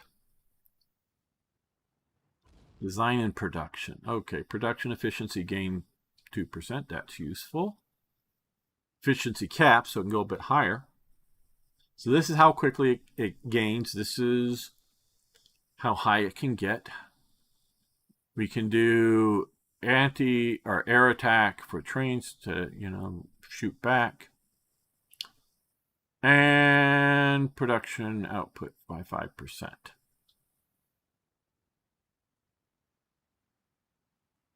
I think we'll do this. So our efficiency can go a little bit higher. To buy, commission in the King's Army. Oh yes, if you married the right heiress,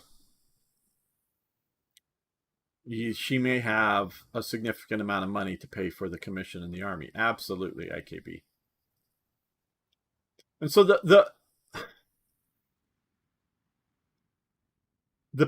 paying for your commission sounds really bad. Not just, I was going to say weird, but really bad in the modern context.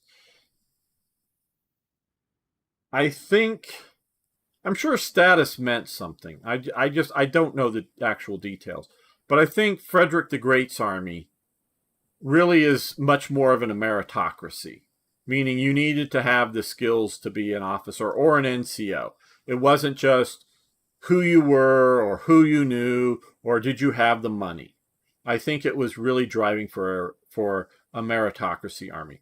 I think the Tsar's army, I think that was all who you were, what noble thing you were. Austria, least by the time of the Napoleonic Wars, Austria has the most advanced, well-trained army in the world.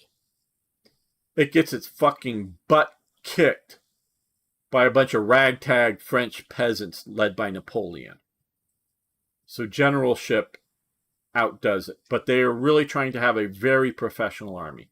So again, late 18th century, they're on their officer corps, they have the École Militaire, whatever, the military training school was definitely a big thing in France, in the 18th century before Napoleon gets in there, and Napoleon continues to use it as a training school. Definitely exists.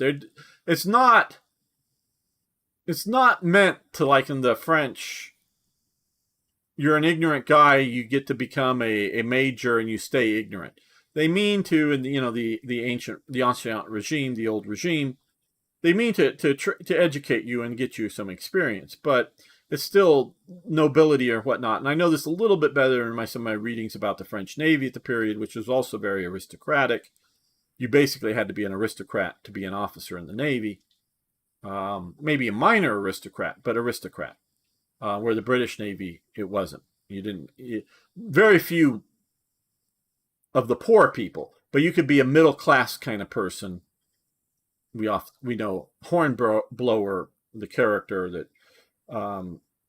Forrester creates during World War II, or leading up to World War II, is a very idealized version of it. But the Navy in Britain is very much to get your commission, you got to pass a test. And it's a board. It's a collection of captains that, to get a midshipman's thing, that was often just friends of friends getting you a midshipman's berth. But to actually get proper command, a lieutenancy, you had to pass a board. And then to get and you could go up in rank and through lieutenant. But to actually get a captaincy, whether an actual captaincy or just be captain of vessels, that was very much a meritocracy. Yeah, there's influence, but it's very much a meritocracy. Russia, like I say, but they're big armies. They can deal with the fools. Austria is trying to have a very professional army. Yes, they're going to be aristocrats as your officers, but they're really pushing professionals. Frederick the Great, I don't know how much when I'm saying common people, to be an officer, you got to be reading and writing, and so you got to have some level of education. So you're, from the professional class kind of thing, shall we say. I don't know how low that could go. Again, it's not going to be some peasant over there who somehow Frederick the Great realizes that he's some sort of military genius, so he's just some peasant that gets put in charge of something. No, that isn't going to happen. But I don't know how aristocratic it needed to be.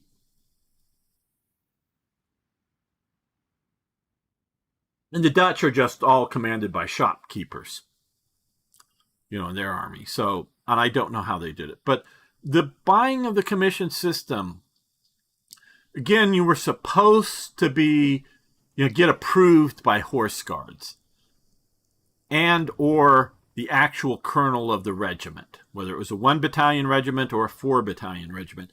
You actually needed to get the colonel's permission, but it was normally automatically granted.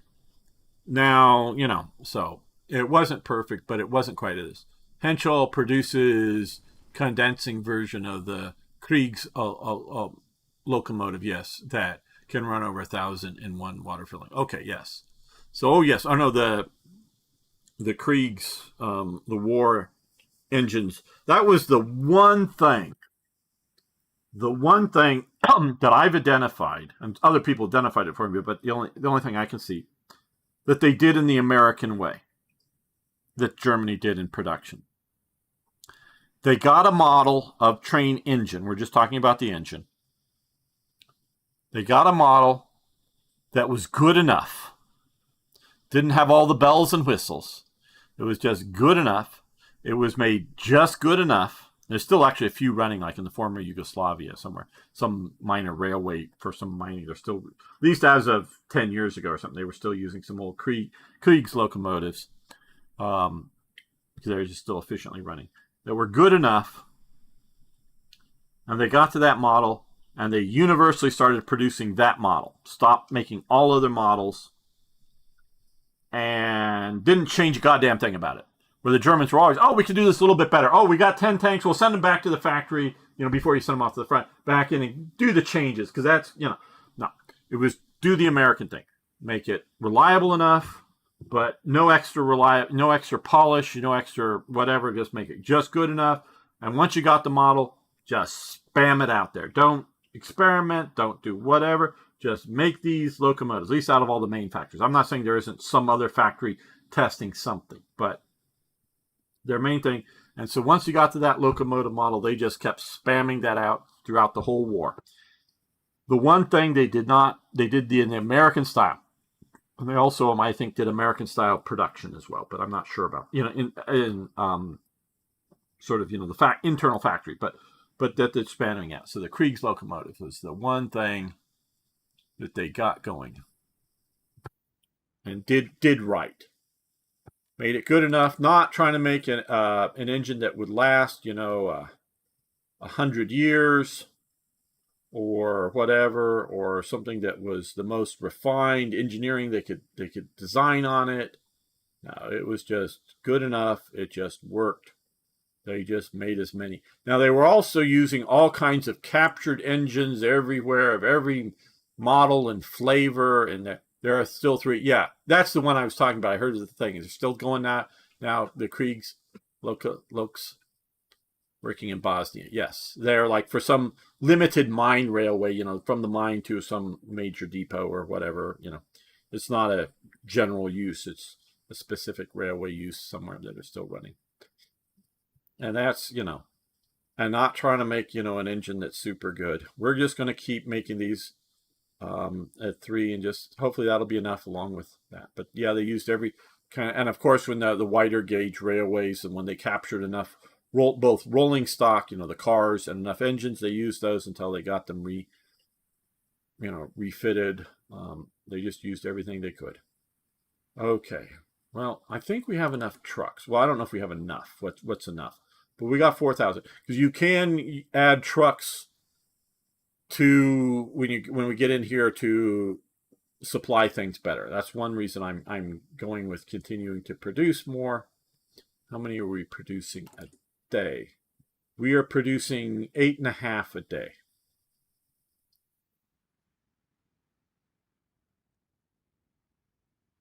So we're still spamming them out. Twice the rate of, well, we're going to do that 2 more. That we're already 9.5, but when we get more factories in, we'll get that in. So that's to motorize not just divisions, but motorize supply and other elements.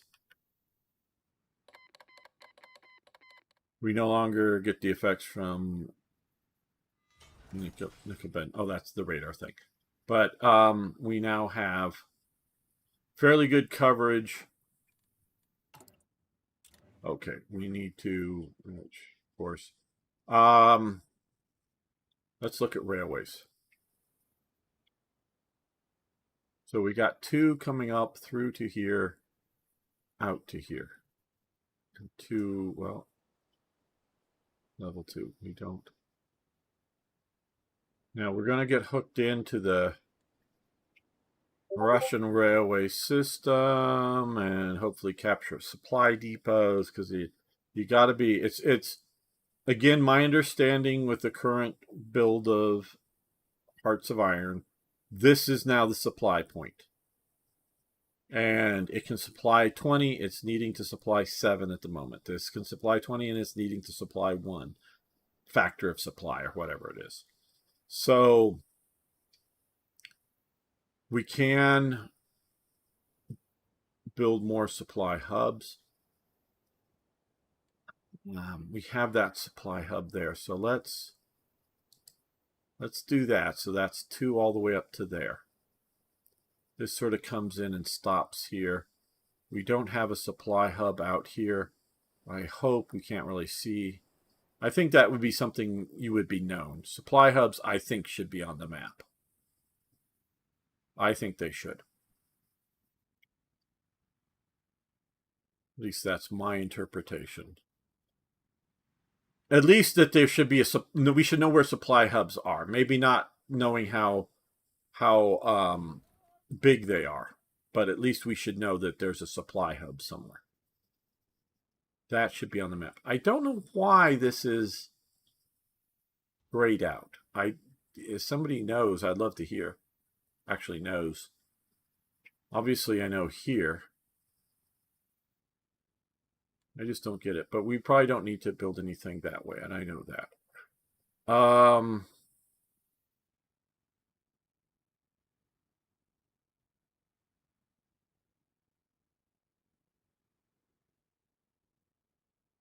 don't know. Should we build out better railways into Romania?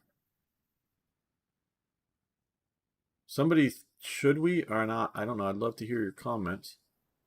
Okay, now, and we have some like big fours here, but most we're running two. So our primary supply source is up here.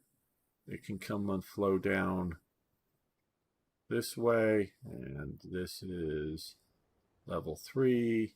It can also send supplies out down this way to here. Level 2 to here. Another level 2 coming through to here. So this hub here gets 2 level 2s coming in, and level 2 out, level 2 out. Get hooked on through to here. Oh, this is up here. Borders up here. So we're coming through here. We got a okay. I think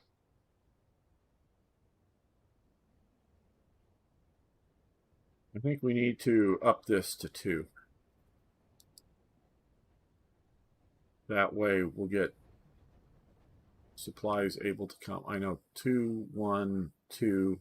I know it gets to 3 and whatnot, but I'm looking for consistency. It goes up there to 2, then to 4, and 4 all the way down here through to Poland, but 2 out to here, 1 out to there. So I think we're good. So I think that's sort of what we'll do. Let's take a quick look at the air power. We're all green here. We're not contesting anything over Britain, though, so that's why it's red.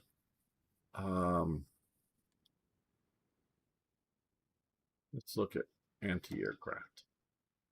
We've got 2 here over Berlin. We've got 2 up here. Of course, we captured Warsaw area, which has 2. I don't think I need to, worry about like this. Is it? Oh no, let's cancel that. I don't need to do that. Yes, okay. We can look here. Oh, get out of it. Okay. There's 1 civil factory. This gets bombed. Most are doing that. Where here we can look here, 2 civil, 2 military. Up here, 2 military, 2 civil, 3 dockyards. So up here, 3 military and a bunch of dockyards as well too. So yeah, this area here could use, but I don't know how bad it's going to be with the Russians. So I don't need to just do it to do it.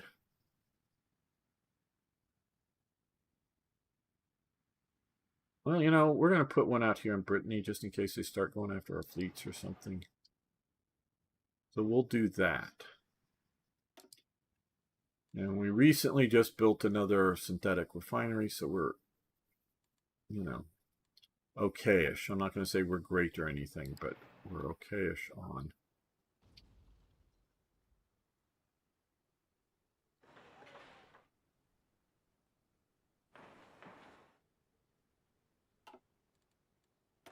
oil for the moment, on fuel or whatever we want to call it. Okay, Auto Union.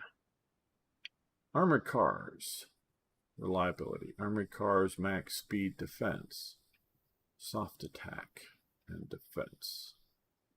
This one here requires all of the following, so it needs both. So production. So I need to get those 2 to get the production efficiency. That increases speed. Reliability or defense. We'll start here.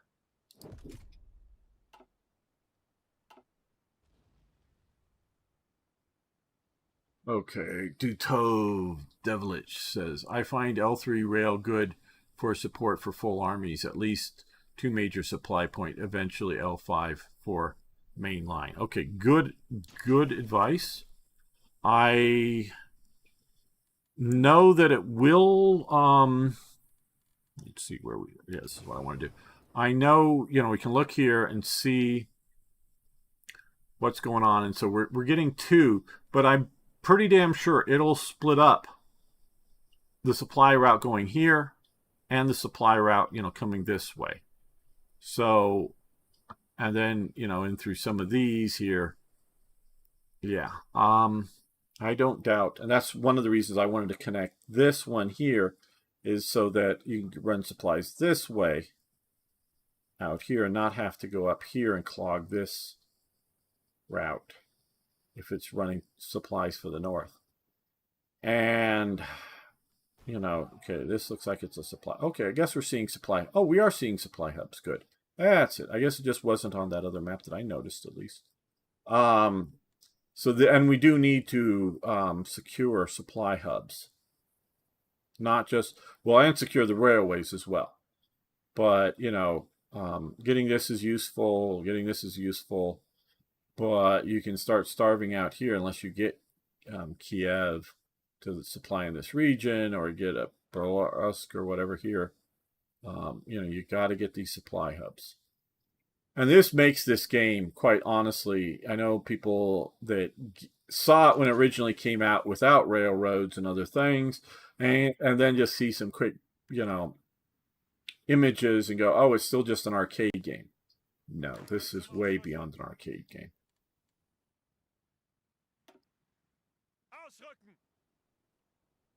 Still would like more traditional counters, but hey, that's just me. That's more look and feel. And it would deal with a lot of other people's concern, I'm sure. No. Railway.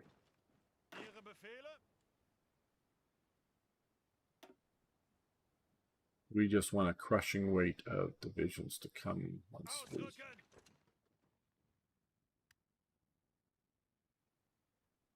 get ready to go east. We're going to shift more from... Again, a lot of these guys are just hanging out as occupation troops.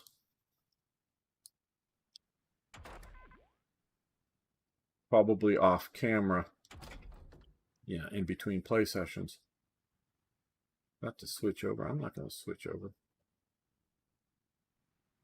Especially when I'm down to there. Okay, so we're in December. So we're almost in 41 now.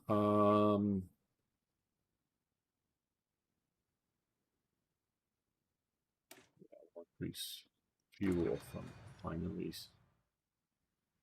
The ideal is to fight down rail lines to hubs and then do surrounds. Yes, absolutely.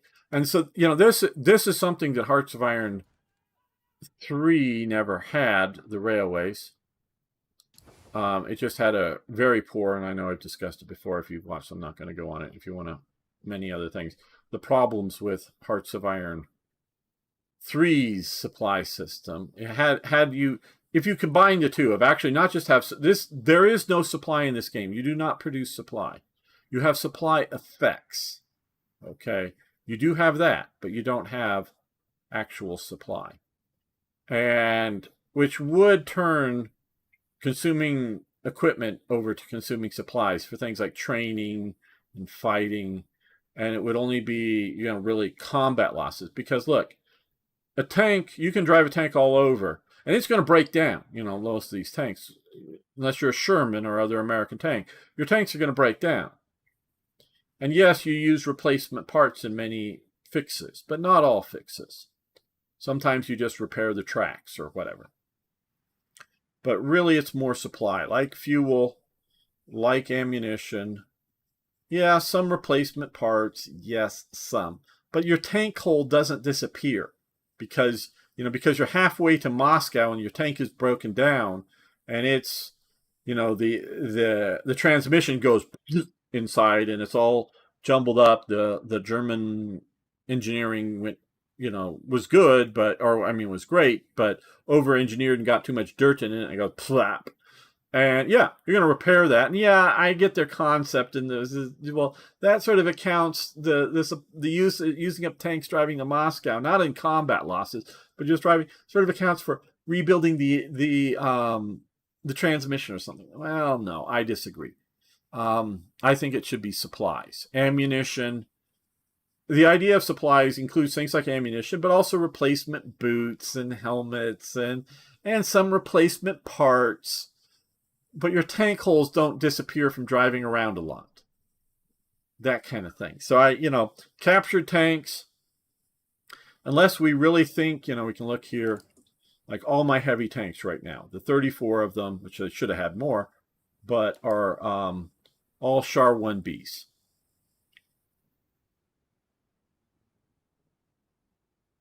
And the hull, the tank hull, is a major element of it.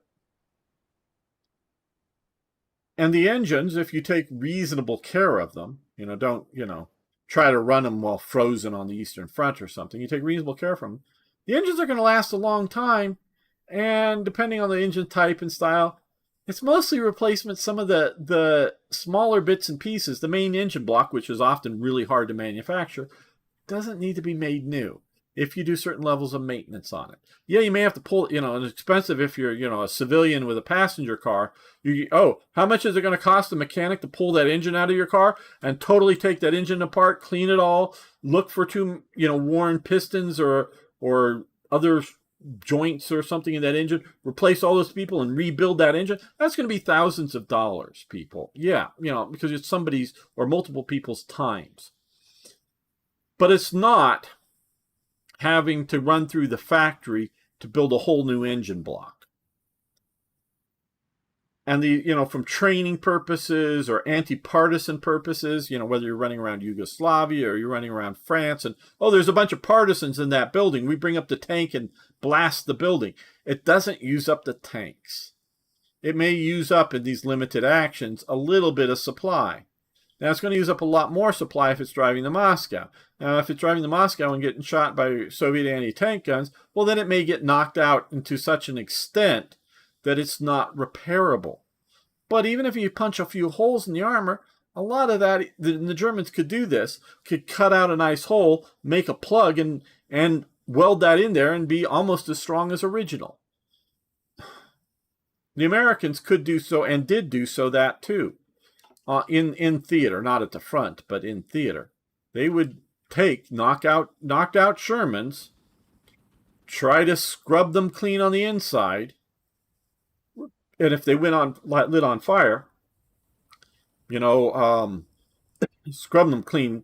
Could be from burning stuff, but also from bits of human body. Supposedly, the smell never went away, but clean them out. Repaint the insides, again trying to cover up the stink, and plug up the holes or whatever, replace, because if it's the front housing on where the engine is, you can just replace that section, replace the parts that needed replacement, and back it went into the fighting lines. So they did that. I know the Germans did that kind of thing too.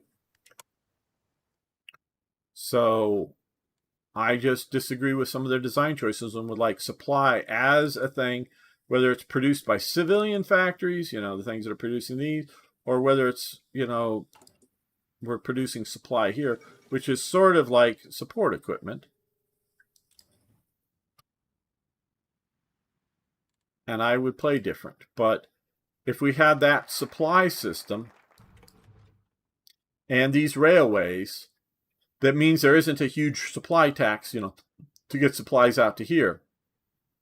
It's just running smoothly. It'd be a wonderful system. Wonderful. No. National focus. Okay. 35 days. It is December. We're not going to do this because that's 70 days and we're going to go to war with, we need to do the anti-comintern pack. Okay. We're going to do this now. So this way will be, because I know we've started this. This is also another 70-day thing. So we want to get that done, and we'll start that in time to hopefully spring, but if not spring, summer invasion of the Soviet Union. Late spring. Kingdom of Hungary launches allied manufacturing programs. Okay. Bonus for research. Okay, good. They're doing some good economic development, and we get use of some off map, or no, this is just from our production. Okay. How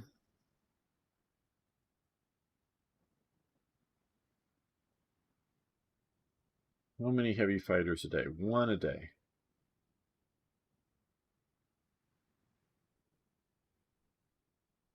Two a day for a towed anti-aircraft. Basic medium tank. Okay, let's come. No, I want to come here.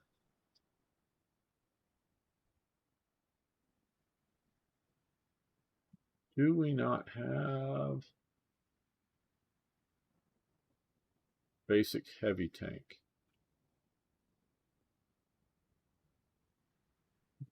Don't want that.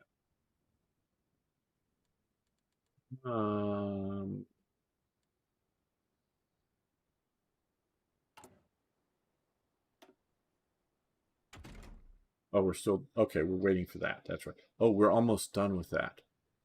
Okay, we're gonna, because that's 98.7. Okay, we're gonna let that sit and then start building some heavy tanks for the future. Yeah, supply system is nice. Loss of equipment from training and such is stupid. Yeah, that's stuff breaks, but usually it's easier to repair. Well, I'll tell you.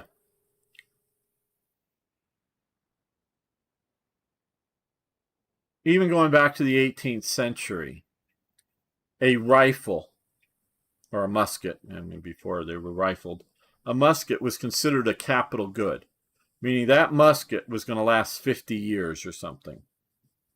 And they did. If you look at the American Revolution, which is in the 1770s, there are British units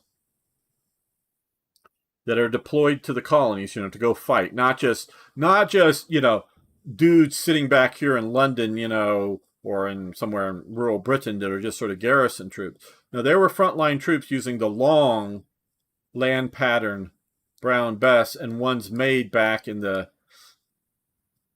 1730s. So that would be 40 years, but a lot more that were maybe French and Indian Wars or the 7 Years' War musket, because there is a change in muskets up to for the American Revolution. They're still issuing out old muskets. Now, a lot of them have been reconditioned, refurbished, because particularly like in a musket, the springs, and they're not coiled springs, they're compression springs, would break.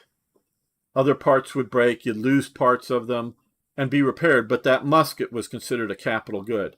And yeah, in combat, because people die and people drop their musket and run away, and people drop their musket because they're carrying a wounded comrade back or whatever, they get lost in combat. Absolutely. They even club somebody over the head with them, but yes, you replace the stock, not the whole musket. Look at a Mauser Karabiner 98 Kurz. That's the full name. A Kar 98K. The 98K, getting it all the way down. What you think? The basic standard German World War II infantry rifle was meant to last 50 years plus. They are using, in World War II, every Gewehr 98, that's because Karabiner is the shorter version, that is the standard version for World War II. The Gewehr is the standard version of the rifle for World War I. They did have cars, but those were sort of specialty troops. They learned they didn't need the long ones. But Germany uses every single Gewehr 98 it can get its hands on, because in war reparations, a lot are taken away. And a lot of them are just sitting in, like Yugoslavia or in Poland or wherever, in armories, because they're building newer, lighter ones for themselves. Germany uses every single Gewehr 98 it can get its hands on. Now, most of them are home garrison units, like talked earlier about the SA, units that are back here that are often used to look for escaped prisoners or downed friendly enemy pilots and whatnot. They're probably armed like maybe with a Gewehr 98 because they use the same ammo, Same clips, it's just a longer, bigger, clumsier rifle. Or maybe if you're, hanging out on the west wall and you're, some artilleryman in a fixed artillery position that you're not really intended to shoot a musket, or a rifle, but you may need to. So you have maybe a Gewehr 98 because you're a garrison troop. You're not a frontline division fighting the Soviets or a main reaction division planning on fighting, the Allies. You're just some, stuck here. They were issuing out, because my friend Eric is an expert on the Krag Jorgensen rifle. They were issuing out and manufacturing Krag Jorgensens in Norway and continue the manufacturing of them throughout the occupation and issuing them to German soldiers into divisions, not just some random, office guy who, well, okay, you have a rifle just in case the partisans attack your office. No, to divisional troops that are stationed in Norway because they have large stocks of ammunition there for them. It's a different ammunition. They're issuing out the Krag Jorgensens because they don't have enough Gewehr or Kar 98s. So they're using every World War I Gewehr 98 they can get their hands on that's in serviceable condition. And yeah, if they, eventually run out of spare parts or crack stocks, yeah, they'll give up on the guns. But they will use all that they can. So yeah, the idea that these are throwaway equipment. Now, I will grant you, once you get into combat, again, wastages of war, because sometimes you go, oh shit, we got to run out of here. Oh shit, I've got my Gewehr 90 or my Kar 98. There's also an MG34 sitting there that the gunner just died. Maybe you'll throw the shoulder strap over your shoulder and carry that Kar 98 out and the MG34, but maybe you'll just drop your car and grab the MG34 and get out. Or maybe the mortars and artillery are around you and you drop everything and run just to save your fucking life. And I do use profanity to make points. And that would be an emotional event that you would have. And so there may be, I'm not saying chicken out and run away. I'm saying like, oh shit, the artillery's registered on my position. I've got to sprint the hell out of here.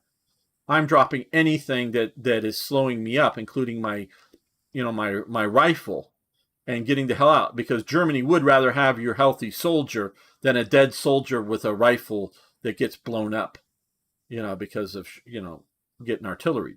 So there's absolutely wastages in war that we can figure, and especially a wastage on a battlefront that you have to retreat from should be higher than one that you go, because knocked out equipment can just be the tank gets hit, it knocks out, not just breaks the track, but breaks some of the return rollers and some of the sprockets of the roller, and it ain't driving anywhere, and you're out of fuel, you're abandoning that tank. It's mission, a mission kill, meaning it's just sitting there. It's a mission kill.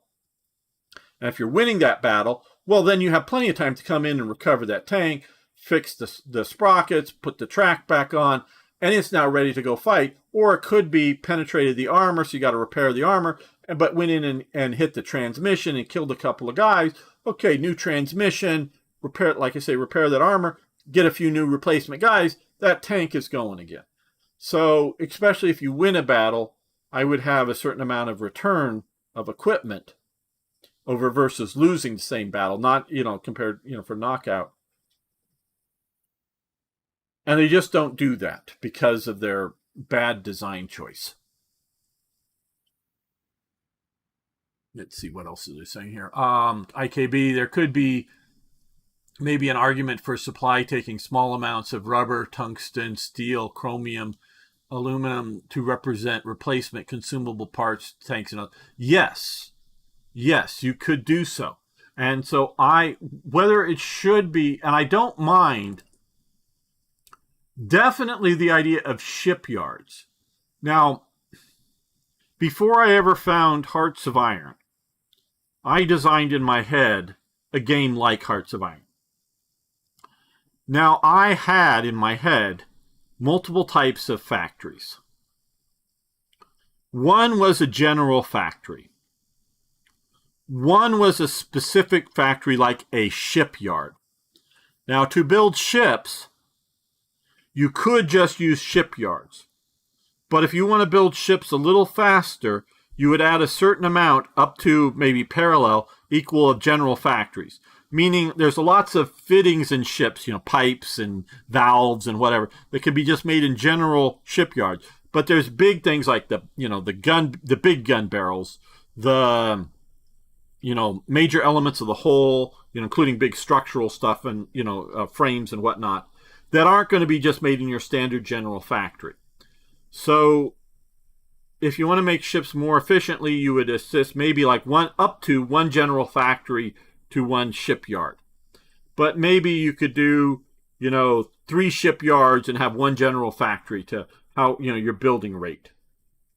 That kind of thing. And then because I watched enough Wings of the Luftwaffe and other things, Germany, focusing on that, is sort of your focus on it, and then figure out for other countries. Germany had an engine problem. It could build a lot of aircraft. And we're not even talking the later jet engine problem, but it couldn't build enough engines.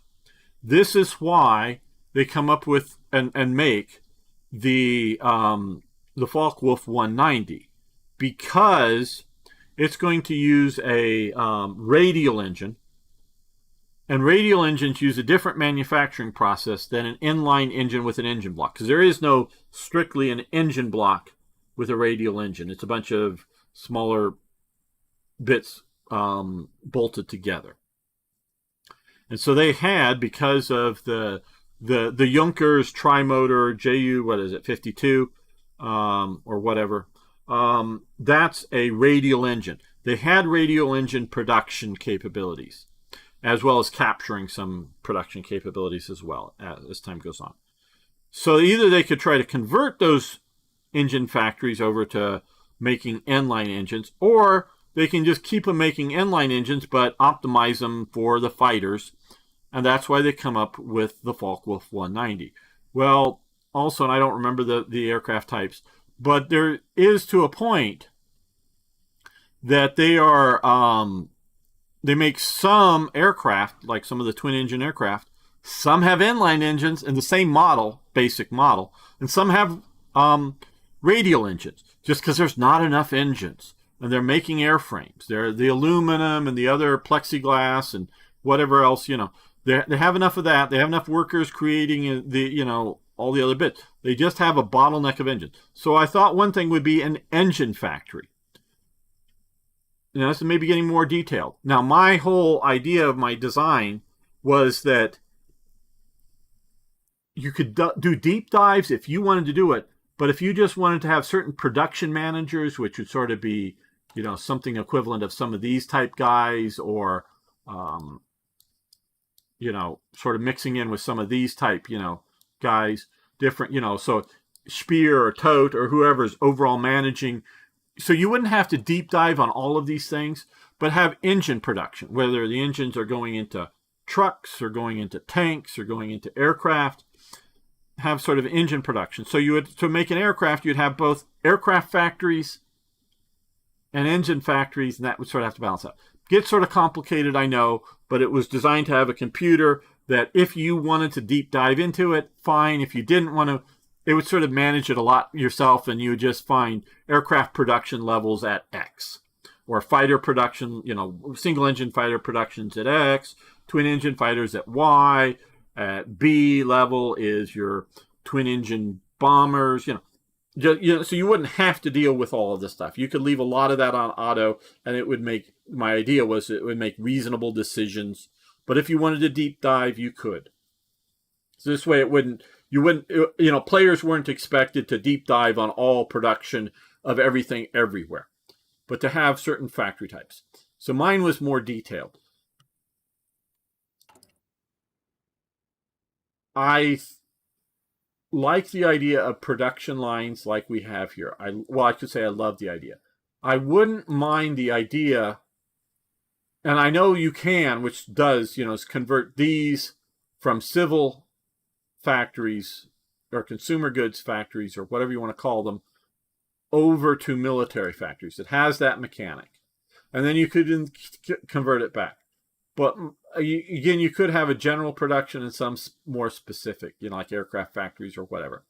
And this would also allow players on either, if Germany wanted to, well, we know where some of the, aircraft factories are. We want to specifically bomb aircraft factories to target that. And you determine how effective your bombing is, versus how many are shot down versus whether, are you doing daylight or night bombing or whatever. And so you could target something just like aircraft factories. That's another reason. It's not just to have complexity. It's not just to have more realism, air quotes. It was so that you could target something like an aircraft factory to not just general. So you couldn't, your tank factory, oh, we bombed a bunch of military factories. Oh, well, I want to do aircraft fight. I'm going to focus, move this up or down or whatever to make sure that my aircrafts are fully doing. No, you could target aircraft factories like they did in real life. And, they don't instantly convert over, and there's a more serious and not just moving things up and down the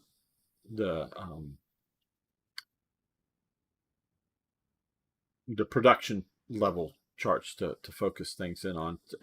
And now this is good, this up and down, which simulates if you have short rubber, do you want to short the rubber on, your mechanized equipment to make sure all of your fighters and all of your bombers and all your aircraft types all have all the rubber you need?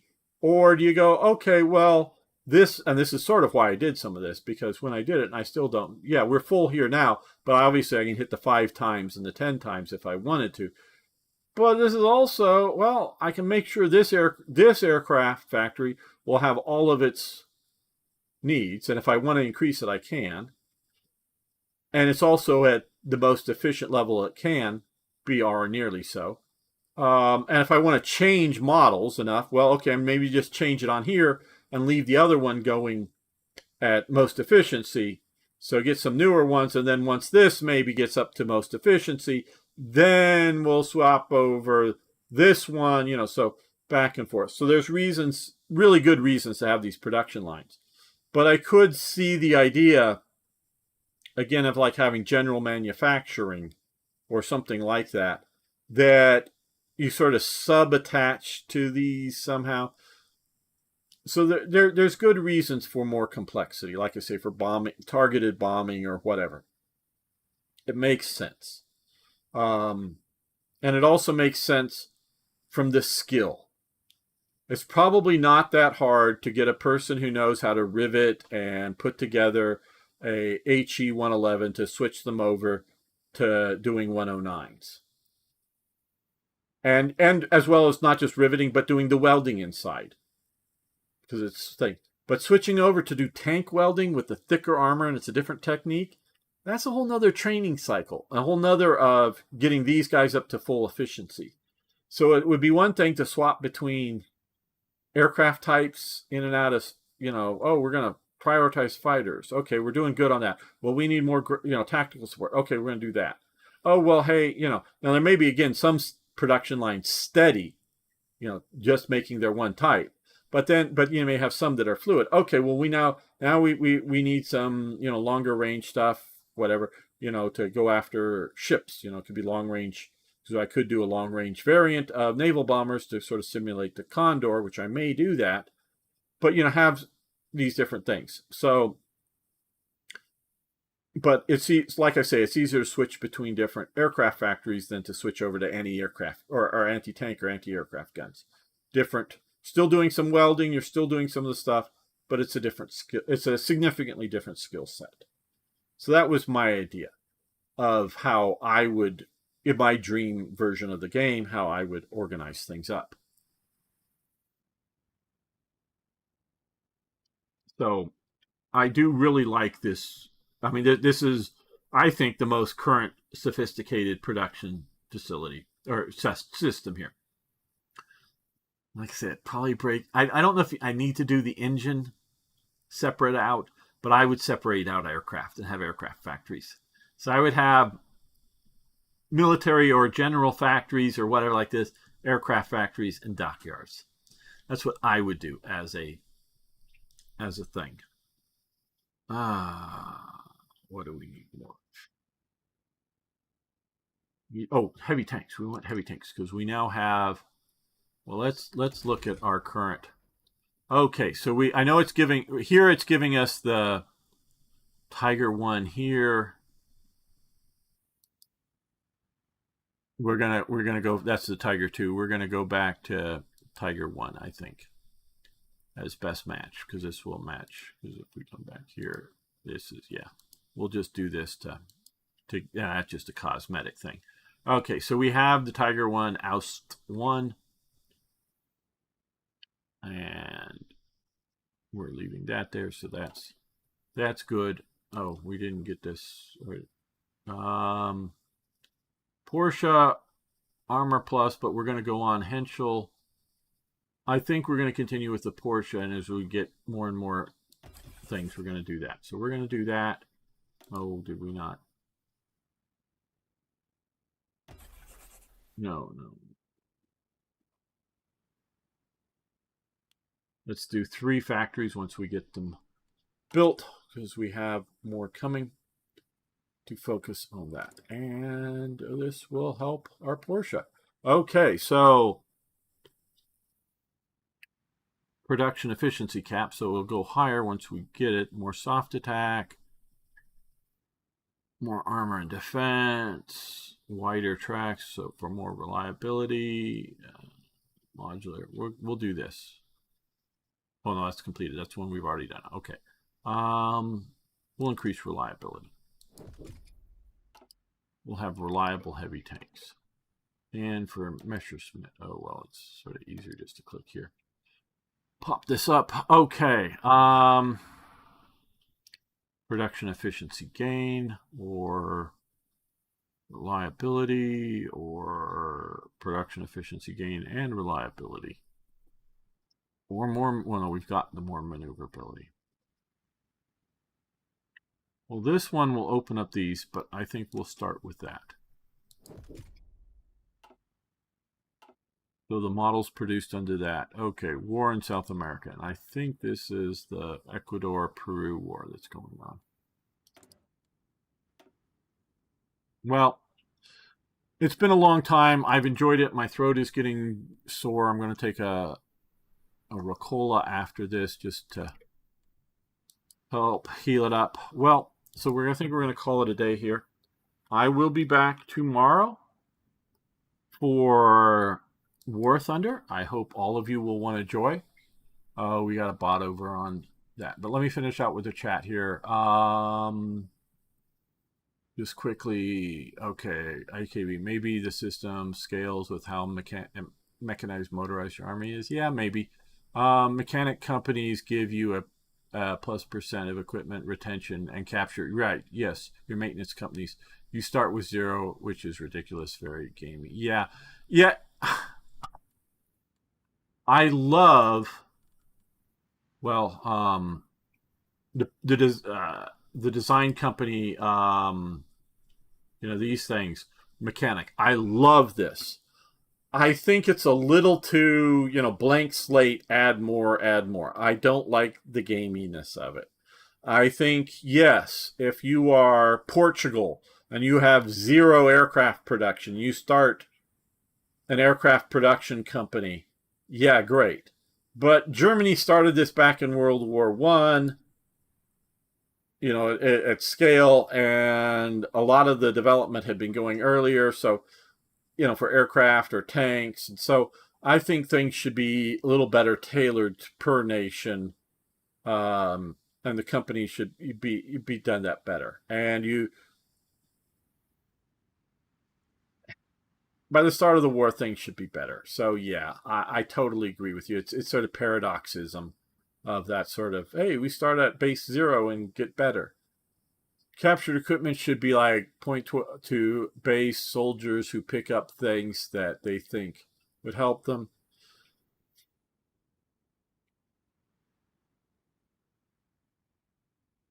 Okay, captured equipment.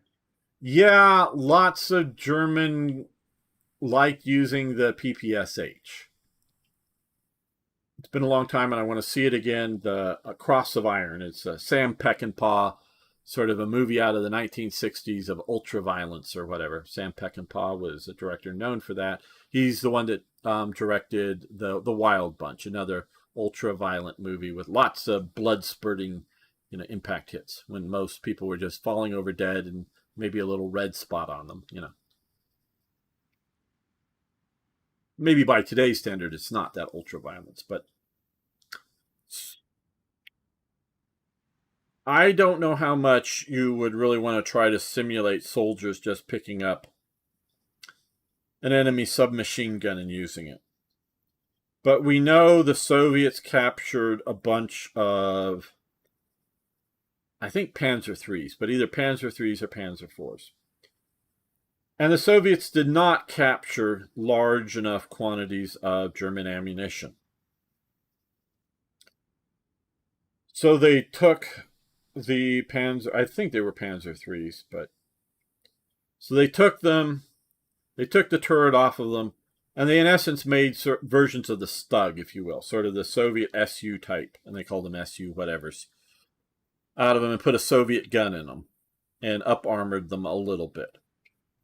And they used them. And I don't think like more than 100, but, I think like 30, 40, of them or something. And I think a lot of them they got from that, first Moscow winter counteroffensive.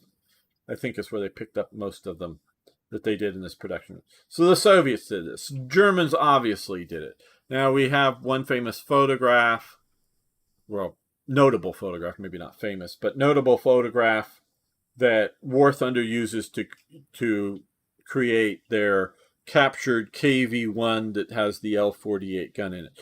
And yes, I think it was Totenkopf or whatever SS division. There's, I think, just one that they got. They pulled the Soviet gun out. They put the German gun in.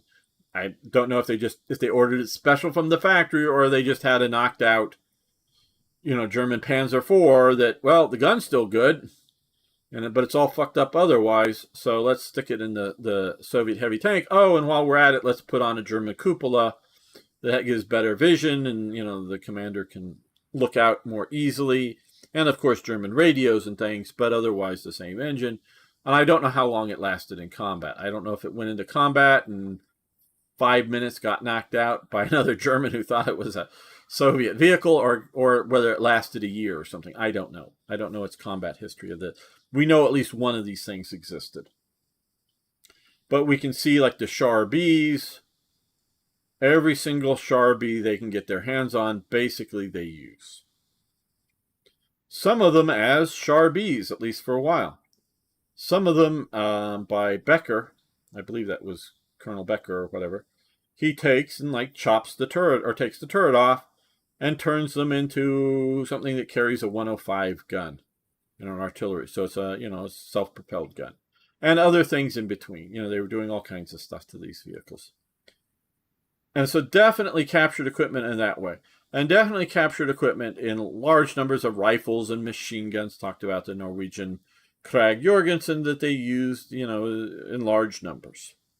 For frontline troops that were garrisoning, and they were frontline troops, but second-rate troops, but, garrisoning against, an Allied invasion. Again, these weren't, and because we know from photographic evidence, I don't know how much records we have, but we know that they were issued to infantrymen of infantry divisions, not just the supply clerk of an infantry division or some, rear area of their clerk or truck driver or whatever, but they were being issued out as primary infantry rifles in World War II because Germany just didn't have enough.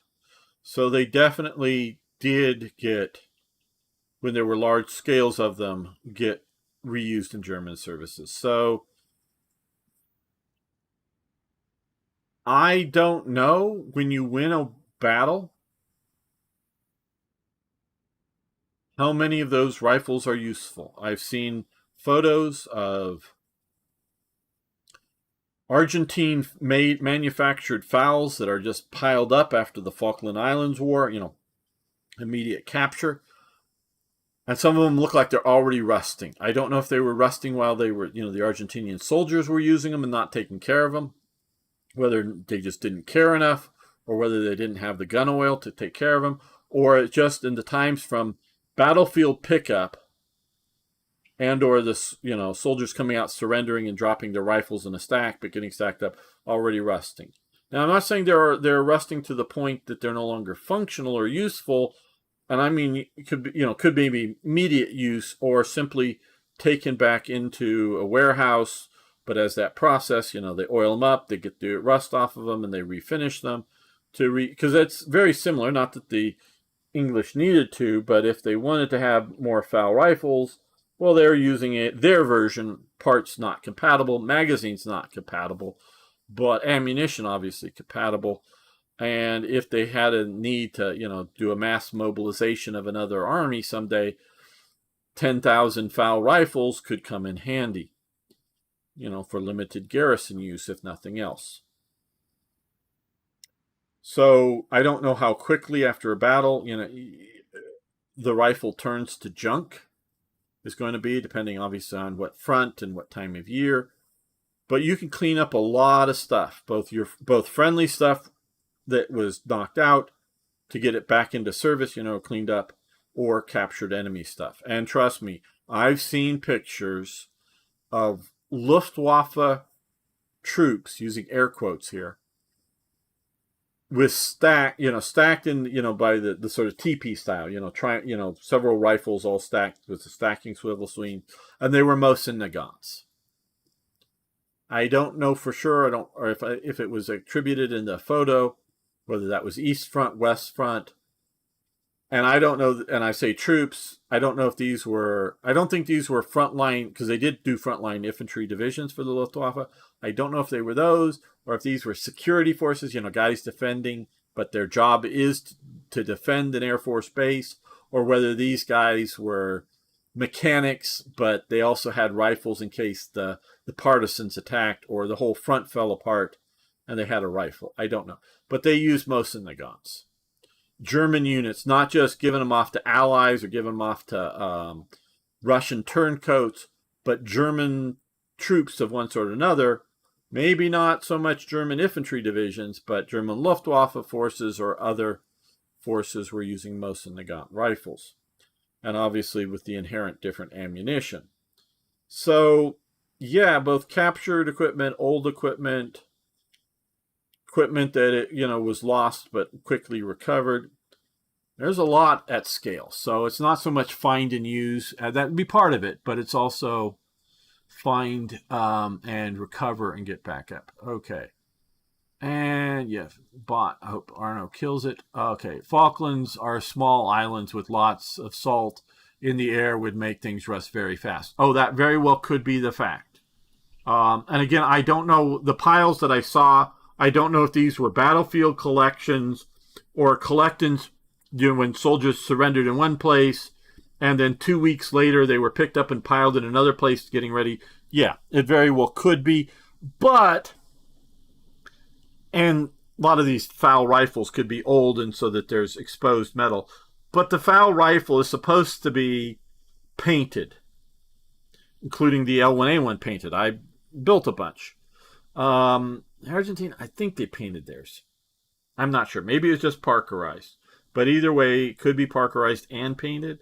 I don't know. So it's supposed to be good for a while. Not that it's never going to go bad, but it was going pretty quick. So I don't know how quickly these were going bad. But yes, you are right that salt winds down there could definitely, And I'll tell you, I now live in my secret mountain base, and when I went to the ocean, I smelled it again.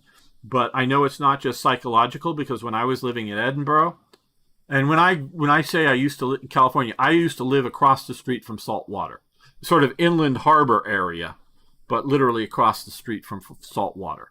I could throw a rock from the house that I grew up in and have it hit the water. That's how close I grew up to salt water. When I was living in Edinburgh for a few months, the main port of Edinburgh is called Leith, and it's sort of a somewhat separate town out here. I had an occasion to be driving out towards Leith, and partway out there, I started smelling that salt water because I had been away from it for months. enough that I just, wow. And so this wasn't, and I didn't see the ocean. I smelt it. So this wasn't like, oh, hey, I'm seeing the ocean, so my mind triggers salt smell. Like, and you really will smell it if you, go up, like I say, real near it. But I was still a few miles away from it. I smelt the salt. And this is in Scotland when there's lots of humidity, in the air. So it wasn't like going from like where I am now, sort of dry. I don't know if you really want to call it technically desert, but a dry environment that, has monsoons and gets moist, but there's no salt. So this isn't, so this wasn't like noticing more moisture. It was noticing the salt. So you're absolutely right, IKB. Way out here, the whole area, and because it's also a lot of inlets and whatnot, meaning it's not even like a round island. It's this stuff. You're going to be near the salt, and that will make a difference. Hello, Soul the Civ guy. You made it here to see the end of the stream. And I'm basically ending this now. I want to thank IKB and Soul the Civ guy, and Elizabeth, Arno, Dutovich, who else? Folk, who, Slimy Fudge Fart, funny name, yes, for hanging out with me today, and our military scout guy. Thank you all for hanging out. I appreciate it. If you haven't already, please subscribe to the channel. I will, like I say, we'll be back tomorrow for War Thunder, whether you want to join us and play. Try to not join at the end. If you get there early enough, I'll rotate you in to play with us. If you just want to hang out and, hear us chatter about things while playing, you can do that too. I have no new schedule for Slitherine. I'm sure June will see us streaming something. I don't know what that'll be or when. So I will be over there, Slitherine and or the Matrix channel on Matrix Games TV over on, I want to make a second save. I know I did the one, but we'll do LPP. Oh no, it didn't get there.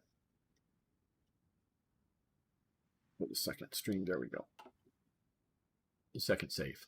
So come back then. So to everyone, a good day or good evening, depending on where you are. Very few people, I think, are in Asia, so don't think morning. So, okay, see you all.